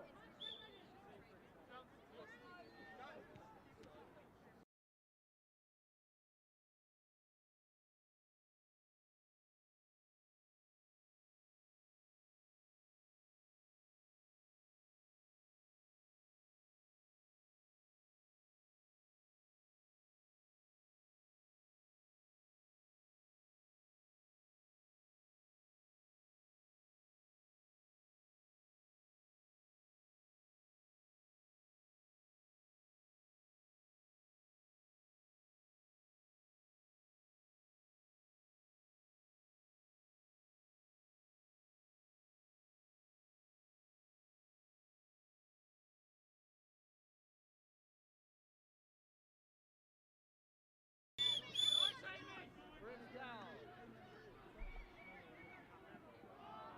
Already on a warning. It's a delay of game. So blue card for not. You've got to reach. You've got to beat me walking to the halfway line. They're literally timing you out. Yeah. Yeah.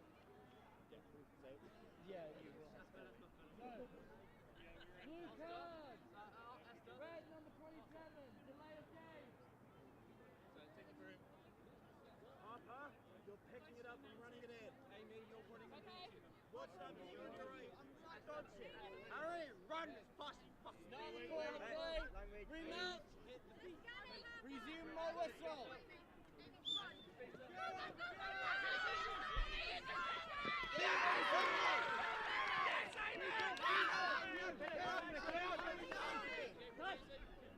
Sorry.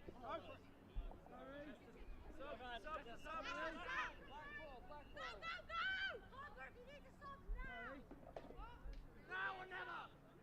Amy, that was amazing. That was amazing!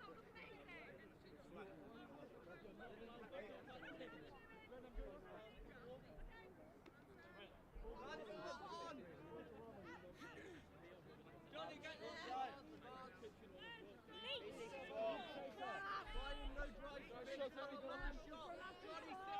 Shot on the hand, please. No shot. No shot. Gap on the left. Gap on the left. No goal.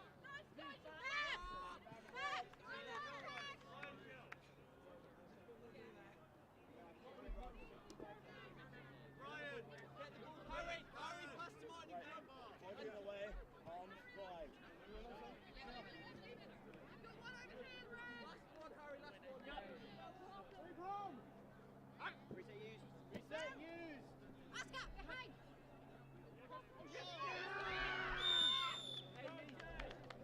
That's it, more like it!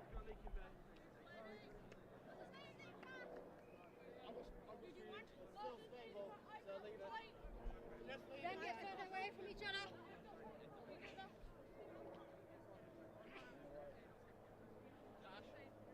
Still stay with him. Up here. This hoop, just stand on that hoop. I don't want to. Big 18! Ready?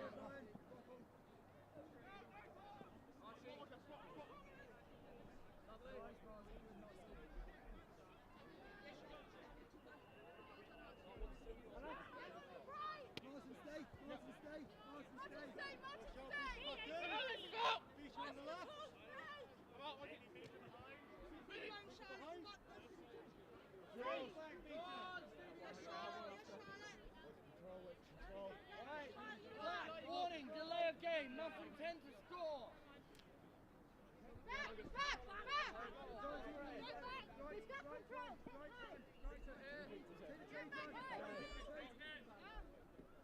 Right! Take it!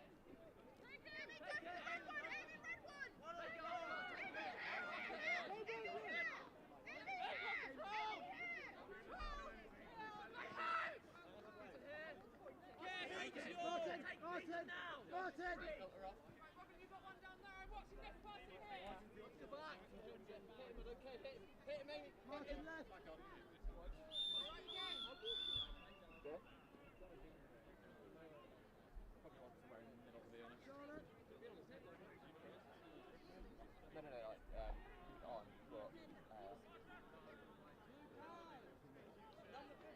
Slightly, how's that look?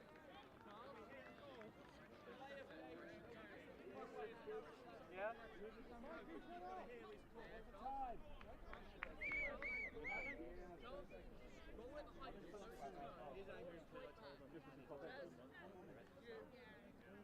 No other call on the play.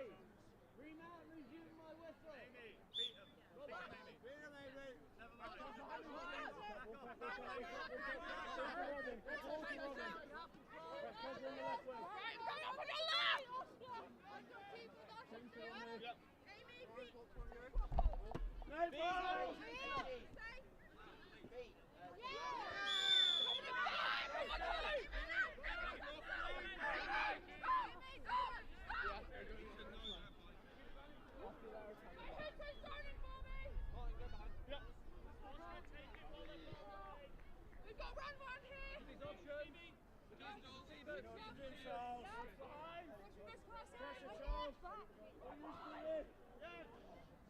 No goal, no goal. It's 3 others playing. From the left, come and crash! Did you score that? No. No. Come back to spine. I think that's 13 your arm is beat. Get ready. P27.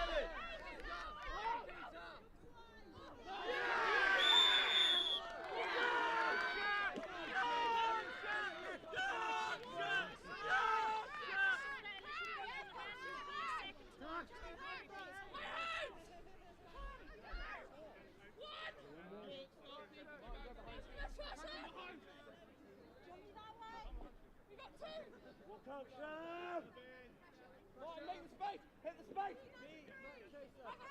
There we go! Mikey, 18 minutes on that. I want yellow. Go fast! Go! I've got white! Go!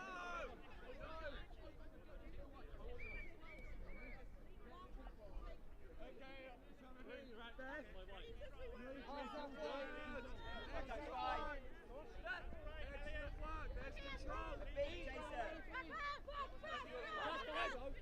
Safe 8. Don't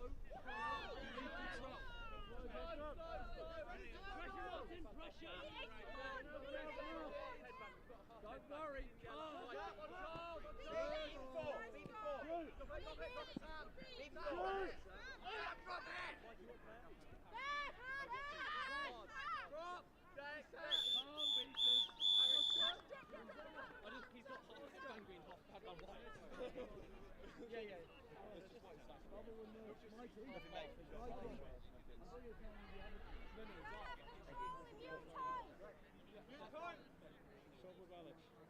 I'll go to zone.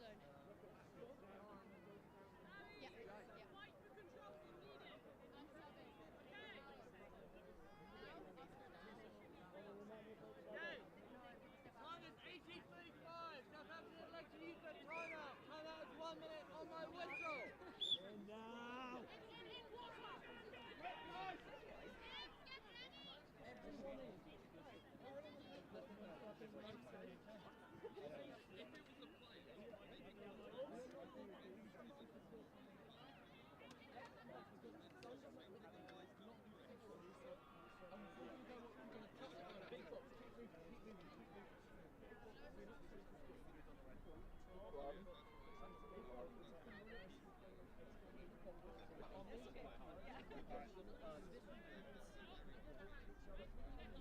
Yeah, please just get a little bit closer then. You'll see it.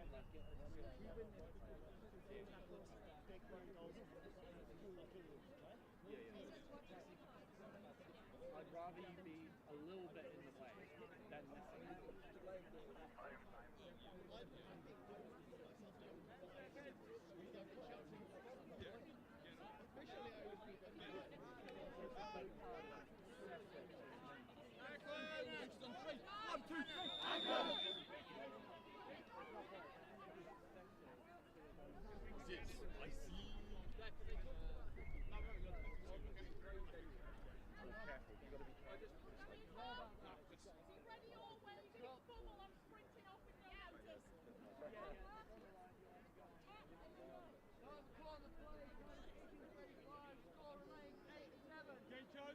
Resume my whistle!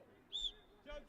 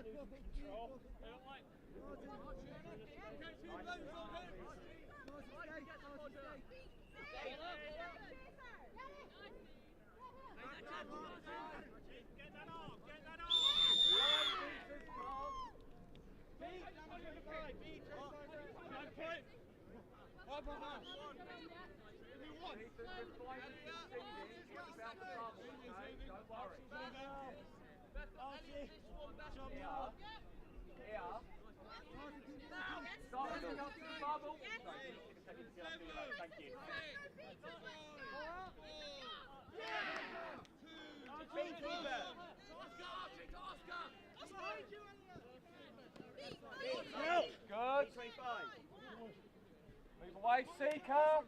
Beat the Seeker. Throw at the beater. Good.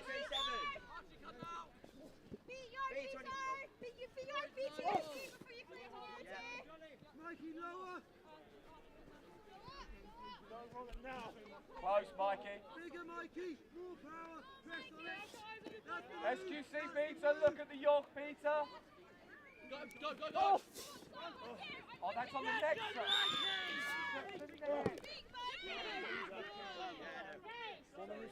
No worries, you're fine, buddy. Safe, must listen to the safe call. If there's conflicting, we always listen to the safe call. Bludger is back right. Bludger is back right. Run faster. Take it, Robin. That. Yes! Ref down. Ref, and let's call it now. Oh, my God.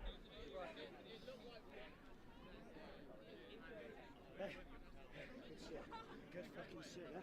Good shit.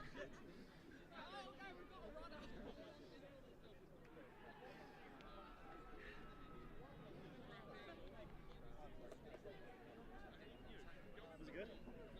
I didn't do anything. Please don't foul. Please foul.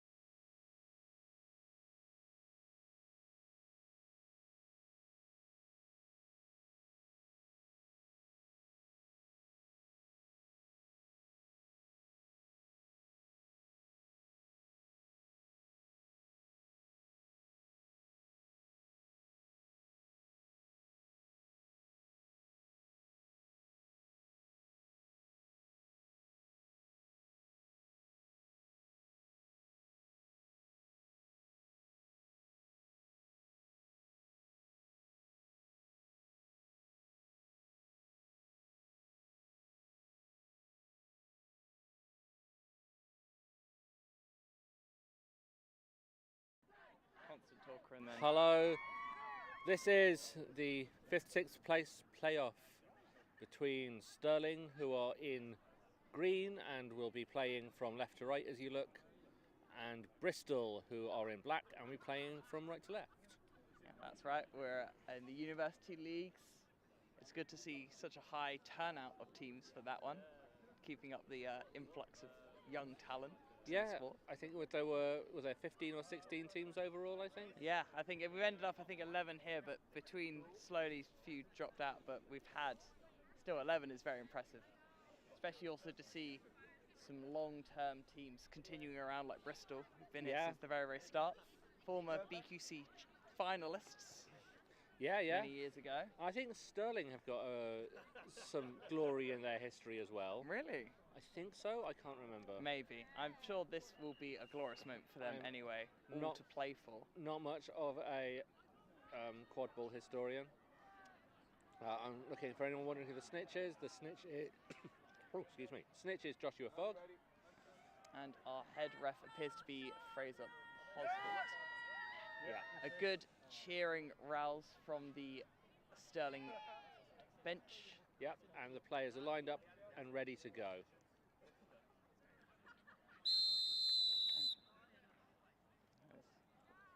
Bristol Quadball Cup, are you ready? Fraser Posford going through the usual preparation questions. We've got number 24, McIlwraith for Bristol, running against number 10, Offmat of Stirling. It'll be interesting to see the difference in speed versus if Offmat can get the more muscled shoulder across. Yeah. Oh. Yeah. Fraser definitely giving a bit of benefit of the doubt there. Definitely, So yeah. both went. I think I've seen a few. Offmat getting that shoulder in. That and was sent really him flying. good. He is not happy about that. And Offmat scores that. Dodged 2 plunges as well. That is 1-0 to Stirling. A very good goal from number 10 for Stirling. We'll say perfectly fine thing to do on the start. I think it was one where probably the Bristol player was leaning a bit too far forward to get a bit more momentum. Yeah, I mean once you're leaning on each other, you're allowed to like step across each other, you know. I think that's definitely what we're seeing more with this new startup is actually not as much about full acceleration, but also you want to be able to get that arm in front. Yeah, you need to get in front of the opponent. Oh, a very, very deft, simple little goal. Utilising the off-bounds bludger for Stirling. The number, I think it was number... I think it's the current point chaser. Current point chaser, yes. Number 20 for McIlwraith. Just deftly sort of waltzed through them all and just deposited it in the hoop. It's a classic trick to do, so you can score from either side. It's approach from the hoop from one side, then kind of reach over or round it and put it through. Definitely Meanwhile, always good to utilise when a player is on a hoop. For them to be able to tackle you, they have to step out and essentially engage at your core, which means that you can just go right over them. And that's what he did. He took that hit well. If you go around the hoop, they can't block from behind. No. Unless they're the keeper, but it's still hard. Yeah. So, it's a yellow card. Meanwhile, we've had Stirling went on the counter-attack. I think the penalty here, it was a tackle from behind against the Stirling player. Number 5, Clarkson, it appears. Against a Bristol player, sorry, I think he said. Against the Bristol player, yeah, I'm sorry. So the contact was against a Stirling player, so the foul was committed by a Bristol player. Now, Stirling are in a very good position here, but they have a lot of players around here. But the question is, if they run that, if they get that temptation to pass it around, they risk overcooking it a bit. I think what they want to do is just give the ball quickly to Offmat, you said, yes, the number 10, yes. and let him drive it in. Or taking the hit has been very good. But that looked like it was a shoulder above the net contact. Offmat has got the ball, It's been called. I see the referees indicating the foul. That was very swiftly called. But I think we all saw the fact that he was almost had it in a headlock at a point. Yes. That clearly it didn't look clean, unfortunately. So, and that's how it gets you. I've got to say credit to the Stirling chaser for choosing to sort of run, take that contact, and also managing in the end to get the ball out. Actually, even without the ref. Yeah, I think what's going to happen now. Oh, there is a dodgeball on hoops. So Offmat could go for the shot. Yeah, I kind of think it's difficult to recommend because I think the volleyball will go back. Yeah.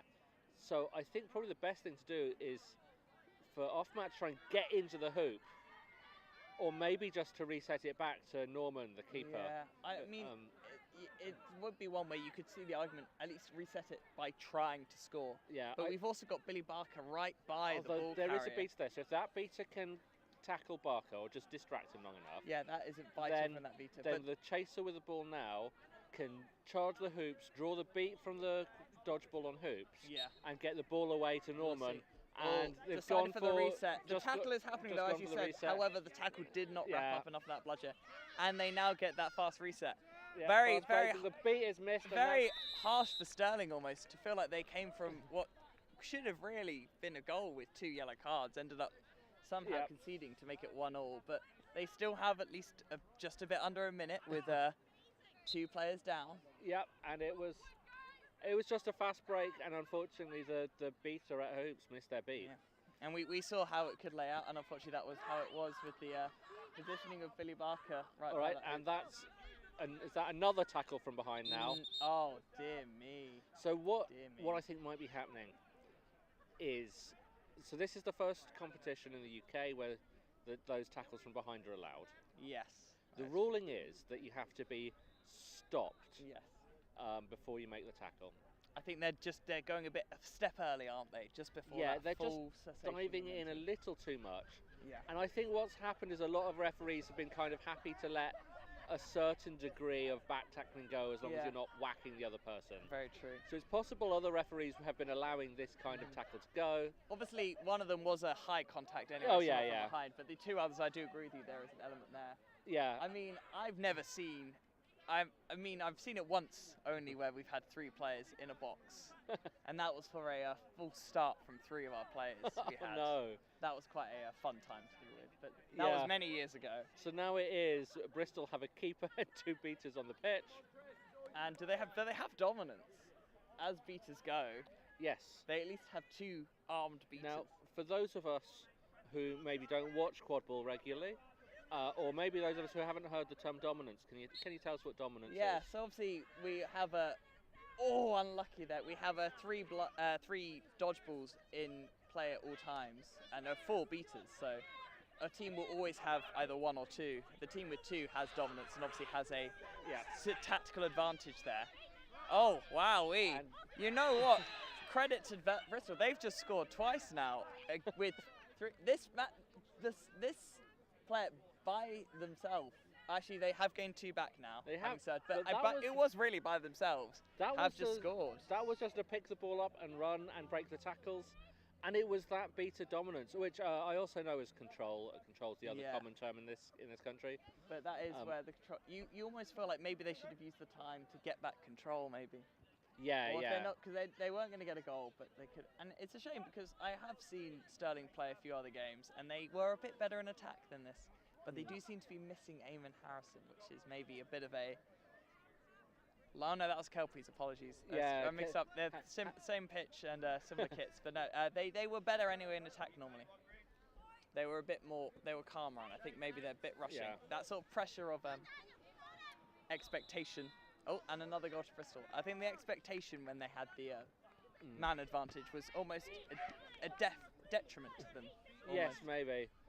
There's definitely a little bit of they are struggling in the dodgeball game to get any sort of dodgeball control. Very true. And they're up against a seasoned player in Billy Barker, which when this is a team who I think haven't got as much experience in the beta play can be. Yeah, there are some fairly experienced chasers that I recognise on the Stirling team. But I think in this sport, as we're slowly seeing, the beta game is a big part. Beta really games. dictates it all. The beta game is so important. The beaters don't directly score your goals, but they make them happen. Exactly. As we're seeing here, is taking one person. And I think also the issue for Stirling is that they don't have a physical lineup in the same way that Bristol do. Yeah. So when it comes down to chaser versus chaser from a no bludgers, they don't have the ability to make those tackles to stop that momentum. Yeah. And Bristol are able to just get through. Bristol now, however, displaying a different kind of goal. A very nicely worked pass goal, but again, the drive was unable to be drive stopped. behind. If you also look what happens, we're just talking about how important the beta game is. The number 55, who's just subbed off, was the only dodgeball holding beater. They went and pressed out onto the wing. Oh, that's a dangerous game. To try and I'm not sure. I think to try and take out the passing option there. Yeah. And what but it that left the receiver. it left the receiver entirely free. It's one of those tactical situations where you need to be disciplined and just sit on the hoops until the pass happens, and then try and beat the receiver. It is very difficult for beaters because almost sometimes you have to just switch off your brain and just go for the simplest thing and not overthink it. And sometimes, as you say, the simplest is to sit on your hoops and beat when the ball comes near you. And that's honestly, sometimes it's as simple as that. But it's very difficult to not overthink it and think you could do more, especially if you feel like you feel the pressure to do a bit more to make a change when your team's behind. The tactical complexity Oh of dear. That was a bit of a mix-up there. That was a lack of, I'd say almost trust. One player had the pressure on the coffer carrier. The keeper went to go support them, leaving behind the passing option when really they should have just let the other person deal with that, and they could stop that. And unfortunately, maybe a little bit of communication issues there. Yeah. One thing Stirling don't have is they don't have someone in the sub box just giving them instructions, because a lot of teams have that. A lot of the top teams have that. Especially at university level, they've got quite a few experienced community level players who can give that sort of guidance. You are right, and I think Stirling would benefit from that. Well, as someone who's not normally a beta but playing beta this weekend, and I have been playing beta this season, although it's not my usual position, it's 10 times easier when you've got someone who knows what's 100%. happening, telling you what to do, so I don't have to think. Yeah, betas can come down to, in its basis core, if you want to just do a decent job on it, it can come down to a nice easy flowchart of focusing on the quaffle, making simple decisions. But you need to be trained and educated in that, and it can be very difficult to get in that, because otherwise it's a very overwhelming game. Meanwhile, it's very difficult to not. But obviously the upper levels are the ones where they can go a bit further off that one, or they can also guide that and let people know that it's because you're always, when you're a beta, you're making that decision of, is this worth this? Yeah. Is it worth losing my dodgeball for? While we were talking about all that, Stirling's attack fell short by a pass thrown too long. Which has been, I think, quite a few of theirs have been similar veins, unfortunately. They do like the pass over the top, and whilst Bristol also like that, theirs are a lot more. Oh, well, to tell a lie there. Mikilrath is a very good receiver. Yeah, a very good. And also, a big thing is though, you could be good at catching a good position, but you also got to, when you've got that player in front of you, be able to make good on it. Yeah, and he's got that sort of slipperiness where he's able to duck and dive and gets into the. Duck, dip, dive. Is that what they say in dodgeball? I think dodge is also in there at some point. Yes. But that might just be me assuming. But yeah, so that is now 7-1 to Bristol. Stirling playing the attack slow. Have now put on off mat their goal scorer from earlier, and that is a beautiful little goal. Much better than what a wonderful goal! That feels like completely different to what kind of play we've seen before. That's the kind of goal you do on the training pitch, isn't it? Yeah. Just throw behind.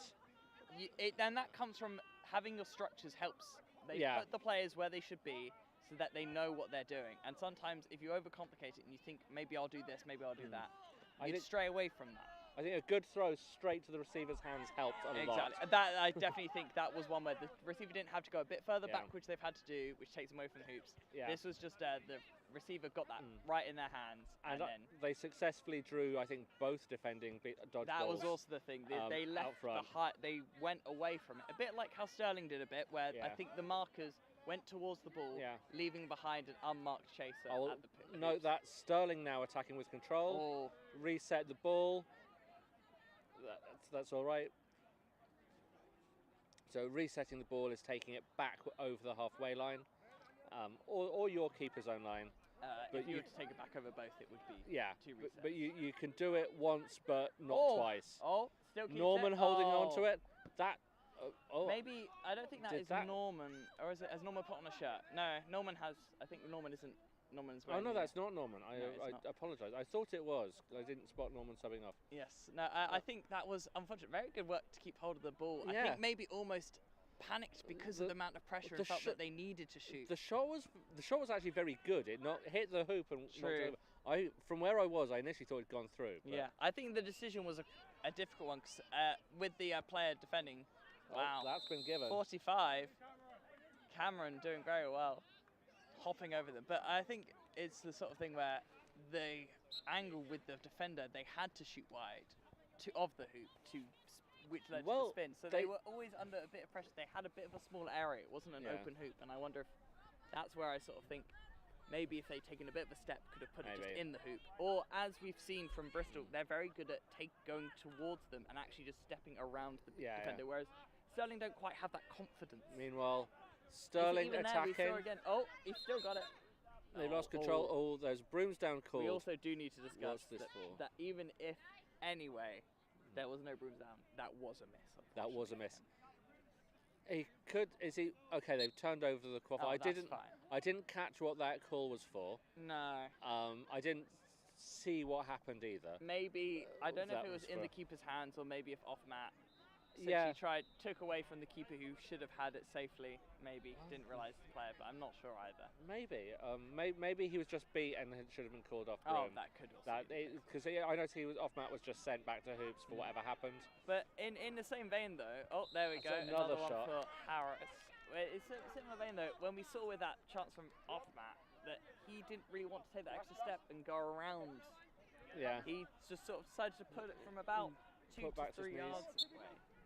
And I think that's the thing that Stirling are missing, which we're seeing Bristol do and punish them for, is that Bristol are more than happy to take the extra step, basically contact with them and then put it around over them. So Stirling were attacking with... Didn't draw the beat, as I say, would maybe be the point for the point chaser, is that the beater put pressure on them to pass, but they didn't allow the beater to get close enough, so the beater was able to just turn and beat out the passing receiver. Well, all their pressure made the receiver miss. Yeah. Well, here's Bristol again on the attack. Going to go for the drive in, Arrow, dish it out, been block the beat, have the shot and miss. Shot.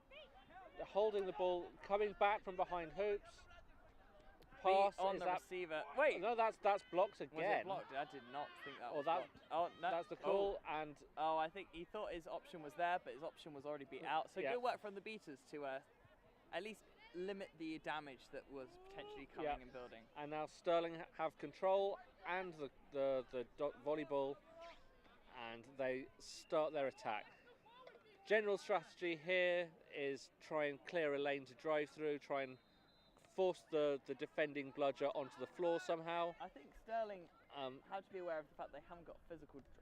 nearly physical drive. I think they need to rely on the passing game a bit more, I think they need to slow down things sometimes, because their beaters aren't necessarily going to clear the lanes, and they clearly don't want to. They've left a beater behind as they advanced upwards, which I think is a fair enough strategy. But, is it when you need the goals? I guess they can't give away goals either. Yeah, exactly. I think they have been have weaknesses at both ends, so it's very difficult to decide which one to go for. But I think they definitely have had a very much influx of goals in the recent 5 minutes. That's another Bristol attack now, with lost to a wayward pass. We're seeing now the momentum change. Now, if Stirling can pick up 2 more goals, take it to 9-4, and they can catch the snitch, then that could be a 9-7 with a decent set score. Yeah. It's never away from them right now, but they've got to make sure that they don't panic. Think they have to start doing something crazy. They're holding both dodgeballs, or they're holding 2 dodgeballs. They're keeping one on the halfway line. And that was the attack, the pass, that was never going to make it. They have no bludgers though. If they wanted to, they have a bludger in. They've got no, both. Now Bristol do have a bludger back, but they send one to pick off. Put more pressure on. I think a more experienced team. He missed.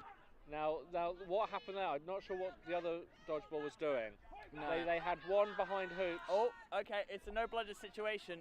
Now Norman is on pitch, is steaming up, does spin. However, the tackle managed to actually pop out and Norman's beat out of Norman's hand, which and is very good. They have the keeper is just clutching it to their chest. Very impressively done. Meanwhile, very good tackle. Stirling have lost dodgeball control as well. Yeah. Oh dear, that was not a successful attack for them, unfortunately.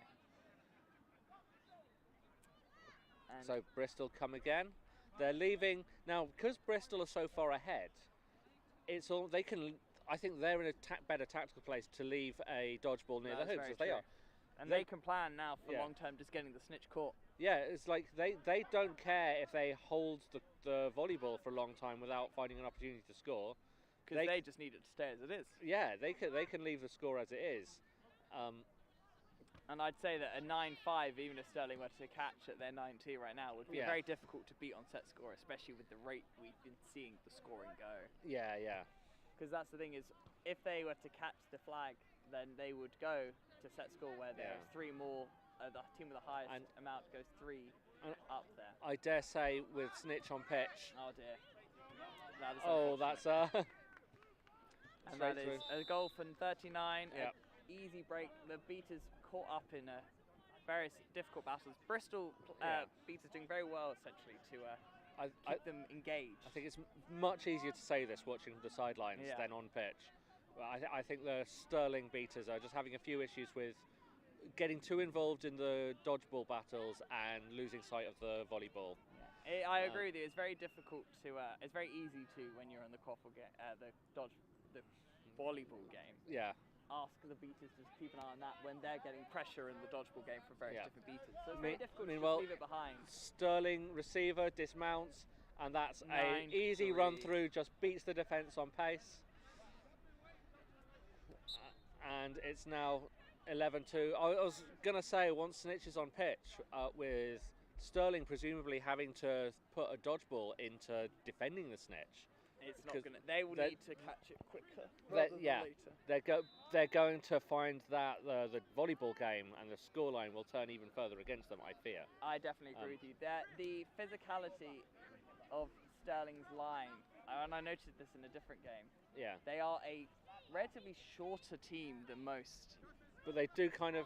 And that is, and they are they're short and quite slimmer than and. We got quite a bit of height on that Bristol line from quite a few taller men. Yeah. So it is an issue of that when it then comes down to who can tackle more. I think they will be Bristol. I think they have a pace advantage as well. Yes. Meanwhile, Bristol have called a tactical timeout. Very interesting. I don't think they need to change anything. Are they discussing I Seeker? don't either. They're probably. I didn't catch what the time was. The game time was right now. I just see the Snitch warming up a little bit, which makes you think that it might be nearing that. Yes. And we certainly, it's 11-2, but it hasn't been too often a goal.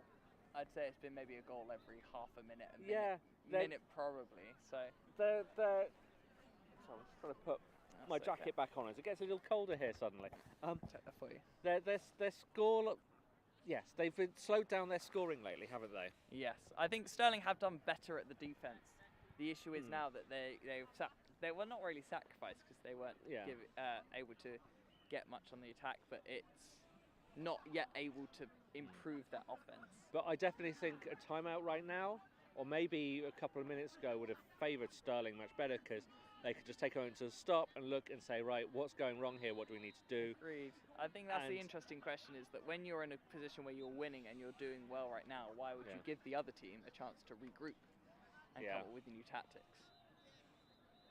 But if Bristol have requested it, then that is Bristol's decision and all their wisdom. Maybe they don't think that Stirling will come up with the next thing, or maybe they feel they're ready to counter that if it does happen. Yeah, I think, I suspect your hypothesis of they're preparing for Snitch on pitch is the correct one.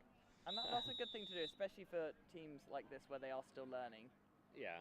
As in University League, the importance of sort of preparing a good bubble is something that you cannot. In another way of this, how you can make beating very easy with a flow chart. If you're in a bubble, have you got the bludger? Is the Seeker on pitch? Beat the Seeker. That's your own question. That's your only question. At all costs, you beat your Seeker. And again, for those less familiar with quadball terms, a bubble means putting your dodgeballs around with a flag runner that's called now.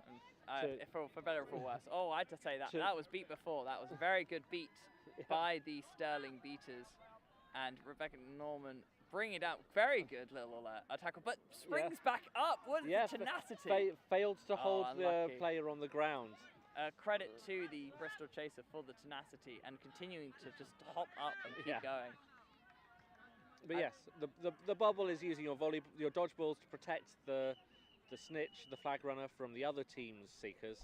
Essentially allowing no time for the Seeker to have on the flag runner. Yeah, and it just means that your Seeker's the only one who gets to get close. Yeah. But that's the thing, is that if you take it to its simplest thing and you allow the beaters to not have to do too much thinking, that can often be better. Obviously, the higher levels you see certain trades and decisions made for the beat dominance and everything there. But at its core, you really just want to make sure that the Seeker has no chance of catching the flag. Yeah. And meanwhile, Stirling lose out on another attack. Just the pass was too high, too long, and went over the receiver's head. And Bristol picked up the ball, fast counter-attack, no volleyballs, no dodgeballs in defence. The terms volleyball and dodgeball for the new names of the balls, I'm still getting used to them. Does it show? I think it's interesting that we don't call it the quad ball when the sport is quad ball. But I think, strictly speaking, the terms volleyball and dodgeball and flag. There are 4 balls, isn't it? That's why it's called quad ball.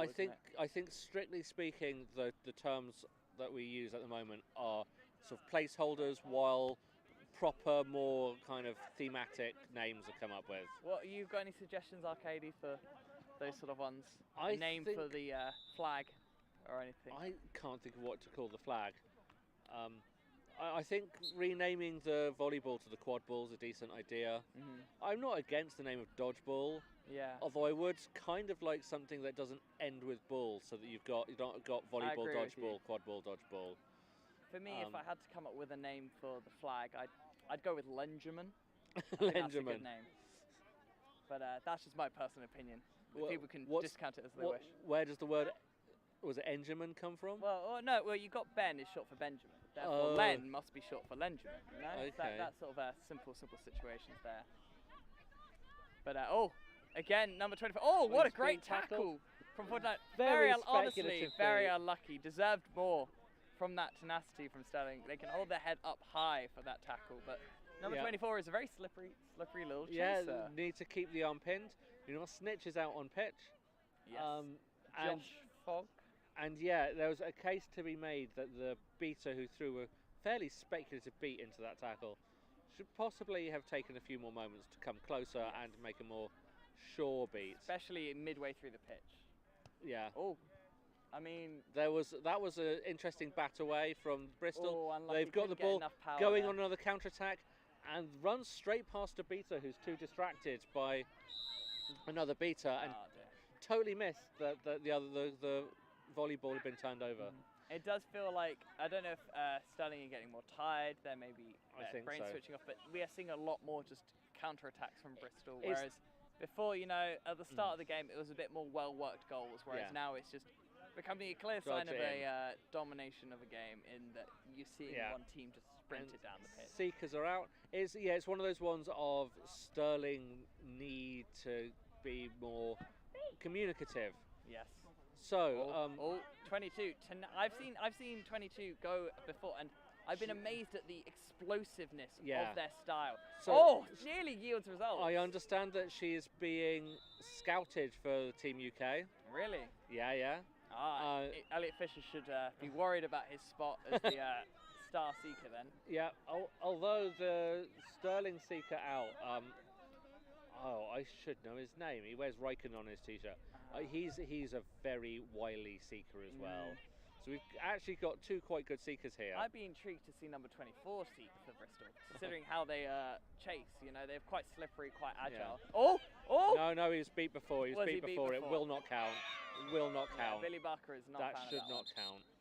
It was, a fair play. I think it's Marco, isn't it? Marco Lombardi. Yes, Marco Lombardi. But fair play for the tenacity. Unfortunate there's a chance might get, if he was called beat, might be ignoring ref calls, but I didn't hear a referee call it beat. Oh. I think we saw the beat here in the commentary booth. But was it maybe screened by the seeker's body or something? But we are, from where we are, to be fair, we are pretty much perfectly placed to have seen that beat. We are, definitely. I mean, fair play to the opportunisticness. Then that's what comes out of no longer having any defensive seeking. Yeah. Is that we have those opportunities where everyone is just going for it. I wonder, because obviously, let's be real here, 16 to 2. Yeah. A snitch catch for Stirling will take them to 5, a set score of 19.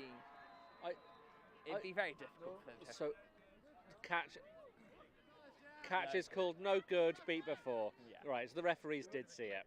That's good to hear. I didn't hear the beat. That doesn't mean they didn't make it. They were making the beats for But the players, not for us. The good thing is that it doesn't mean that they don't think the player was ignoring ref Yeah. calls, which would have been a card. And now I think the Bristol beaters beat. Yeah, the flag runner gets a welcome rest, and Bristol have scored another quick break. Yeah, in a situation like this, the snitch becomes so important. That was a very close. It's I been think she sent said about wrapping maybe. Yeah, back to there was definitely a bit of a 2-arm wrap around there. That is the one issue with her style, is that she goes in with both arms a lot, and it's very difficult. When it's not as ordered as other styles may be, it's very difficult to keep a track of where your arms are, I think, her As style. far as I'm aware, I could well be wrong here. She's fairly new. Yeah. So, I mean, if she's as good as she is when she's so new to it, with some proper training, more time to train, more experience, Definitely. she will be a goal for Stirling. a very, very formidable seeker. Yes, absolutely. And I think it will be very interesting because there are so many different types of seeking, but we don't see many. Marco nearly got we it. Don't see, so close. Don't we see many small-bodied seekers nowadays, do we? Yeah. We used to have quite a few, I feel like, back in the day. I feel like... well, the Stirling, I think, is off pitch right now. He is. There's Stirling's Benzinger is a very formidable seeker in his own right. He's rather small-statured. Yeah. Bring back with the days of sort of... I can't remember her name. I think I know who you mean. I can't remember her name either. Yes. Blonde.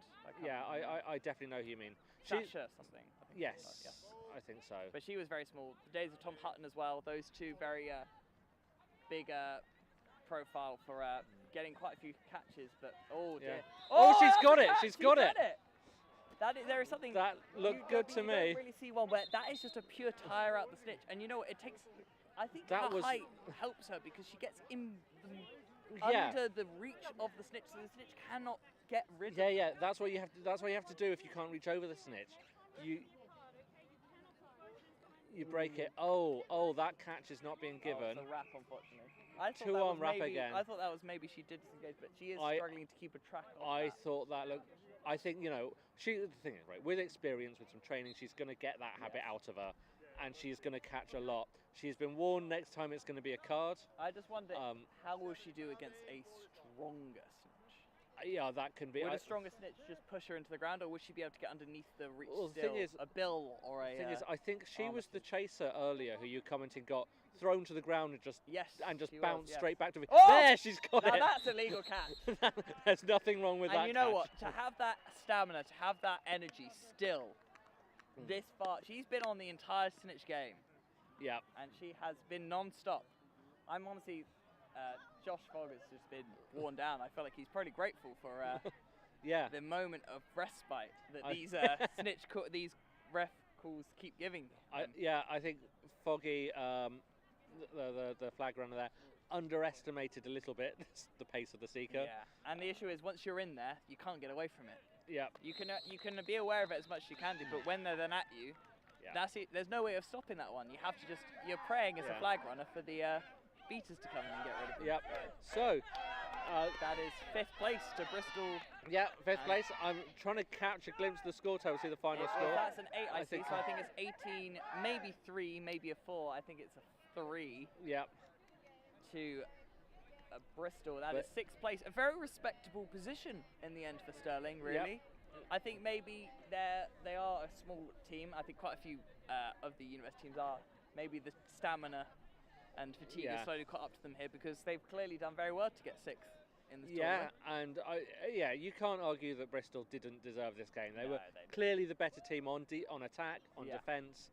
Clearly dominant and on the flag runner. Yeah, and they dominated the dodgeball game as well. They did. I think it was a comprehensive victory is the best way to describe that one, really. But I think Stirling put up a good show, and they've definitely demonstrated a very good talent and a lot to look forward to for them in the future, as have Bristol.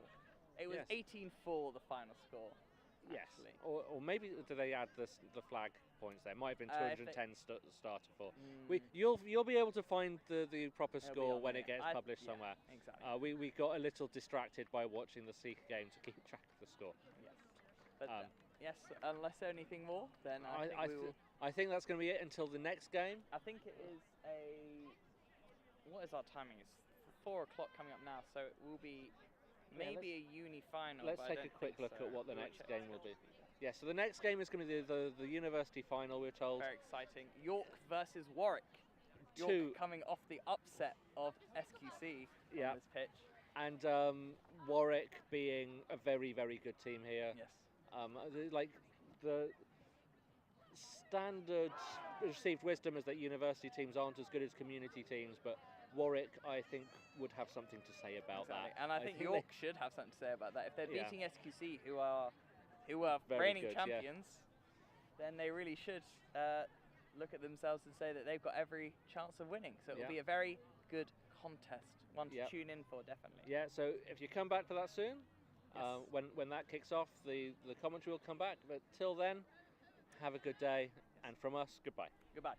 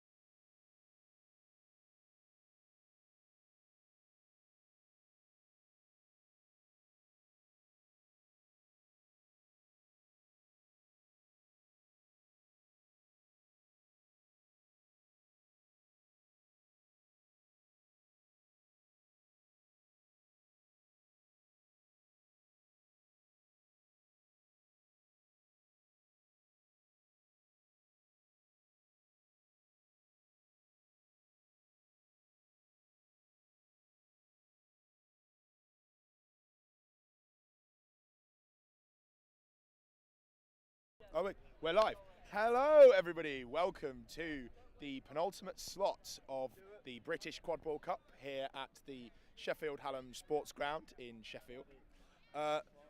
We've got the university final here in front of us.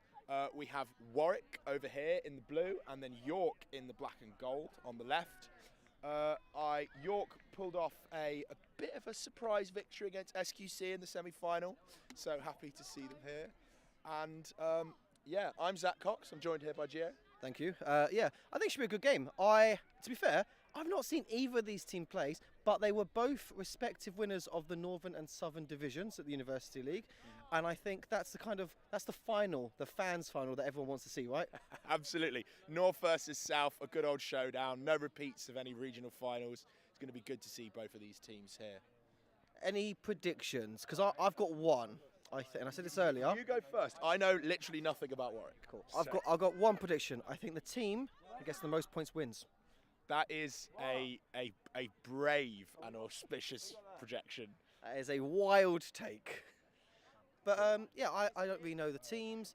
I've obviously seen the results and seen that they've done well today, obviously, to get here to the final. But yeah, I think this should be a good game. As you said, 2 champions in their respective divisions. No more matchups. This is the last game. Everything is on the line. Every ounce of energy has got to be left on this pitch to try and get that win. Absolutely. So excited this one happening. We've got Oscar, and I can't see the name on the back of that shirt, running for the bludger, and Laws, and I think that is number 34, Pyle, running for the quaffle. Yeah, Matt Pyle, good player, and then we've got the Badger running for the bludger. I love to see it, yeah. Love it. Yeah. We've got head ref, Declan Ramsey, getting ready to start the game going. Why is this tense? You can feel the energy, can't you? Yeah. Right, let's see who wins on this. Brooms up. Okay, look, doesn't even go for it. And we're going to drive right away. A bludger's there. Good two-handed tackle, though. Love this new rule. Comes out, turnover to... But lots of bludgers on the ground already. This has gone quite heavily in the favour of York in the bludger game, at least, at the start. But Warwick going to make a drive for it anyway. That's a very big fella, number 50. Shot goes over the top, into the hands of a supporting player, though. I'm hoping to see through the hoop there. Lovely shot. 10-0 lead there to Warwick. That was a really nice clean up off the missed shot from Matt there behind the hoops, just collecting it, stepping through a very good attempted challenge, just dunk it in this near side small hoop for us. As you said, 10-0 or 1-0 now, which I quite like. Score table haven't updated it though, so it's fine. Well, maybe it isn't good. Is this a new wild take that actually it doesn't get updated unless it's not real until the score table do, right? You'd hope so. Okay, big count here, but the York keeper gets beat as it's going in. We're going to see a nice swift counter here. That tackle in from number 93 doesn't land. The offload from the addition drive isn't very good. There's no bludgers in the way of this one at the moment. Okay, yep, makes it back to Benowith, 25. That's the York captain, Oscar. But lovely right next to that hoop. Goes over the top, put it through. 2-0 lead now in, well, again, I believe the score is either 2-0 or 1-0 because, again, the score table don't seem to have updated the number. So what we saw there from the Warwick keeper, whose name I don't know, unfortunately, apologies when you watch this back, hopefully you do watch this back. What was really nice there, as you received the pass over the top, just kind of pushed it into the hoop. You don't need to catch it if you're that close. It's a nice little controlled push. Yeah. I think that's a very underutilised skill, in my opinion. Yeah, a lot of times the low... Oh, lovely shot there from 93. That's in. That brings the score to 2-1. Okay, Brooms down. And I think Declan is turning around going, okay, score table, guys. We have had some scores. I have called them. I've seen them go through. I've blown my little whistle. And what's going on over there then? Let's see if that's what Declan's called it down for. Or it could just be that the... oh no, it looks like I think it's this Dylan Jones on the right hand side, the AR. Has called something. Goal was good. They're just confirming. Nice. Very nice shot there. Goal is good. And the score finally updated by the score table. That was a little bit of a worry for me there. But yeah, got it all sorted. 3 goals for both teams in one shot. That's impressive. Yeah, it really is good work. Okay, so. I think if you're Warwick at that point, you've seen that shot go in. Obviously, it's still quite early in the game, but you've got to have that in the back of your mind that 93 loves a shot, especially on this right-hand side hoop. That's a good, powerful shot as well. It was a good throw. Spun the hoop as it went through. Lovely work there. Right, okay, so. As long as it goes through, it doesn't matter if it spins the hoop. Well, it looks cool, so I'm a fan. Style Okay, points. Big shot over the top. Goes down to Pile, punches it back. Safe is the call. 31 now making a bit of a drive. There's a beater in the way, but it's not going to help. We see dive on. Surely I want a beater to clean this up any second. Bounces off the top rim of the hoop. Warwick chaser has hands on. I really just want to see someone from York put a hit in here. The beaters should have cleaned this up by now. I think they have. I think it was, okay, good stuff. Right. What was nice there was when a chaser defense, the scrappiness, the commit to the tackle from York here. Obviously, especially now you've got the two-handed tackling. I think that's been a big factor this weekend. Such a great improvement to the rule set. I think it's levelled up the contacts across the country, and I think most people would say it's made it safer as well. Maybe the back contact, new band contact, not as universally loved. A lot of cards I've seen given this weekend for that, having to stop completely as you go into the tackle. But yeah. What I've seen quite nicely in terms of with the two-hand tackling, I've seen a lot more beaters tackling. Yeah, and I think really nice. Yeah, that level of contact and commitment to tackling is not often seen in the big game, especially if you're the unarmed beater, you're running for that dodgeball. You go to try and grab it, they're not going to throw at you. So now you've got two hands to try and rip it out of them or take them to the ground. I'm loving it. Cool. So Warwick advancing up here with bludger control. Quite looking for some different angles, fairly aggressive positioning. The keeper here on point for York, just inside the keeper zone, so can't be rolled back. Lovely little drive though. Good. We know what the playbook is for Warwick here, right? They've got it's a swift and good-looking counter. Number 50 is seems got a good drive and a strong arm on them. Looks like they're quite an athletic team and it's quite a tall team as well. Yeah, absolutely. So that run, that drive, that bit of pace to get past the player and put that hand through the hoop, guaranteeing the goal basically.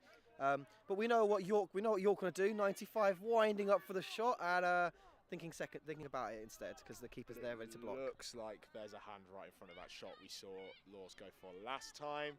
I want them to move the ball around. Okay, there we go. Move it around a bit more. Keeping it in the hands of one player is very exciting. Great beat there. The shot goes wide though, and the counter is on now. Let's see if the York keeper can put the tackle in. It goes back out again. Lovely. Oh, great beat there. Hits the ball out of the hand. Really good beat there from the York beater, throwing the dodgeball right at them. Yeah, looks like York have been able to recover this nicely. I thought that was going to be a goal for sure. Great bit of defence there by the keepers with that dodgeball throw. Incredible, yeah, really good. Okay, just 2 long days, Zach. Don't worry, long day. But what we saw very nicely was a little bit of passing link-up play between the chasers, throwing the volleyball around on our near side here of the York players. They were running into the tackle just as they were about to kind of be taken out, passing it off. Players got a release. You can't take someone if they've not got the ball, and then recycling that idea. Napalm coming in here. Oh, shots a bit wide, but it doesn't look like York have still managed to get hands on. Good tackle though, nice little rip out the arms. Dived onto by the Warwick keeper, lovely work. I think you'll find they dropped onto it because diving is, I believe, a card. Apologies, dropping onto it. But again, we're not refs. We can say what we want a little bit in terms of these. But at the end of the day, the refs know the rules, I think definitely better than us too. I am qualified. I've done a couple of games this weekend. But yeah, the difference between dropping onto it, very different from a sort of dive into another player. That would be sort of a contact as it happens there. Really nice little bit of footwork there from the York chaser. And the drive, Matt Pael passing over, going back to the keeper. Press screamed. Oh, caught, lovely catch there by the York chaser on the defence. The only bludger that Warwick have, we see him. Oh, big hit. The sub box urging them to go on. Okay, I think that was a big hit. Big hit. And again, when there is no dodgeballs on defence, it's chaser only, and this athletic Warwick team definitely seem to like a hit. Yeah. If that's what your chaser defence looks like, you maybe don't need so many bludgers. It's only dodgeballs, and as we've seen, I think that level of athleticism on the offence is mirrored in the defence, as we're seeing. But looks like it's a loose ball on our near side. Volleyball is loose. Matt, I don't know, Laws is fairly fast. Pael is pretty fast. It could be a quiet... Whoever gets there first, I think, can tap it away and try and position themselves. But the injured player is walking off their own power, which is always nice to see. Yeah, substitution there by the York keeper for that injury. I'm expecting hands-on from Matt here, and then a pretty swift throw back to one of the players on the halfway line. A little bit. Okay, he's going to go for the drive. Law's got a hand on. Is eventually offloaded. Okay, great beat there by 40. A lovely catch as well. That's control earned for Warwick, but the volleyball is turned over there to York at the end. First reset used there as they threw it back across the line. Nearly goes over the second one, which would have been the sort of like a single action use of both of the resets. I think there's only one reset, so it would be a turnover if it goes over both lines. Exactly, yeah, that's what I was trying to say. Yeah. See, you know the rules. I know you know the rules. If it goes over from one motion, from past the halfway line to in the keeper zone, then that is using both of them, and it counts as sort of two, and so you see the... okay, lovely little bit kicking here. The pick up doesn't manage to get the ball in hand cleanly, and a York player managed to drop onto it. Yeah, there we are, exactly, drop. What we saw quite nicely, see then, when the ball's going off, you've got to drop with your broom, bend your legs and try and scoop it back up. If you try and go and hold it, you better have a really good grip strength, because I don't know about you, I can't do that. My hands aren't strong enough just to put my hand on top of it and pick it back up. I've been lucky enough to do a couple of coaching sessions with York, and Lancelot over here, number 17, Robin, is a player to watch for in the volleyball offence. A good shot there by just a juke there by Jessup that made me flinch from all the way over here, so I'm sure it spooked Warwick a little bit. I love a fake. I love a fake shot. There we go. Lovely shot into that right hoop again. I warned you about Lancelot here. You did. To be fair, that was nice. It looks like York have got it's a really nice different styles of offence here. You've got the athletic drives, dishes and dunks on Warwick, and then you've got the bit more slow, calm, composed shots, mid to long range, I would say, because that one was halfway between the keeper line. It's a level of shooting we're maybe not used to seeing in some of these university games, you know. Which gives me a lot of hope for the future of the game. Obviously, university currently in the UK is where most of players join the sport and develop their abilities, and it's nice to see this, I'd say, fairly high level of quad ball being played out. Yeah, so, okay. Throw across hoops in terms of 50 here. Quite close. We're going to see a shot here. Lovely. That one goes in. Bit shorter range shot, bringing the score to 4-2 in the favour of Warwick. That was really nice passing volleyball there from Warwick. Managed to pass the ball around in a lovely little L shape, as we've always been taught, creating this little L, and then getting the extra pass to the person on hoops, wide open hoop, easy goal. Lovely stuff. Okay. Maisie here now, walking the ball up on the right-hand side. Nice stack. Putting it back into hands of Lancelot after receiving a little bit of pressure. Moving all the way around. Love this box from York. Kit is put in. Lancelot's going to make a run for it, but there's two blooders in the way. Shot is no good. Goes off probably the backcourt into the hands of Warwick. What was nice, though, from York, though, is that they've adjusted their offensive play style to understand that Lancelot is a shooter. So they've put someone far on the boundary line, just in case that shot doesn't go wide, in that instance there, that they can kind of hopefully keep it in and keep the attack alive. Weren't able to scoop it up and get it back to that reset option, but it was still a solid attempt, especially one made without the benefit of that bludge control. So it's the kind of offense you kind of want to see. Sometimes you just get it in, get a goal. It's perfect. What was really nice is though is the Lancelot, this little sidestep to avoid the tackle and then take the shot there. And didn't need to fake. It was just nice. But I think we've got a nice big drive here. Good deflect, but loses it. Doesn't matter if you deflect. Okay, manages to pick it off the ground. Great shot there. This is absolute danger man, number 50 from Warwick here. I don't think we've seen a sub off from them yet either. So I wonder what percentage of this game we'll see them playing. I don't think Matt this number 50. We're going to call him one hand. We're going to call him the one-hand player, because that was again grabbing it from the top, scooping up that volleyball and saying, "This is mine." Lovely stuff. Okay, so York have to make another play. A little bit of okay, beat's gone a bit wide here. We're going to see a press on. Shot's no good. Beat is on. It's the drive's on here. This unless we can see a huge hit here.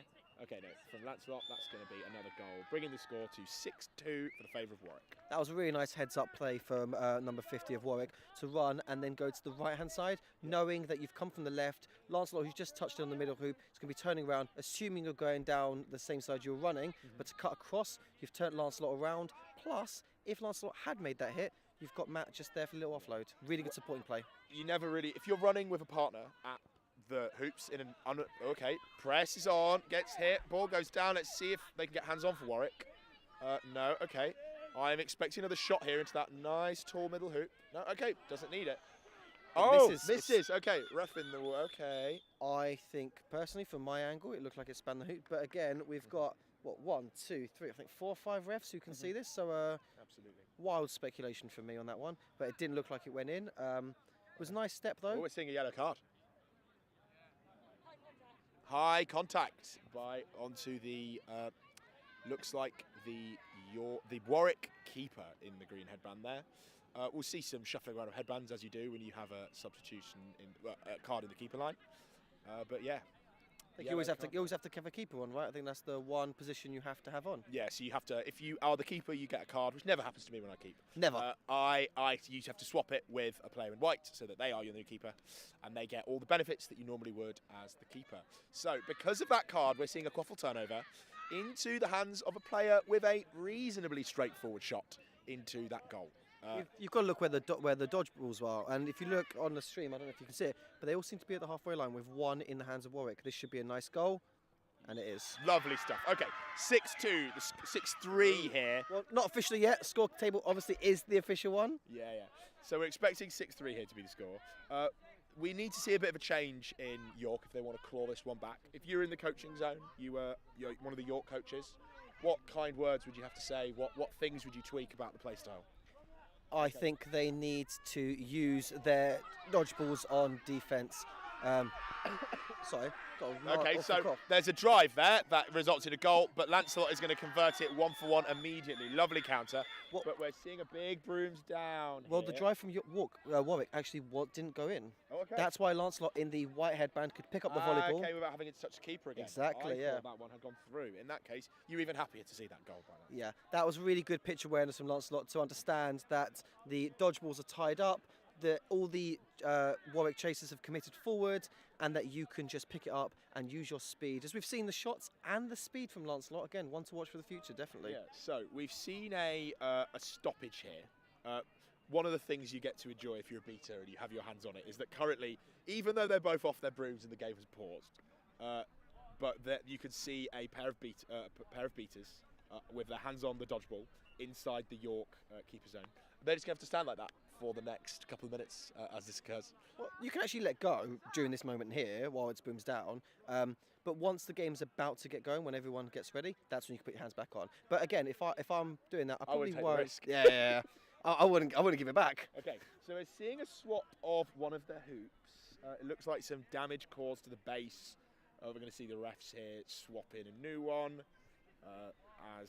I'm not exactly sure what happened to that one. It looks like it was standing up, but maybe leaking water or something. I think I saw it earlier today a couple of times. It's just been knocked, and I think there's a little hole in it, and the water's gone flying. Okay. Which is you don't want loose liquids flying around when you're playing quadball, do you? Definitely not. But it looks like we have a new base sorted. One of the, I think, tournament assistant director, or like one of the helps of events in QUK, Fran Morris, with another base just in case. Can never have too many bases. Stuff. Okay, so the only question was if that whistle was blown before the goal. I believe it was after, but the ball is on the ground currently. So I think because of the injury, it was a advantage played. The goal was good. The stoppage happened. The injury sub was taken, and then the ball is reset with the keeper, who has been beat out, I believe, so they need to touch so that's back in. why it didn't go back into the hands immediately. That makes sense. Okay, so we can see this beater maul occurring as another hoop is knocked down. York do manage to clean that one up. Obviously, the third bludger managed to make its way back there. Let's see what Warwick can do on this offense. A lovely throw over straight to the hands, taken stationary. You really want to have that on the move if possible. Goes the way back to number 50, who looks like he's going to take a shot at it. Lovely shot, but it doesn't go through quite. Let's see what York can manage to do when they've got possession of this bludger now. I think they are still 2 up. This is Warwick we're talking about. Still 2 up. They could maybe take it a little bit slower.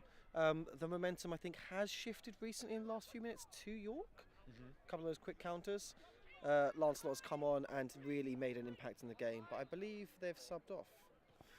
I cannot see them currently, so I think that is the case, yeah. We have the sun in our eyes. Unfortunately, we haven't had a lovely set of hats spun for us, but just got my hand over my eyes to try and see if anyone's there. Brilliant, okay, so a big exchange of bludgers. They're all on the ground. Oh, lovely shot there by number 93. Goes right through that middle hoop. bringing the score now to 6-5. Yeah, we identified Laws earlier as a prolific shooter based upon that first goal. But again, no bases. We saw one shot that went in that looked like a good shot. We went definitely a shooter. You got to be watching that. Yeah, you got it. When you're in on the defence, when you're playing quadball, you very quickly learn to this is the person that's going to shoot. I need to watch for that arm, and it changes completely the shape of your body and the positions that you're in because you need to watch for the shot rather than the drive sometimes. And obviously, especially with it's like in basketball, you don't want a shooter to get hot. You don't want them to be making all these shots because if they start on getting a feel for the game, feel for the volleyball, feel for the shots where the hoops are, it's really hard to slow them down. So we've seen a timeout here called by Warwick. We've had a couple goals in a row for York, which means that looks like they're trying to evaluate their strategy and kind of get this lead back to where they were a few points ago, which was being 30, 40 points up. Any thoughts about what you'd want to change if you were in charge of Warwick?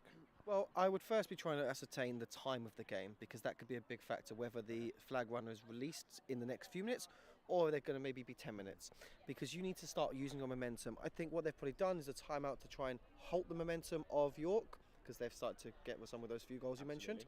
And give your players like number 50, who hasn't probably subbed off to my knowledge, a bit of a rest. Sometimes when you're playing these games in this kind of sun, it's not boiling. If you're running around this heat, it really does drag on you. You want to take one of those subs as soon as possible. One thing I would say is if we see snitch on pitch and we're going to see a bubble by both teams, which is what you'd expect at this level with the position we're in, I really favour the Warwick driving game over the York shooting game. It's probably a little bit simplistic, but if these teams are going 1-for-1, I think Warwick is going to come out on top if there's no bludgers involved, no dodgeballs involved. If they could pull it away, but we've seen with Lancelot and Laws a bit of pace. So if you can get past that first would-be tackler, or if you could take the tackle and dish it off, that would also be very effective from the York perspective. And I think that's what they might try and employ. Whereas you said York will use their physicality, their athleticism to try and push those goals through. Absolutely. Okay, so. But I think when it comes to the beating game, again, I don't know many of the players, but I do know, I believe it's Alex Christensen from York, very good beater, will definitely be one. Oh, lovely bit of, okay, I thought we were going to be okay in terms of the hoop tent here, but it looks like Jessup's going to be able to get this in. There's no bludgers in the way. Hand through hoop, please. There we go. Lovely stuff. So, really nice step in there. Try to go for the goaltending, legal goaltending, as the keeper's allowed to do. As they have the permission to do from the green headband. And the Warwick chaser re-identified that and went, okay, well, I can't shoot because they can just block it their body. Put my hand physically through the hoop, and you can't stop that. You can hoop tend a shot, whereas it's quite difficult to hoop tend an entire person and their arm. Yeah. So. But then again, in turn, the York keeper noticed and identified there was no real set defence. There was one, the Warwick keeper had been beaten out and was coming back in, but not really there for the defence. Throw out, nice reset, goes in the hands of 22. Let's see if they can finish it. Oh, lovely positioning there. Doesn't really go through. Can we see the goal? Okay, not on the hoop we were expecting, but managed to get it in anyway. That brings the score to 9-6 now. 8-6. Okay, cool. Sometimes you have to make those extra steps. I think it looked like the Warwick keeper was trying to go for a little backwards flick through this near side short hoop. Wasn't there. Good identification. Yeah, a lot of numbers from York on it in the defence, so pick a different hoop. There's 3 of them for a reason. Okay, so lovely shot there that I think is going to be called good by York. Again, such differences in play style here, but no bludgers here for York. So I'm expecting to see a drive in here, and I want someone to put the hit in on this drive early. Let's see if it can happen. Need to wrap, keep the ball out. A couple players. Oh, lovely bit of defence there by Jessup, who's just going to go because they've overextended with those bludgers. This is going to equalise the score at 8-all. And I think we're probably around 15 to 17 minutes, I reckon. And we'll see some snitch on pitch soon, which means we get to have a bubble, Gio. I am very excited for this. This game has been intense. I said, and I think we said earlier, that it was going to be a close game. I didn't expect it to be this close. It's been a momentum-shifting game. I think Warwick went out ahead, York pulled it back, then Warwick took that timeout, and it seems like Warwick have kind of pulled it back a little bit. But York, with the solid defence there, chaser only, ripping that volleyball out, and then identifying, well, I am immune as a keeper in my zone. I can't be tackled or hit by a dodgeball. But what I can do is I can run. Absolutely. Okay, so 31 catches in the middle, takes a beat, but Lancelot's got hands on, scoops it, kicks it. Doesn't get, gets beat sadly. Great throw there, but Jessup's right on the flank, puts it through. Lovely stuff. Okay, so now 9-8. York with the lead. Not that that's going to matter in a couple of minutes. I think we're going to see this one stay and swim for the rest of the game unless one of these teams really drastically changes the strategy. But yeah. What was really nice there from the York keeper is not going, well, Lancelot's really good. I mean, this is an easy goal for them. I'm just going to let them run on their own. What they did is they followed up. Lancelot got beat and went, oh, well, I'll have that. Thank you very much. Yeah, you just have to run with support in these kind of games. If you're going by yourself, sometimes that beat just yeeted a dodgeball from halfway down the pitch is going to land on you. Nothing you can do about it. You're running forwards. You're not looking behind you. You run quicker if you're looking one way, which means it's so important to have that runner in support. God, I've not heard yeeted in ages, Zach. Well, sorry, I'm one for the slang. Oh, great block by Jessup. Gets hands in, bludgers are on the ground. I think we're going to see, I'd like to see them go here. No, you had Badger right in the middle of the dodgeball, yeah. I love running for hoops. I miss them all the time. It's yellow, the sun's in her eyes, Gio. Or just smarter play from York than from me. And Napalm coming in here from Christensen. Eats the beat, doesn't catch it. Okay, a ball, looks like hit a beater there. It hit a dodgeball, I think. Oh, and, heavens. Yeah, I think that's a yellow card. In my wild speculation of my basic rule knowledge, I believe. Yeah, I mean, I think if it's intentional, it's a yellow. If it's an accident, it can be a blue. I thought it was the other way around. I thought if it's intentional, it's a red because it's interpositional play. But I believe maybe it's only if they stop a goal. Rule books. There's a lot of them. There's a lot of rules. Yeah. It's a big. Those of you who haven't read it, it's a big book. It's about 200 pages long, and you need to understand a lot of it if you want to get ref qualified, which all these wonderful refs are, obviously. So yeah. Which I find amazing because I've tried to take some of these tests, and there's a lot of words, and I don't word good, as you can tell from my awful commentary. So. Okay, lovely shot there by number 69 for York. One of the funny numbers. So let's. Could you not tell by the enthusiasm there? Score is 9-8, I believe. One up to York. We should see 10-8 now if that goal was good. But you know what? I'm sure the head refs keep a track of it. Okay, so moving the ball around. This kind of let's see what Lancelot can do on the defense. Eats it. I could have sworn that was beat. A bit of a charge. Okay, goes through. No good. Let's see if 31 can finish it. Back into the hands of number 50. Someone needs to make a big hit here and wrap that arm, but it's going through. That brings the score to 10-9 now. And it looks like that 31 thought there was a brooms down being called there. There was not, and had to go back to hoops for dismounting. So play until the whistle, my friends. Yeah, always stay up until someone says no, actually stop, and then you go back to your original spot, which I find. Let's see a shot here. No good, but it looks like one of the York players is going to get to it first. They're going to finish it though. Stevenson, number 73. Lovely bit of interception there by the keeper, number 31. Let's see. Okay, so Warwick with bludger control now. York making a couple substitutions on the defense, which is always risky, but not a huge amount of pace coming out here from Warwick. I don't think they need to. They want to keep control. You've got the flag running, about to enter the pitch. I believe that is Mikey Ansell. Ooh, okay. That is that should take a while to catch, I think. I don't know. Looks like, is that Lancelot on the other side lining up? Yes, this is where I like Lancelot the most in the Seeker game. Fantastic player. Goal is good, taking it to a level game. 10-10. Nothing in it. Good stuff. Okay, Robin running up at the head. Just makes a shot from quite a way out. Wouldn't have gone for that one myself, but I can't throw. That's why I wouldn't do that. That's fair. I think a bit of patience maybe. Wait for someone behind you. But we're hearing no bludgers called. Drops. Mount there. I hope this player is okay. They are. 31. No bludgers are called. Lovely little shot over the top into the hands of fella behind the hoop, and then pops it through. Score now 11-10. We're going to see snitch runners released any moment. I think this is a timeout called by York. Again, momentum shifting timeout potentially, or a tactical timeout to try and discuss what you're going to do. The Seekers are about to be released. I think we've got Matt Pael and Lancelot, both fairly gangly, tall people, trying to get around Mikey Ansell's strong arms. Let's see if they can get that flag. Who's your money on during this game? Obviously, there's nothing between them in the volleyball game. Who I think it will come down to the beaters, right? Who can throw the dodgeballs, who can control that space better. I expect to see both teams bubble here. I think the beta game's been pretty even so far. We haven't seen a lot of control moving around between those. Like, it's been moving around a lot. It's not been held consistently by one team. It's just about seeing what they can do with those dodgeballs. I honestly don't know this Warwick Seeker too well, but I've got confidence that they'll be able to do the work. It looks like, even though timeout was called, the teams haven't positioned for it. I'm not sure if there's some discrepancy in terms of score or time the head ref is wanting to take advantage of.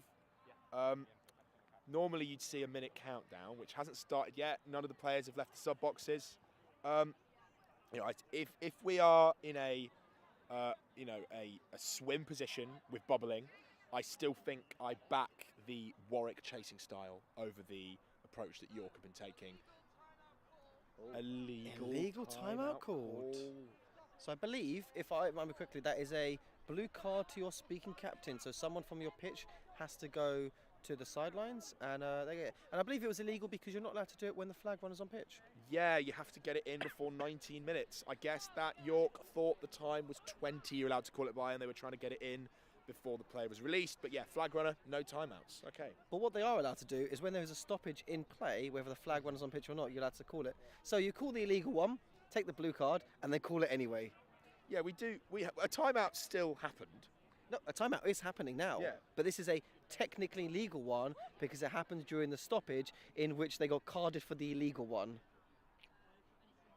4D chess. 4D chess. I'm so confused right now. Is this one of these things? This feels like a thing I should learn about in Star Trek. Like, what's happening? Like, okay, cool. It's one of those 4D chess moves. Like, we need the timeout. We're not really going to get a break in the game unless there's a big brooms down. So if we call it, maybe it was intentional, maybe it was next level thinking, or maybe it was just an accident. Happy little accident. Happy accident. They went, oh wait, no, oh it's a stop. We can call it now, right? And they went, yeah, and then they called it. Okay, so we're going to see both the players return to brooms here. We've got a couple of less than a minute. Less than a minute. We know until the Seekers are onto the pitch. We're going after that flag runner. The control is with Warwick, and the volleyball is with York. We will probably see some bubbling here, and hopefully some quite intense dodgeball play from both sides. And I'm excited to see if someone is able of catching this snitch. The score is, I think, 11-10 in the favour of Warwick at the moment. So the catch wins the game. Winner takes all. Countdown, but it looks like Warwick are committing the dodgeball still to the chaser game. Looks like Lancelot's got a free run. Let's see. Tries to get past Mikey, okay, no. But there we go. Comes and just shields off Lancelot. But Let's see if the York beater can get in the way. Looks like they can for a second. Okay, so exchange of control is all over the place at the moment. Bludger there, Bludger here. A bit of prioritisation. Lancelot takes the beat, but it looks like York are going to come out of the one with control, and I'd happily take a thing. We're seeing an advantage here being called against York. Yep. Some foul has happened that we're now going to see a brooms down for. Any clue what that was? I believe, and this is my wild speculation, but I'm going to go it was in the beating game. The York beater got beat, held on to it, and didn't drop it afterwards, and then kind of accidentally dropped it back towards their hoops. And I believe it's probably going to be playing on with him with it's either yellow card playing on after beat, or yellow card illegal interruption with a ball, I believe. Sounds about right to me. Is that your professional opinion, or is this your wild speculation opinion? You said a lot of words, and it sounded good to me, and I was thinking about what's going to happen next. Yeah. So talk with confidence. Sounds like you know what you're doing. Let's have a look. Yellow, okay. Looks like a card is being awarded to 37. Yep.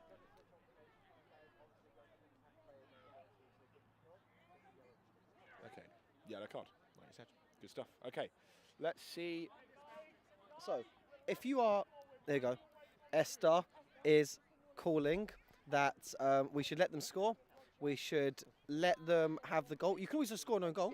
If you're smart here, you don't go for this goal as Warwick, I think. True, but the volleyball is with York, so if you're even smarter, if you're York, I wouldn't let them get it, okay, and I'd go for the own goal. Okay, brilliant. Yeah. That's. But the thing is, I think there's two cards being served right now. So I believe the The Quaffle would be blue for the Quaffle player is the first one. So you'd have to score 2 own goals, which I probably don't think is worth it, because that will put you to the point where the catch means an overtime for you, not a win. So I think York are going to have to sit this one out.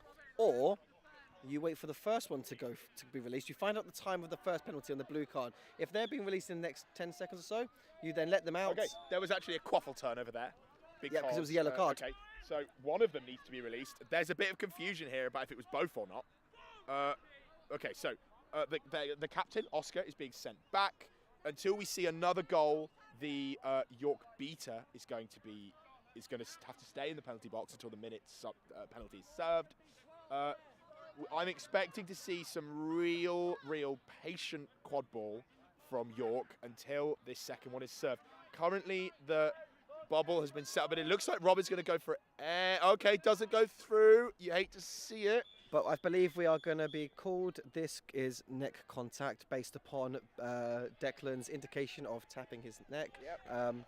Which means it will be, I believe, a yellow card on the offending player, who I didn't really see which one did it. Potentially, so that means the headband changes. It will be a volleyball turnover, and I believe it's Laws, whose first name is Robin, will... You know what? I think I heard that once. I've got no idea. It could be a completely different person. I'm just going to have Laws. Actually, you're going with confidence here, but... No, I think that I'm really tired. I've played like 6 games Quidditch. I've had 1 sub all weekend. We'll see. Yeah, Laws is going to have the quaffle, the volleyball here. Let's see if they can get it through that hoop. You would expect to. So if you're the keeper here, Warwick, this is where you maybe try and go for the goaltending, because I don't think you're going to get in front. Yeah, you've got to get behind, get the hand through, and it's about if we're going to see a shot or a hand through a hoop. I'd like to see a shot from the short range because it gives you the most chance. We're going to see a drive instead. Does not go through. Goal is no good. Looking at the Seeker game at the moment, control is firmly in the hands of Warwick, and a lot of free time here for number 34. See if they can catch Ansel. Okay, so the goal has been scored now, which means that the York beater is now back in. Let's see what can happen in the gameplay there. So currently we are at 13-10, according to scorekeepers, which means that if there is a catch here for York, it will result in an overtime, not a win. So we are sort of out of the point where the catch means everything. We'll have to play on for a set score.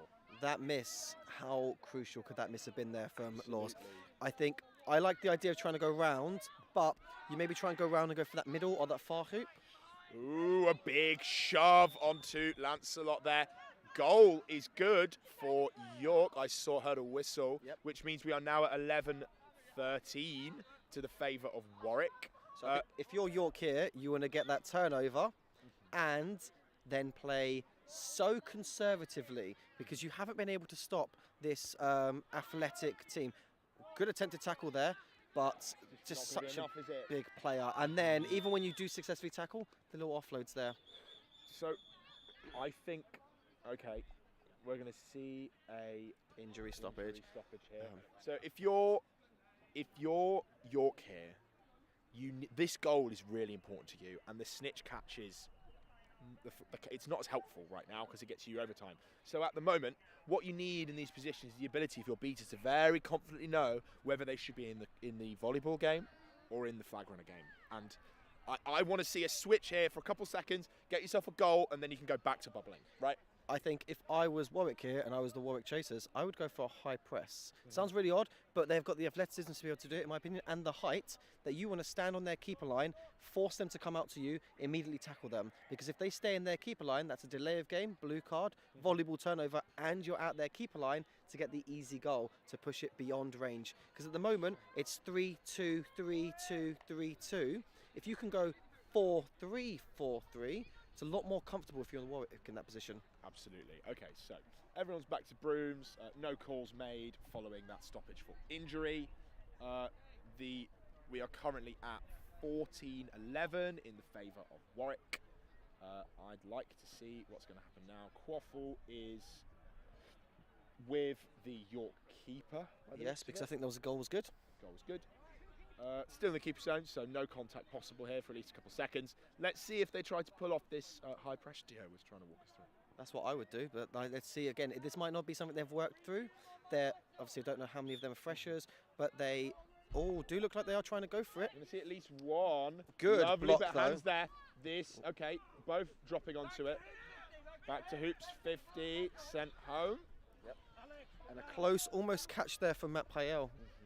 Let's see if Christensen has got a little bit of alone time. The first that York have had in a couple minutes. Okay, we're seeing there's just a maul on the ground here, which this sometimes happens when you have not very many. This is a niche rule. I've not seen this one called because I've seen the mauls in the keeper zone, but this one is the blue ball has got it. So when it stops on offence, we should talk about this goal.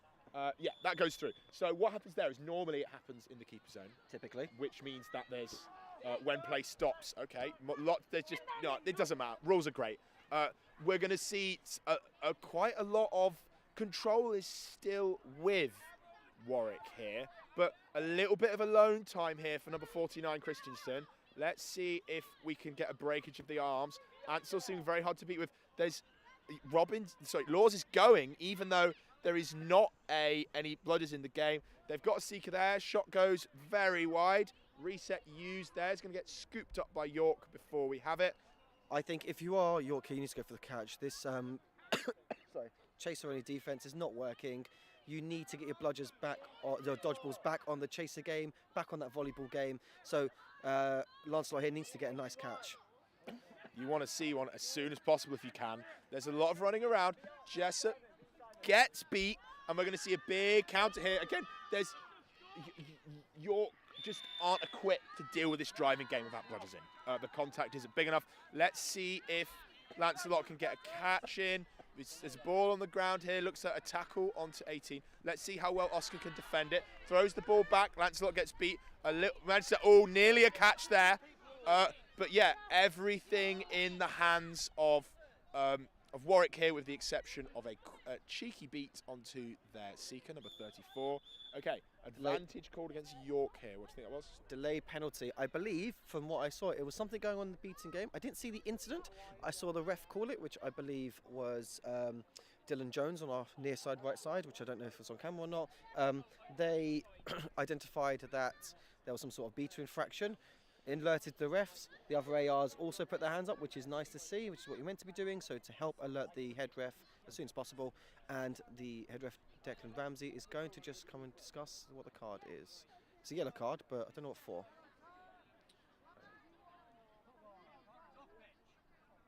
I didn't hear that, did you? I heard tackling. Blah, blah, blah, blah, blah.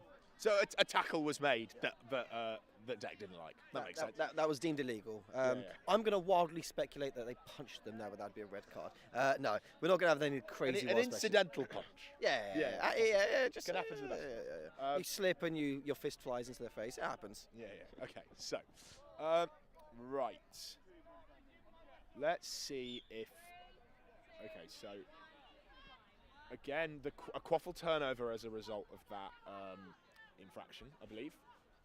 Again, a little bit of alone time for Lancelot, but we're going to see a goal. Oh, a lovely goal here. I think that went through, but I know call has been made. No goal. Okay, beat before or something like that. Okay. Matt Payel to try and catch it for the win. We've got a bit of alone time. There is only obviously one beater, very close. Nearly. Lancelot lands a beat. Yeah, so we've seen York here pull the chasers back into the beaters back into the volleyball game. And Warwick doing the same. So these Seekers can have a little bit of time alone. I'm not sure who this favours. Well, I think it favours, at the moment, I think it favours Warwick with one of the beaters in the sin bin for York. Absolutely, yeah, of course. So Oscar manages a great trade, catches well, but gets beat by number 40. A little bit. Both these Seekers can have a go at this. They've not got long before the dodgeballs are going to be back in play. But we can just watch this briefly. Both hands here onto Lancelot. Gets beat. A little bit of alone time. That is another goal in. Oh, nearly. Very close catch there as number 34 was going down. 17-12 the score now. Warwick are healthily out of the range where the catch is going to help. Jessup's going to put a heroic drive in, but it doesn't matter if there is a big two-handed tackle. We need to see York reset here as soon as possible, ready for a drive that I reckon is going to happen. So we're currently on the first handicap with the flag runner, which basically means that the Mikey Ansell, this Ooh, flag lovely runner. intercept here by Laws. Doesn't manage to get it. Trips. Oh. Okay, change of seeker here. Christensen on, but it looks like we've seen a possible... Okay, I'm seeing some clutching of cards. A yellow here against the keeper, number 50. Is that the second yellow? I believe it's the first. Okay. At least for that player. Yeah. That's what I thought. We're hearing from our camera team. We've got Ben, who is speculating that is also a second yellow. I thought it was as well. But let's see. Declan obviously has been keeping track as head ref, and we are just wild speculators on the sidelines. Yeah, one of the disadvantages of the way that needing a massive space for a camera setup is it cannot be on the same side as all the scorekeepers and the timekeepers who have accurate access to this kind of information. So we just have to sit over and look at them longingly, wishing for information. Okay, cool. So... It's got just a little bit cold, hasn't it? Yeah, the sun is behind a cloud right now. And there's a little bit of a wind chill as well. Yeah, okay, so Snitch is live. Beat number 49 here for York. But it looks like we're going to see Jessup drive it up. Let's see if Stevenson can finish. Not the same shot arm as we were seeing from Laws earlier. Lovely bit of work. Couple chases behind hoops. Let's see if it can be finished. I think the game seems to have just gone away from York just a little bit in these last, I'd say 5-10 minutes since the flag one has come on at least. That, as we said and predicted earlier, the athleticism of Warwick just not really allowing an answer for York, and especially if they're not trading 1-for-1 in games like this, you need to be... Ooh, lovely goal there from 73. That brings us to 17-13. Yeah, I think that York have definitely done a bit better since they started bringing their dodgeballs back into the volleyball game. But we'll have to see. Okay, so couple beats exchanged here. Goal for Warwick over there, bringing us to 18-13. Ansell's been doing a really good job of just not getting caught. We can't be far off second handicap now, I think. I'm also wild speculation. I think, yeah, I agree. I don't think it's that wild, but Ooh, I think, yeah. nearly. I think there was a hand on that flag there. Okay, so again, we really need... Okay. There's been just lots of alone time here that neither team's been able to convert into a catch. We were discussing the flag runner. Mikey Ansell is very strong. You don't really want to get in a battle. You want to use your long limbs to get around those hands. Don't get into a fight. Mikey's quite strong. Use your speed. Lancelot back on. It's much easier to sneak up on a flag runner when there's bludgers involved. When it's just the two of you, it's much harder. It becomes more of a case of strength and an arm breaking and diving if neither of the players are being beat, or using opportunities made by the other seeker looking for stuff. Okay, Laws makes a bit of a shot. It's swatted out of the air by a Warwick chaser. 19-13 is the score now. So even if York do manage to catch this, we are looking at a lengthy set score battle where they will need to score 3 goals to Warwick's 6 goals to Warwick's 3. That's a catch. From my position, it's good. And there's a delay penalty against Warwick, which would not negate the catch if it's a good catch. That would impact the overtime, though, because we'd go to a score of 19-16 star. The card would be applied as everyone leaves, as the two seekers and flag runner leaves the pitch. To me, it looks good. Christensen, no, not Christensen, sorry. Lancelot dived, failed, but was on the ground, just kind of sat up on their knees and just went for the catch. Wasn't expecting, I don't think, Mikey Ansell. Brilliant stuff. Okay, so I hope this is good because it means we get to do set score, and set score is very exciting for commentary. I may have to leave you though because I'm actually about to. I'm playing in the next game, so I need to kind of warm up. But I'm sure you can handle this on your own. Solo, that's fine. I'll give it a go. Let me know when you got to make a move, and yeah, I mean it's on this pitch, isn't it? So you just have to warm up, won't you? Oh, no, still need to warm up. It's going to be an intense game. It is the community final, no? Yeah, you definitely will. Between Velociraptors Quadball Club and London Quadball Club. All these quad balls we have to say now. I don't know if you're catching this at home, but I'm having to correct the words I'm using to the ones that won't get us sued quite frequently. I have been talking a lot slower than I normally do to be very mindful of every single interaction in which I'm using the word volleyball, flag runner, and dodgeball. I know I've noticed myself slip a few in by accident, and it will take time. I've played this sport for about 6 years. It's a big change after obviously 6 years of doing it, but I do think that it's a good change, it's an important change, and it's one that we can all adapt to. Absolutely. I hope I'm also able to adapt to it. I might be too old to learn new tricks. Oh, you're not that old, Zach. We'll see. You can teach an old dog new tricks. Okay, so it's an extended conversation here. I think it's to do with that card. Remember the delay penalty Yeah, against of course, Warwick? yeah. So that it looks like that is being enforced, which means I suspect the catch is going to be called good.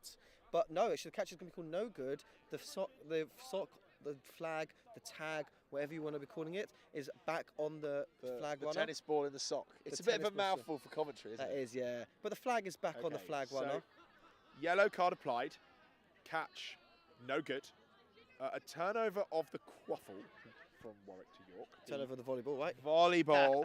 Just as we were talking about, you know that was bound to happen. We'd just been discussing I it. jinxed it by talking about it. A rookie error, frankly. Okay, so.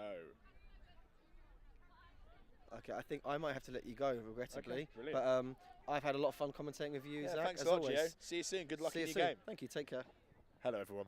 This is going to be a slightly introspective bit of commentary from me here. So we see Lancelot on the... Oh, okay. Touches the side of it. Gets beat there. Beats traded back. A kick in the hands. York 11 doing a good job of managing to get control back there for their team. A bit of a maul in the side. Lancelot's going to have some time alone without any beaters in the way. Let's see if the arms can be breaking, if Mikey is able to doing that. Broom sadly pulled out. I think that Warwick will be back in play by the time this one happens.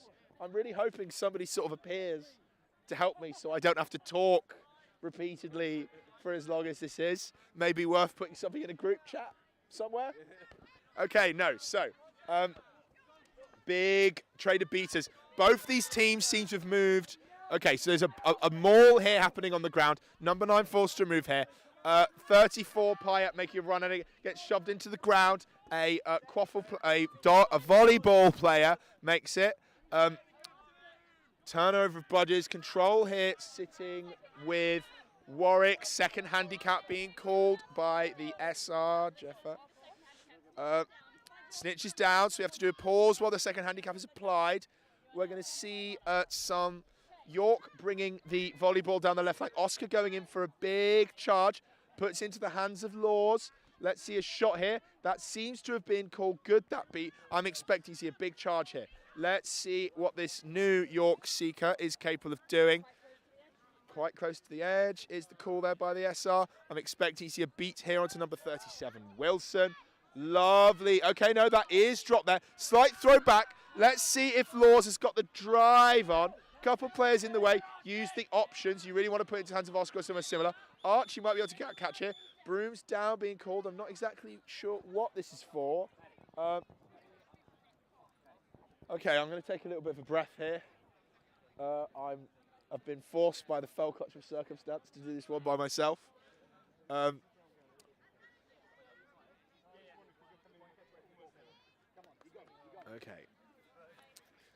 There's a gold medal on the line here for these teams. Warwick, one catch away from winning the university division. York, a catch and then some other stuff away from winning. So it's going to be a longer road for them if they manage to manage it. 6 points. A catch and 6 points, I'm being told. I could do that maths as I was thinking about it. Okay, so... Massive violence against a snitch referee being committed there as a hat is nearly knocked off. If that was a player, I'd see a card there, but apparently you can't card flag runners. Bit of a pause.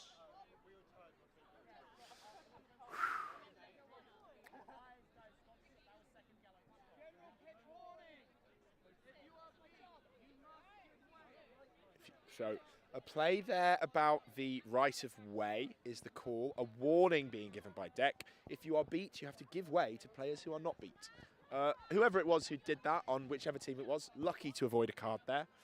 We're going to see the volleyball make its hands into a York chaser with a relatively open hoop by the looks of things. Let's see what York are able to do on this offense. I'm hoping to just go through. Lovely stuff. That is a goal. Okay, so Archie going to be able to, has a little bit of time here, but there's dodgeballs in the way. Ansel nice and protected. Let's see if number 34 is able to get a catch in here. Oh, thrown down, nearly touches it. It's so very, very close, this game. 19-14 the score in favour of Warwick. We need to see a little bit. Okay. Big loopy shot here for number 50. That goal is called good. I wasn't sure where the beat happened in the motion. Lancelot has some time alone. Let's see if they can make it happen. Okay. Oh, okay. Thrown down. It looks like both players possibly dismounted here. Okay. Beat Blue Seeker back to hoops, being the call. Mikey gets some time to cool down. We've gone past our second handicap, which think it means the time is past 30 minutes now. Ooh, I heard a bit of Velcro there, but it was not a catch. A drive is happening. Number 50 in the volleyball game is making a drive for it. There is a dodgeball in the way, though. That goal is no good, possibly beat before. Thrown onto the ground.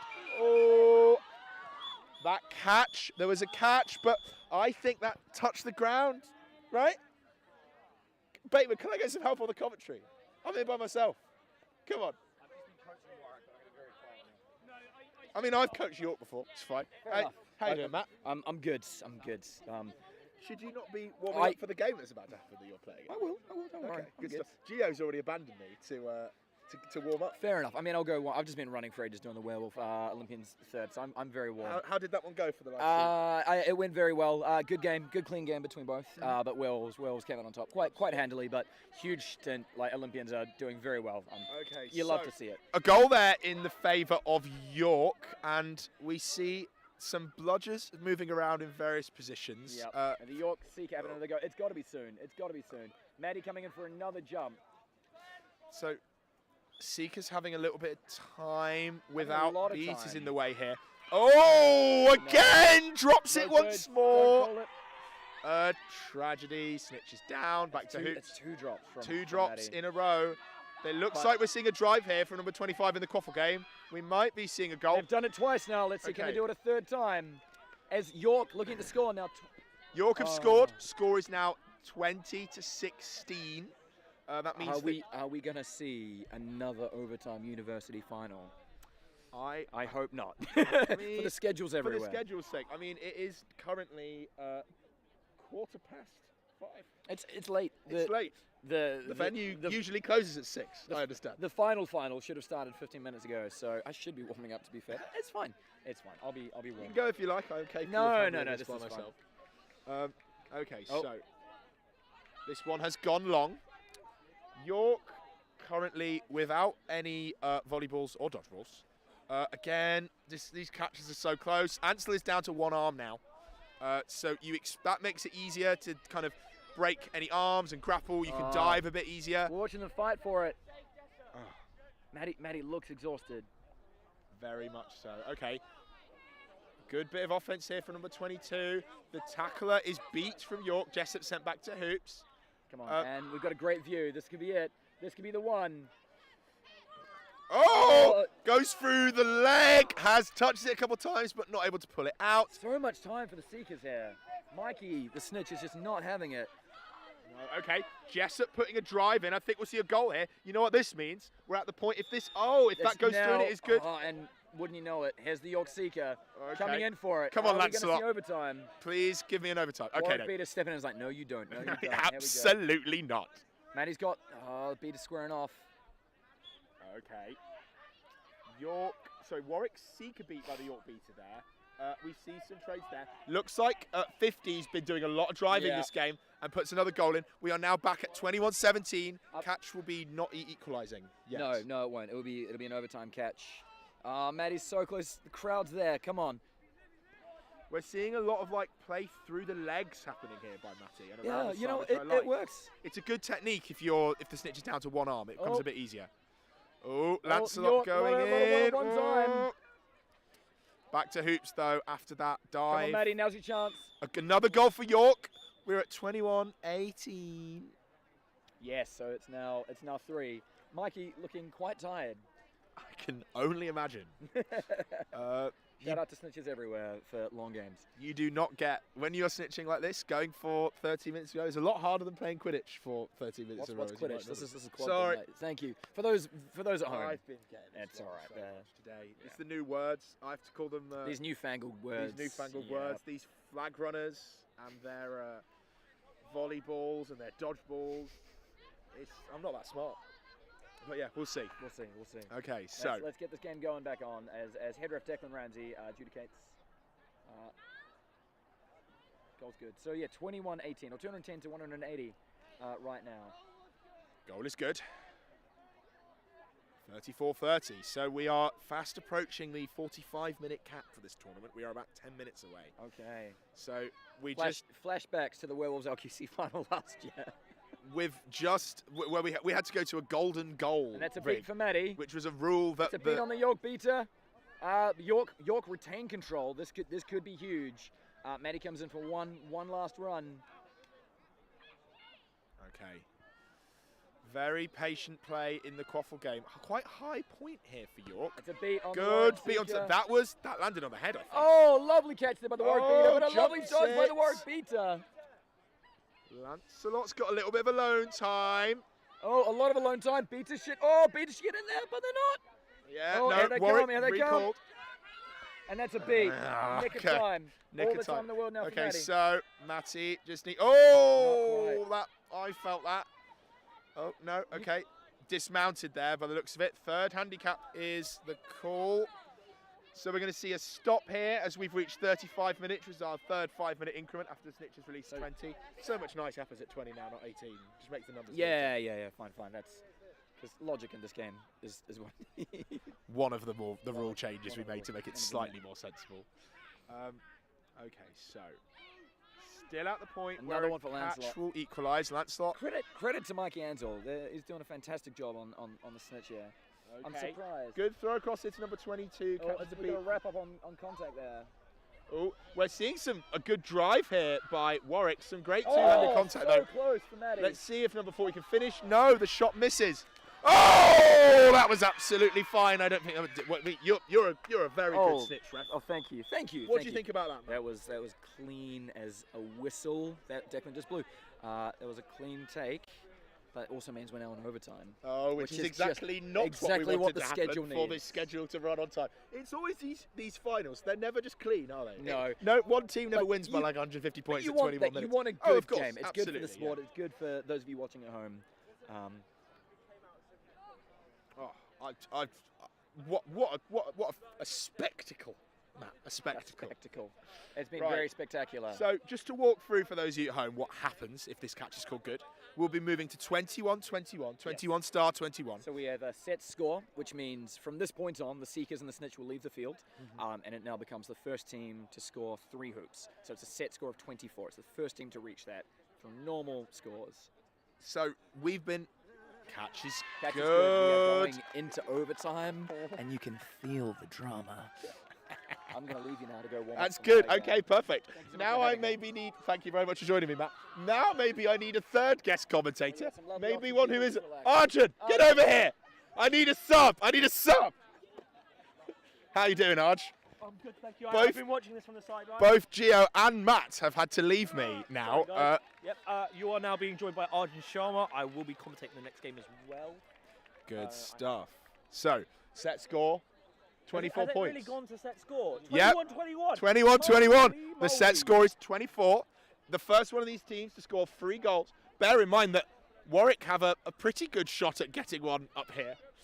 Hold on, no. I think the ball has been turned to York. I can see. I From think what maybe Ramsey 2 and sets they of are- hands oh, on. okay, I think it's going to be a 4-player scrum for the ball. You would expect number 11 here for York has a good chance of cleaning check this one something up. with you, Zach? Has one of the Warwick players been sent off? Ejected from the game. Ejected. I do not think so. I believe so because they are not on the pitch in the pitch and zone, and they have been one of the dominating factors in the Warwick offence. Who's been sent off? I think Scott Surrey's been sent off because he's outside the boundary. Okay, yeah, so it looks like we've had a double yellow then. I didn't catch that I one as we were didn't catch it playing. either, but they aren't in the game anymore. Watching from beyond the boundary. Okay, so let's see. So number 93 here has got quite a shot on them. Yeah. I'm hoping to see something exciting here, but I personally wouldn't leave. If I'm going to be honest, I'm thinking Warwick need to get number 50 back in the game. He's been really dominant. Great save, great to keep it out. Okay, Go. drive is on. 2 on 1, 2 on 1, and a fast break. Look for the option. Nope, look for. Oh, great spin! Lovely play stuff. there. Okay, so 22-21 in favour of Warwick. There's some stars flying about. They don't matter at this point. The first team to get to 24 is going to run away with this one. Okay, Warwick so need to. lovely exchange there. Control being won by York. Let's see if Jessup can finish this. You want to see a hand through? No, great. Stops playing. Dismount. Advantage is going to be called, and I have a feeling number 6 is going to get called back to that position. I think there was contact to the head.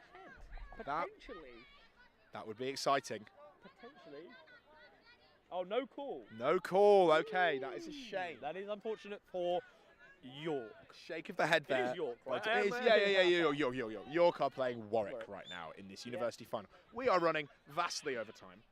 It is we are 24 minutes past 5, and the final should have started. The community final should have started 25 minutes ago. Hopefully, look, watch. Oh, what a steal! 50 driving through, looking for an option, passes off. Oh, unlucky beat. No good. Let's see if they can throw it back to someone. Oh, lovely interception. And a swat. Drives on. One. Go on. 1-on-1. Can they get there? 25 running through. Lovely stuff. Okay, 2 goals each. Let's see what can happen. York. You know what, Zach? I think this is going to go to golden goal. I really, really hope so. Control here. Imagine it hits game cap. Imagine, and we're in the exact same situation as the BQC final live. Back again. Back here. Same scenario. 45-minute game tap where they're going to close the venue on us. I really hope it happens. We'll see a golden goal. Okay, so the time is probably close to 45 minutes now. Yeah. Shot taken. Oh, what a shot by the Warwick keeper! Absolutely sniped that. I did not expect that to go in. I thought that was destined for the play behind. York need 2. And Warwick need 1. One more goal. It's getting spicy. Control is with Warwick, which is not where you want to be if you're a fan of teams in North England. They're going to call. They're going to make it aggressive. Oh, lovely swat here for 25. Is the shot going to go in? Oh, the arms wrapped. Yeah. Oh, one goal for each team. Golden goal. This is the final everybody wanted to see. You love it. Let's golden goal. Who got it next? Control. Warwick with the ball. York's defense now need to play incredibly solid to actually get us through here. They do have control. I personally think trade control to win the game. But what about the counter, Raj? No counter. Oh! Amazing! Was the final last year for the community. The shot. Okay. 2.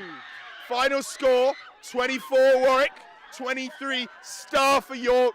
Game of inches that felt like it was miles, frankly. That was a long one. We nearly went to 40 minutes. My head is gone. That shot, I got flashbacks. Yeah. I got flashbacks from last year. Oh, Canadian Chris making a go at the other one. Holy moly, that was a good game. That was a pleasure to commentate. I've been Zachary Cox, and I've been joined by first year Farino, then Matt Bateman, and then Arjun Sharma. Yep, and I will be sticking with you guys for the next game, which will be LQC versus Raptors Quadball Club. Right. Thank you very much for having us, and we'll see you soon for some more Quidditch in that community final. Yeah, more Quadball coming through.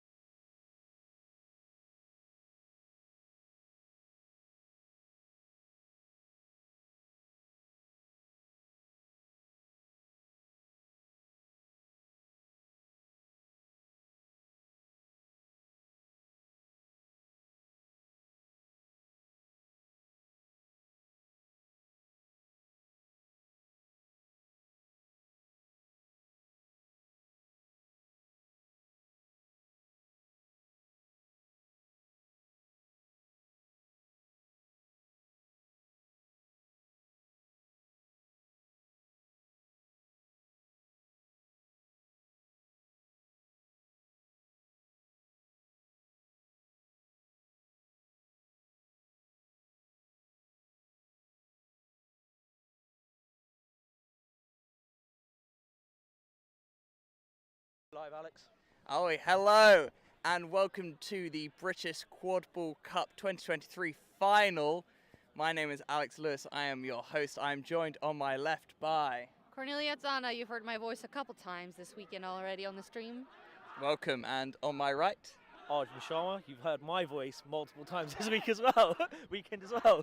and you've heard my voice plenty as well. We're your team for this final. Velociraptors on my right and LQC on the left. What do you think about this matchup coming up ahead today, Corny? I think it will be a very physical game. We've seen the Raptors do some big hits, and they have some big people on the team that are not afraid to drive and get physical. Now, this is a rematch of a game played earlier today, a game in which Raptors won. How do you think that's going to influence the game going forward, Arjun? Well, as the person who commentated that game, I think it's going to influence it quite heavily, actually. I think Raptors know they can beat LQC now. Yes, you are on. You can wave if you want, Banan. Banan's mum, she's saying hello. You can come here, Banan. Come quickly. Come say what you want to say. Anneciğim. There you go, brilliant. That was Banan doing a shout out to her mum. Is it back in Turkey? Yeah. Yeah, back in Turkey. Shout out to Turkey. Big up Banan's mum. Yeah. So basically, yeah, I think that it's gonna the mental edge right now is with Raptors, but I think the mental edge is with Raptors. But I think LQC know that and know that they have the chance to repeat winning. Both teams here actually have a chance to repeat win the BQC. Both have lifted the trophy once before, and I just think that I have a very inkling that the underdog will have it here, and I'm pretty sure we can't tell who the underdog is as well. No, I think that's the thing. We're going into this, I think a lot of people wrote Raptors off, but when you look at this and you go, one team's beaten the other today, then surely that must be the underdog. Who would you be sort of feeling for that? I keep hearing people talk about how Raptors had a bit of an off time and are Sorry, we have to adjust today with their performance. So I think in the eyes of the people, it's the Raptors, but who's to say how this game will go? I think definitely the start will be key, and we are getting ready to start. Shall we go through the starting lineups then, yes. Alex? Melpass versus Duan, right? Yes. And Davies versus Orridge for the Bludger. You've got Bexlow, Fraser Bosford, Emily Heimers, Andrew Hull for Raptors, and with Marsha. And then Banan, Ruben, and I want to assume Karina Werner, yes. Karina Werner. And that is and LQC come away with control now. But Raptors come away with a quaffle. Ball now with Andrew Hull. Now, Corny, what position do you normally play out of interest for analysis? I am a chaser, have been a chaser for a very long time in the US League. Now we see here Raptors forming a sort of good diamond, sort of a rotated box, and a 2-2 defense from LQC. Very standard formations for both here. The question will come sitting back for the beaters now. Emily Heim is the unarmed beater. Looks like we have a bludger down. Oh, a lovely shot by Andrew Hull. And that was a very good work from Hull, very patient as well. I think that's going to be key in this final, is making sure that they don't let it run away from them. Would you agree, Corny? I think so, and with the game like this, you know, passions and tensions can run pretty high. We've seen a few situations this weekend where teams got very into the game and the physical contact of things. So it's always important to balance that out with patience and just sticking to your basics and the stuff you've been working on all season. Yeah, and that is Ben Malpass over to Bexlow, back to Malpass again. Similarly, keeping it very patient. Right now for Melpass. Melpass looking to see if Ruben is free. Banan now on his left. Pressured, passes off to Banan. Banan looking for an option, back to Thompson. Thompson behind hoops, steps one. Tries to pass off to Lowe. It's going to go over the boundary. Going to be a turnover. Fraser will now inbound the ball for Raptors. Slowly bringing the forward down the near side towards the cameras at the moment. Control with LQC. Jacopo and Werner with on are your beaters for LQC, and Bill and Emily Hyman still your beaters for Raptors. And Raptors seem to be really working with flipping the field, moving that ball all the way behind the hoops and back, which we haven't seen too many teams do, just physically move the ball around instead of just passing it, which can be a very successful tactic, especially when you have those stack beaters near the hoops. It's very interesting because we saw when LQC did go up, as you say, they like to favour the passing it around the box, but I think almost we can see the fact that a lot of the time Raptors have got a diamond shape of the box because they're moving around and they're having to rotate that around, as you say. I would say more of a kite, personally. I feel like they're playing this very handball-esque offense where you get 3 players sort of to shift the ball around the edges of the pitch and then move it back and forth to just retain protection. I think as Corny Corny said, perfect beat from Jacopo. But I think, as Corny was saying, a good thing with the movement is they also move around with it a lot. They don't stay static in that box, which is a good thing. But that was a fantastic beat from Jacopo, but also fantastic run from Hull to collect the ball and the vision to pick him out. And I think that's due to LQC having like a very physical defense. Like, we all know that they're big hitters on LQC. So when moving this ball, staying in motion makes it more difficult to. Oh, and there is a no bludger situation if they can put the pressure on. Back to Bexlow, tackle made to Bex, drops her broom. Bill Fraser. Protecting Fraser. Fraser pops it in. By Fraser. That was a bit unfortunate for Bexlow there, dropping it with the contact. Great pressure from Raptors though there, wasn't it? Yep, lovely beat there by Lucy on Bill. Good throwback to Emily Heimers. Heimers picks. No bludgers. Oh, great stop. Oh. Getting the brooms down. They are going to determine whether or not that was a goal. What would you say about that, Corny? Do you think in or not? It's always difficult to assess when there's so many people around the hoops and the hoop is in the falling trajectory. But hoping that the many refs that we utilize in this sport will have an eye for it. It's interesting. Very few sports are as complicated to follow for refs as quadball, I would say. You need so many people to keep track of all the different balls and positions and movement that is happening. And just a side note, every goal ref for the final has been, for this final at least, is an AR qualified ref, so they are able to make calls that are in reference to actual gameplay. So they would, you would hope that when calls like this need to be made, they actually have an insight and understanding of the rules to be able to adjudicate what needs to happen.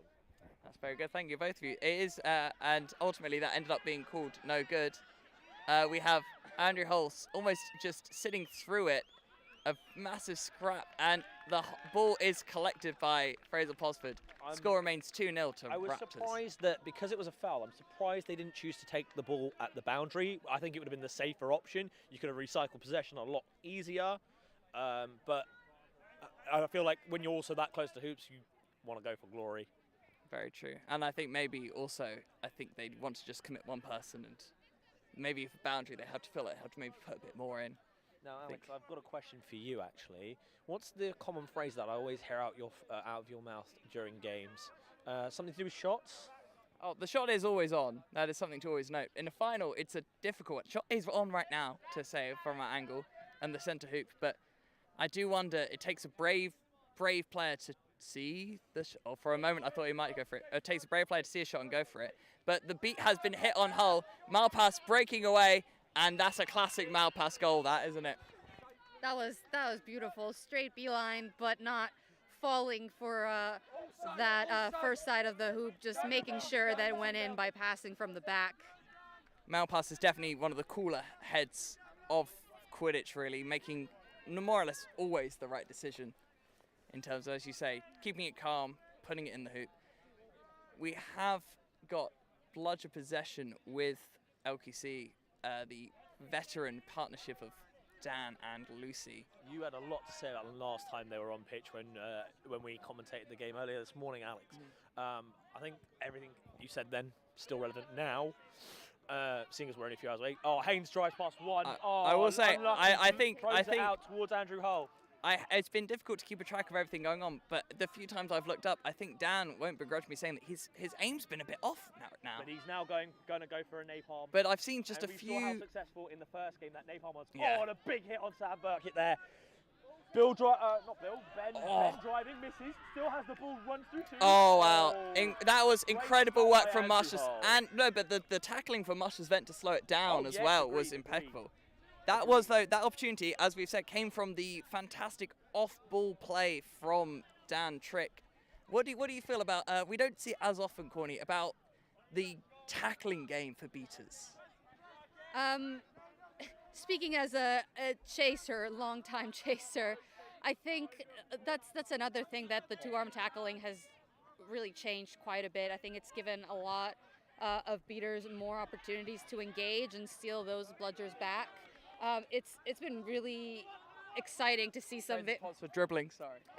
It's been exciting to see some physicality from beaters of all skill levels, really. People have been making those hits and getting down on the ground and fighting for those balls for dear life.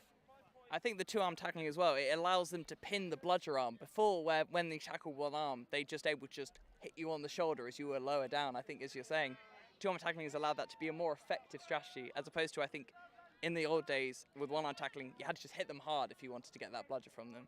Absolutely, and that is a rule that has been good and alive in the U.S. for a couple of seasons now, and we've definitely seen the benefits in terms of the defensive tactics of it. A lot more people able to hit, able to make stops, even with much bigger players.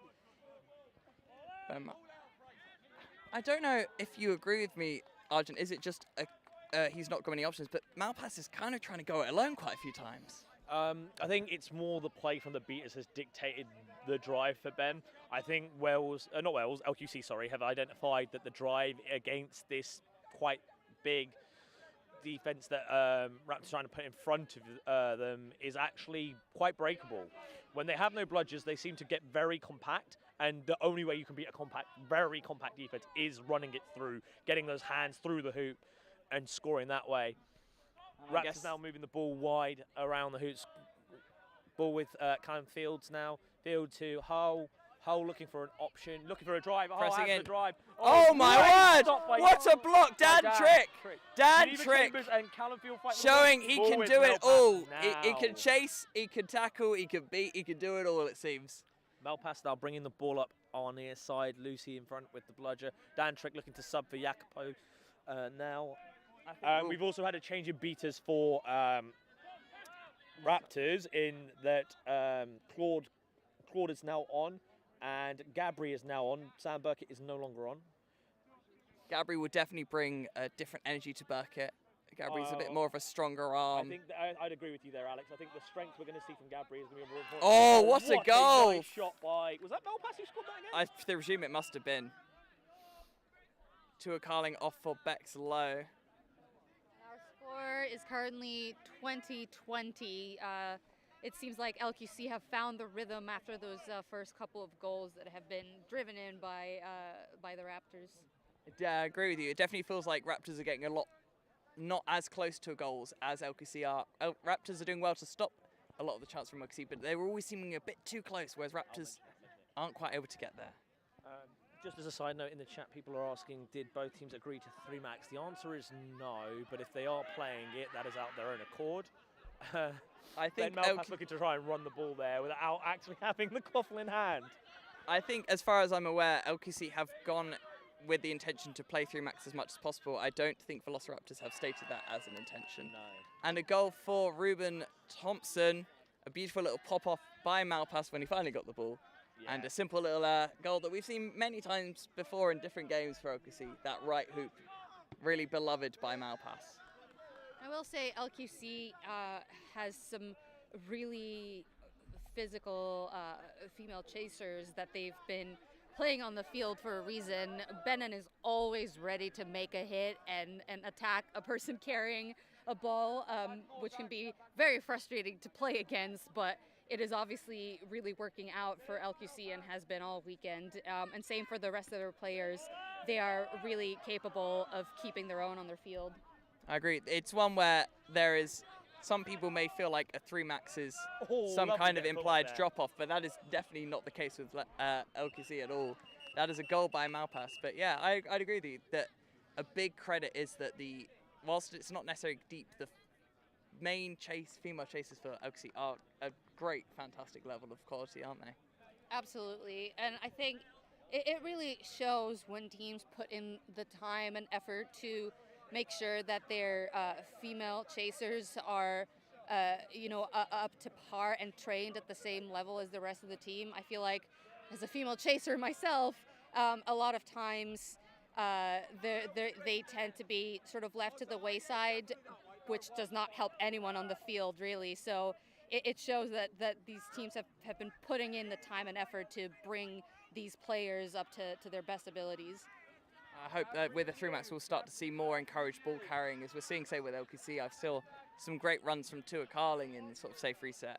And just speaking of the defense that you guys are talking about with the physicality of their non-male players, I think that's just every player on LQC. They all play really physical on defense and get in the faces. Like that last play was the turnover caused by the physicality pressuring both the 2 chasers that were throwing the ball, launched it a little bit too short for Andrew Hull to pick up. Malpass grabbed it, and then a lovely little bit of footwork to run that goal in.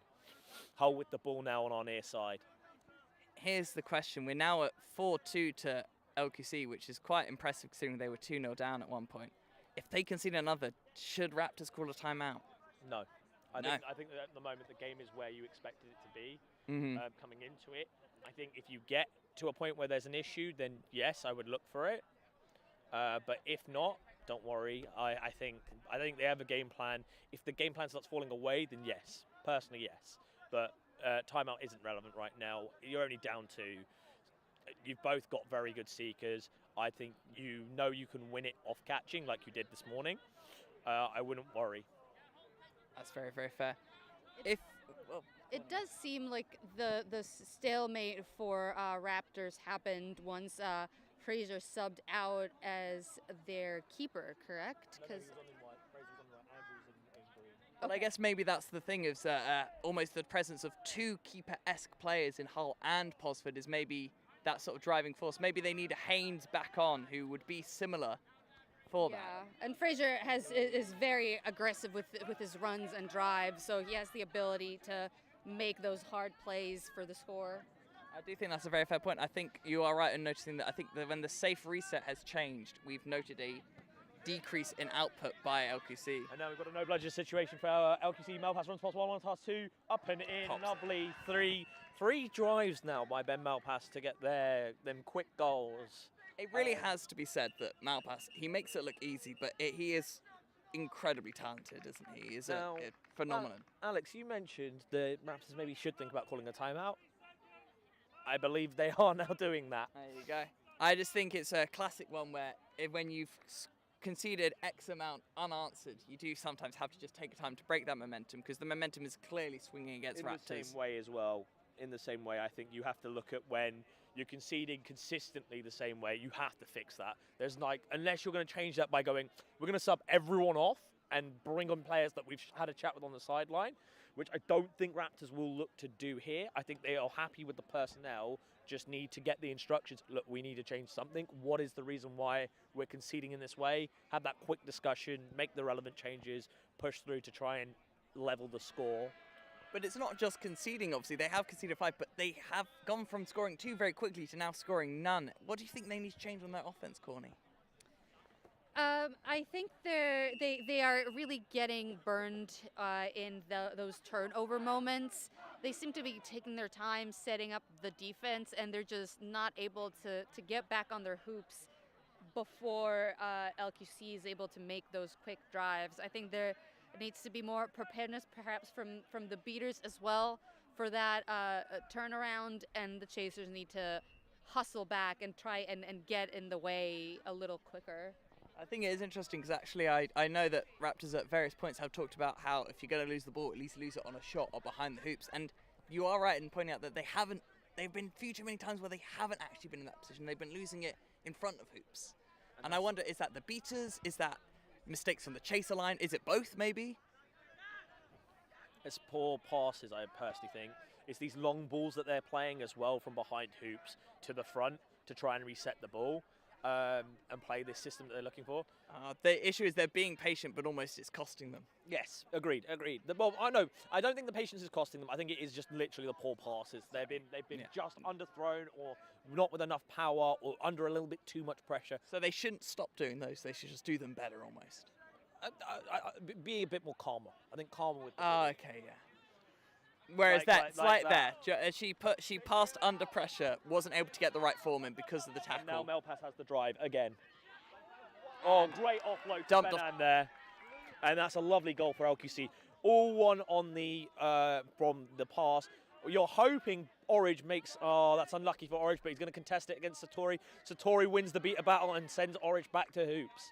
To be honest, you couldn't have asked for a better proof of what you were saying there, Arjun, could you? In terms of a goal that came from a loose pass that wasn't done so well, passing back, and that they got a fast break from that. I'll be honest, I've been having played, getting hit on the counter is really painful. In that it becomes frustrating for you as a team because it's hard to fix. It's one where you need to hit the player early, but Melpas has great feet. It's really difficult to stop them on the drive.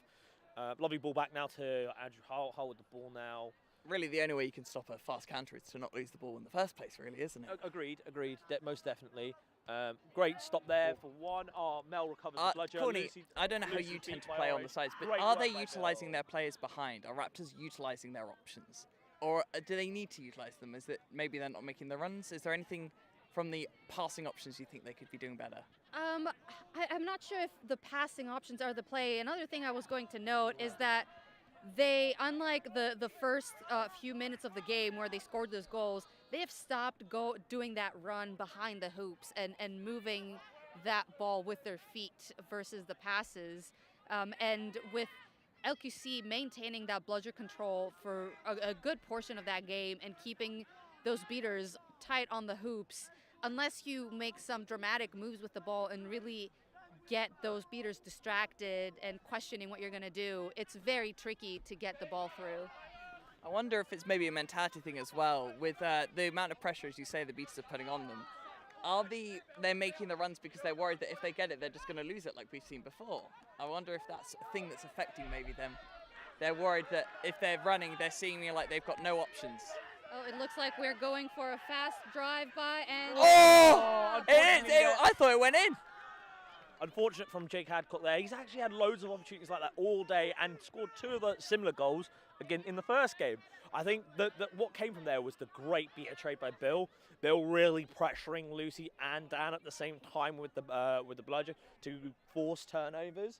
I think that it was really just a really good beater trading. I'm surprised that LQC didn't take advantage of the no bludger situation at the time, but Raptors looking to abuse the counter there. As we were saying with the beaters, I think one thing LQC have done really well over the last couple of games is retain control. Oh, lucky there by Bill. Control now back with LQC. Bex with it. Passed across to Ruben. Ruben now with the ball coming down the... If Raptors are going to turn it around, do you feel like having now put on Posford, having now Orridge as beater, this is surely the time where they would be able to bring it around if they were going to? They've gone for a very aggressive lineup here to try and get another goal before Snitch on pitch. Keep it really tight, really close. With Raptors being up 4. LQC being up 4. Sorry, LQC, yes, sorry, I got the names confused. LQC up 4. I think that's really going to impact how Raptors have to play the next couple of minutes. They need to get at least 2, in my opinion. I think you need it to be a catch-to-win game, not an overtime game. I think LQC in an attrition-based game will force it and be able to get those goals. They've been getting this counter-attack, whereas Raptors have been struggling with the goals. I think the opportunity for Raptors to score is there, though, now. I think being able to move the ball as well as they can with Fraser and Hull now, there should be a better opportunity. I'd agree with you there. No call made by Eamon there. LQC passing it back to... Oh! And that was an incredible save by... Oh, maybe. Goal called good. Goal called good. Douglas Bryant, assistant referee, thinking it. But all of the other refs said it was good. Except for Eamon, who technically is the one that matters. Goal is good. That is 7-2 to LQC. 5-2 lead now. A 5-point lead for LQC. I don't think we're going to see Malpass sub this game. I think he's going to play through the entire game. Oh yeah, he didn't sub in the semi-final. I doubt he will sub this one. Or the first game. He did sub against Raptors, and I think if you could make it. Oh, there is frustration in the Raptors line from this brooms down. It's more that this is Hull is through in on goal with momentum. It is incredibly fair, but with momentum, and now he's being put back to a position where I'm going to be really honest, it's favourable for LQC. I can see why Hull would be frustrated. It depends on if it was an injury call or if it's a real serious foul. But I completely empathise with Hull here. He is through in on goal for a very... It is a yellow card to Emily Heimers. Oh, that... Out of interest, Corny, because we saw there Hull and Posford getting both frustrated. How important is mentality in these kind of games? And a quaffle turnover as well, sorry. In terms of not getting a quaffle turnover as well to Ben Malpass. How important is it not to lose your head in these kind of games? I think it can honestly make or break a team. Bill Orange right there, just absolutely dominating with the beater game. Oh, great beat again! Talking mentality, this is a person playing on confidence. I was going to make a point that Ben Malpass... Solo holding control right now. I was going to say that Ben Malpass person playing on confidence. Bill Orange also won. But as you were saying, Corny, it's so important to keep that confidence going, isn't it? Yeah, and it's... Oh my word! And another run for LQC with the beater right there to defend. But Bill's now here, and Hull's tripped up by Ben Malpass. Oh, that was a bit much from Geneva. I don't know, it feels a bit controversial, that movement. Personally, from what I saw there, Geneva came off broom and blocked the player that was running. I'd agree with that. And no call was made. No call was made, which is why I'm interested in what happened. Our third commentator, Connie, what do you think about that one? Do you feel like it was maybe just innocent, not unaware of the game, or do you think maybe it was a bit of Geneva was a bit aware of what she was doing? It's always hard to say, isn't it? I feel like we've all been in situations where you just are trying so hard to go for that ball and pick it up and save it, where you're not fully thinking about the specifics of what you do. And sometimes it does end up being unintentional. I think it really depends on the player. If you were Raptors, you would feel really aggrieved. That unfortunate trip of Hull over the beat body of Malpass, and then Geneva getting in the way of Joe Crichton. Oh no, Anuska Brennan, I think. Anuska, anyway. Then it feels like just nothing can go right for them this game, can it? The ball, I think you take the shot here. I think if I'm Anushka, I look for the far hoop and look to just push it. Yellow card, Geneva. Yeah, so they're cool. Turnover to Anushka. The call was that it was an illegal interaction. No, you got the middle hoop. No, I would shoot. This is the issue of I think Anushka is someone who not choosing to take it to the back line. Oh, that Anushka is not someone who is flush on confidence as a bit less of an experienced player on the Raptors team, and I think that showed. I think a player who's played more. If I was Fraser there, I'd be backing my team up. I'd be like hyping them up, being like, "Yeah, you got this. Don't worry about me. You got this." Yeah, I see that point. Almost intercepted. But I think if he had a more experienced player on that, I think they would have gone for the shot. Okay, so they recover the quaffle. I personally think you should have taken advantage on that. You were in a really good position to score. I think I agree with you that I disagree with the decision to put it to the boundary. Would you agree with that, Corny? Do you see the merit in it? There was that beater right there, and I could see the... Oh, she's done it anyway. There you go. There's the goal that Anushka's been waiting for. And a kick beat by Emily Heimers. But there is the goal that Anushka had been waiting for. Well done to her. A beautifully worked team goal, wouldn't you say, Corny? Oh, yeah, absolutely. That was some great ball movement. But I think with the threat of the beater right on her back right there in that moment, it might have been the best decision to prevent LQC from quickly picking up that ball and doing another one of their quick runs into the opposing hoops. It's interesting because this is not a rule that exists in U.S. Quidditch of being able to take that from the edge of the pitch. So it really brings a new side to the tactics. Goal is not good. Beat before, I think, is Beat the before. That is gutting. Raptors need to make sure return the title. They can't let the heads drop. because this is yet another setback. It really feels like it's just not their day for this game, is it? I don't think that it's not their day. I think LQC are now playing where they know they are. They had the toughest semi, and as we've come to learn with these things, the tougher semi sets you up so much more for this final. It happened to Werewolves last year when they were playing for the trophy. They had the tougher final against great kick beat way. It just feels like, though, obviously I get what you mean, but sometimes it's just like the luck, the elements of the small things are going LQC's way, and they're just not going Raptors. Yep, agreed, Alex. And have you noticed what's now happened, Alex? I don't know if I have. Right in front of us. The snitch has been released. Flag runner, Alex. Sorry, flag runner. Now, Corny, we've got, actually, ironically, Arjun and I discussed at the last game about whether you'd want Morton or you'd want Trev. But it's neither of them. Yeah, it's neither this time. Corny, that is a goal by Jake Adcock. 1 for 1. That brings our scores to a score I count as 8-3, I think. 8-3. 5 out. If it were to catch by Raptors, they would take it to 5 away from the set score. That would be 3 away for LQC. Shout out to my boy Jake Adcock for scoring there. We've got Jonathan Purvis versus Tom Haynes for the run to Seekers. Tom, both, I can see why they chose the Bubbles. Seekers. Tom Haynes, the Seeker who won the game for them last against LQC. Ooh, Teach that's the really one. close by Purvis. Teach Purvis the one. Really who, working here. Teach One having hand, caught two against hand. Werewolves. And where are the Where- beaters? we have- Beaters. Here's the interesting question. Beaters Ooh, for Haynes still on. Velociraptors Beat by are Satori. staying on Quaffle. Yeah, you want to end this. You're up. You can afford to play the man attrition game. But would you, if you were Raptors, Corny, would you agree with this of Raptors not beating the Seeker?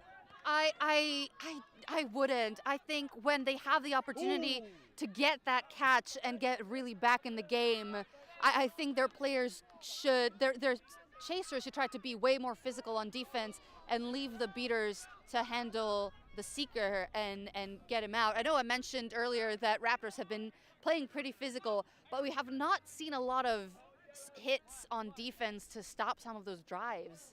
I think almost the way the circumstance gives to them, they can't really do those hits.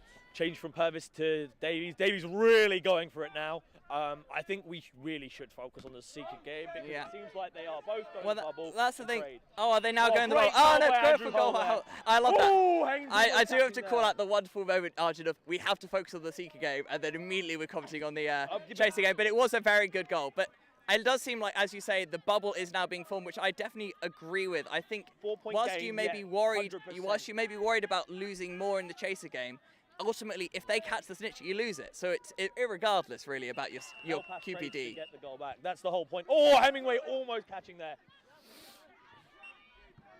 Davies now going for it.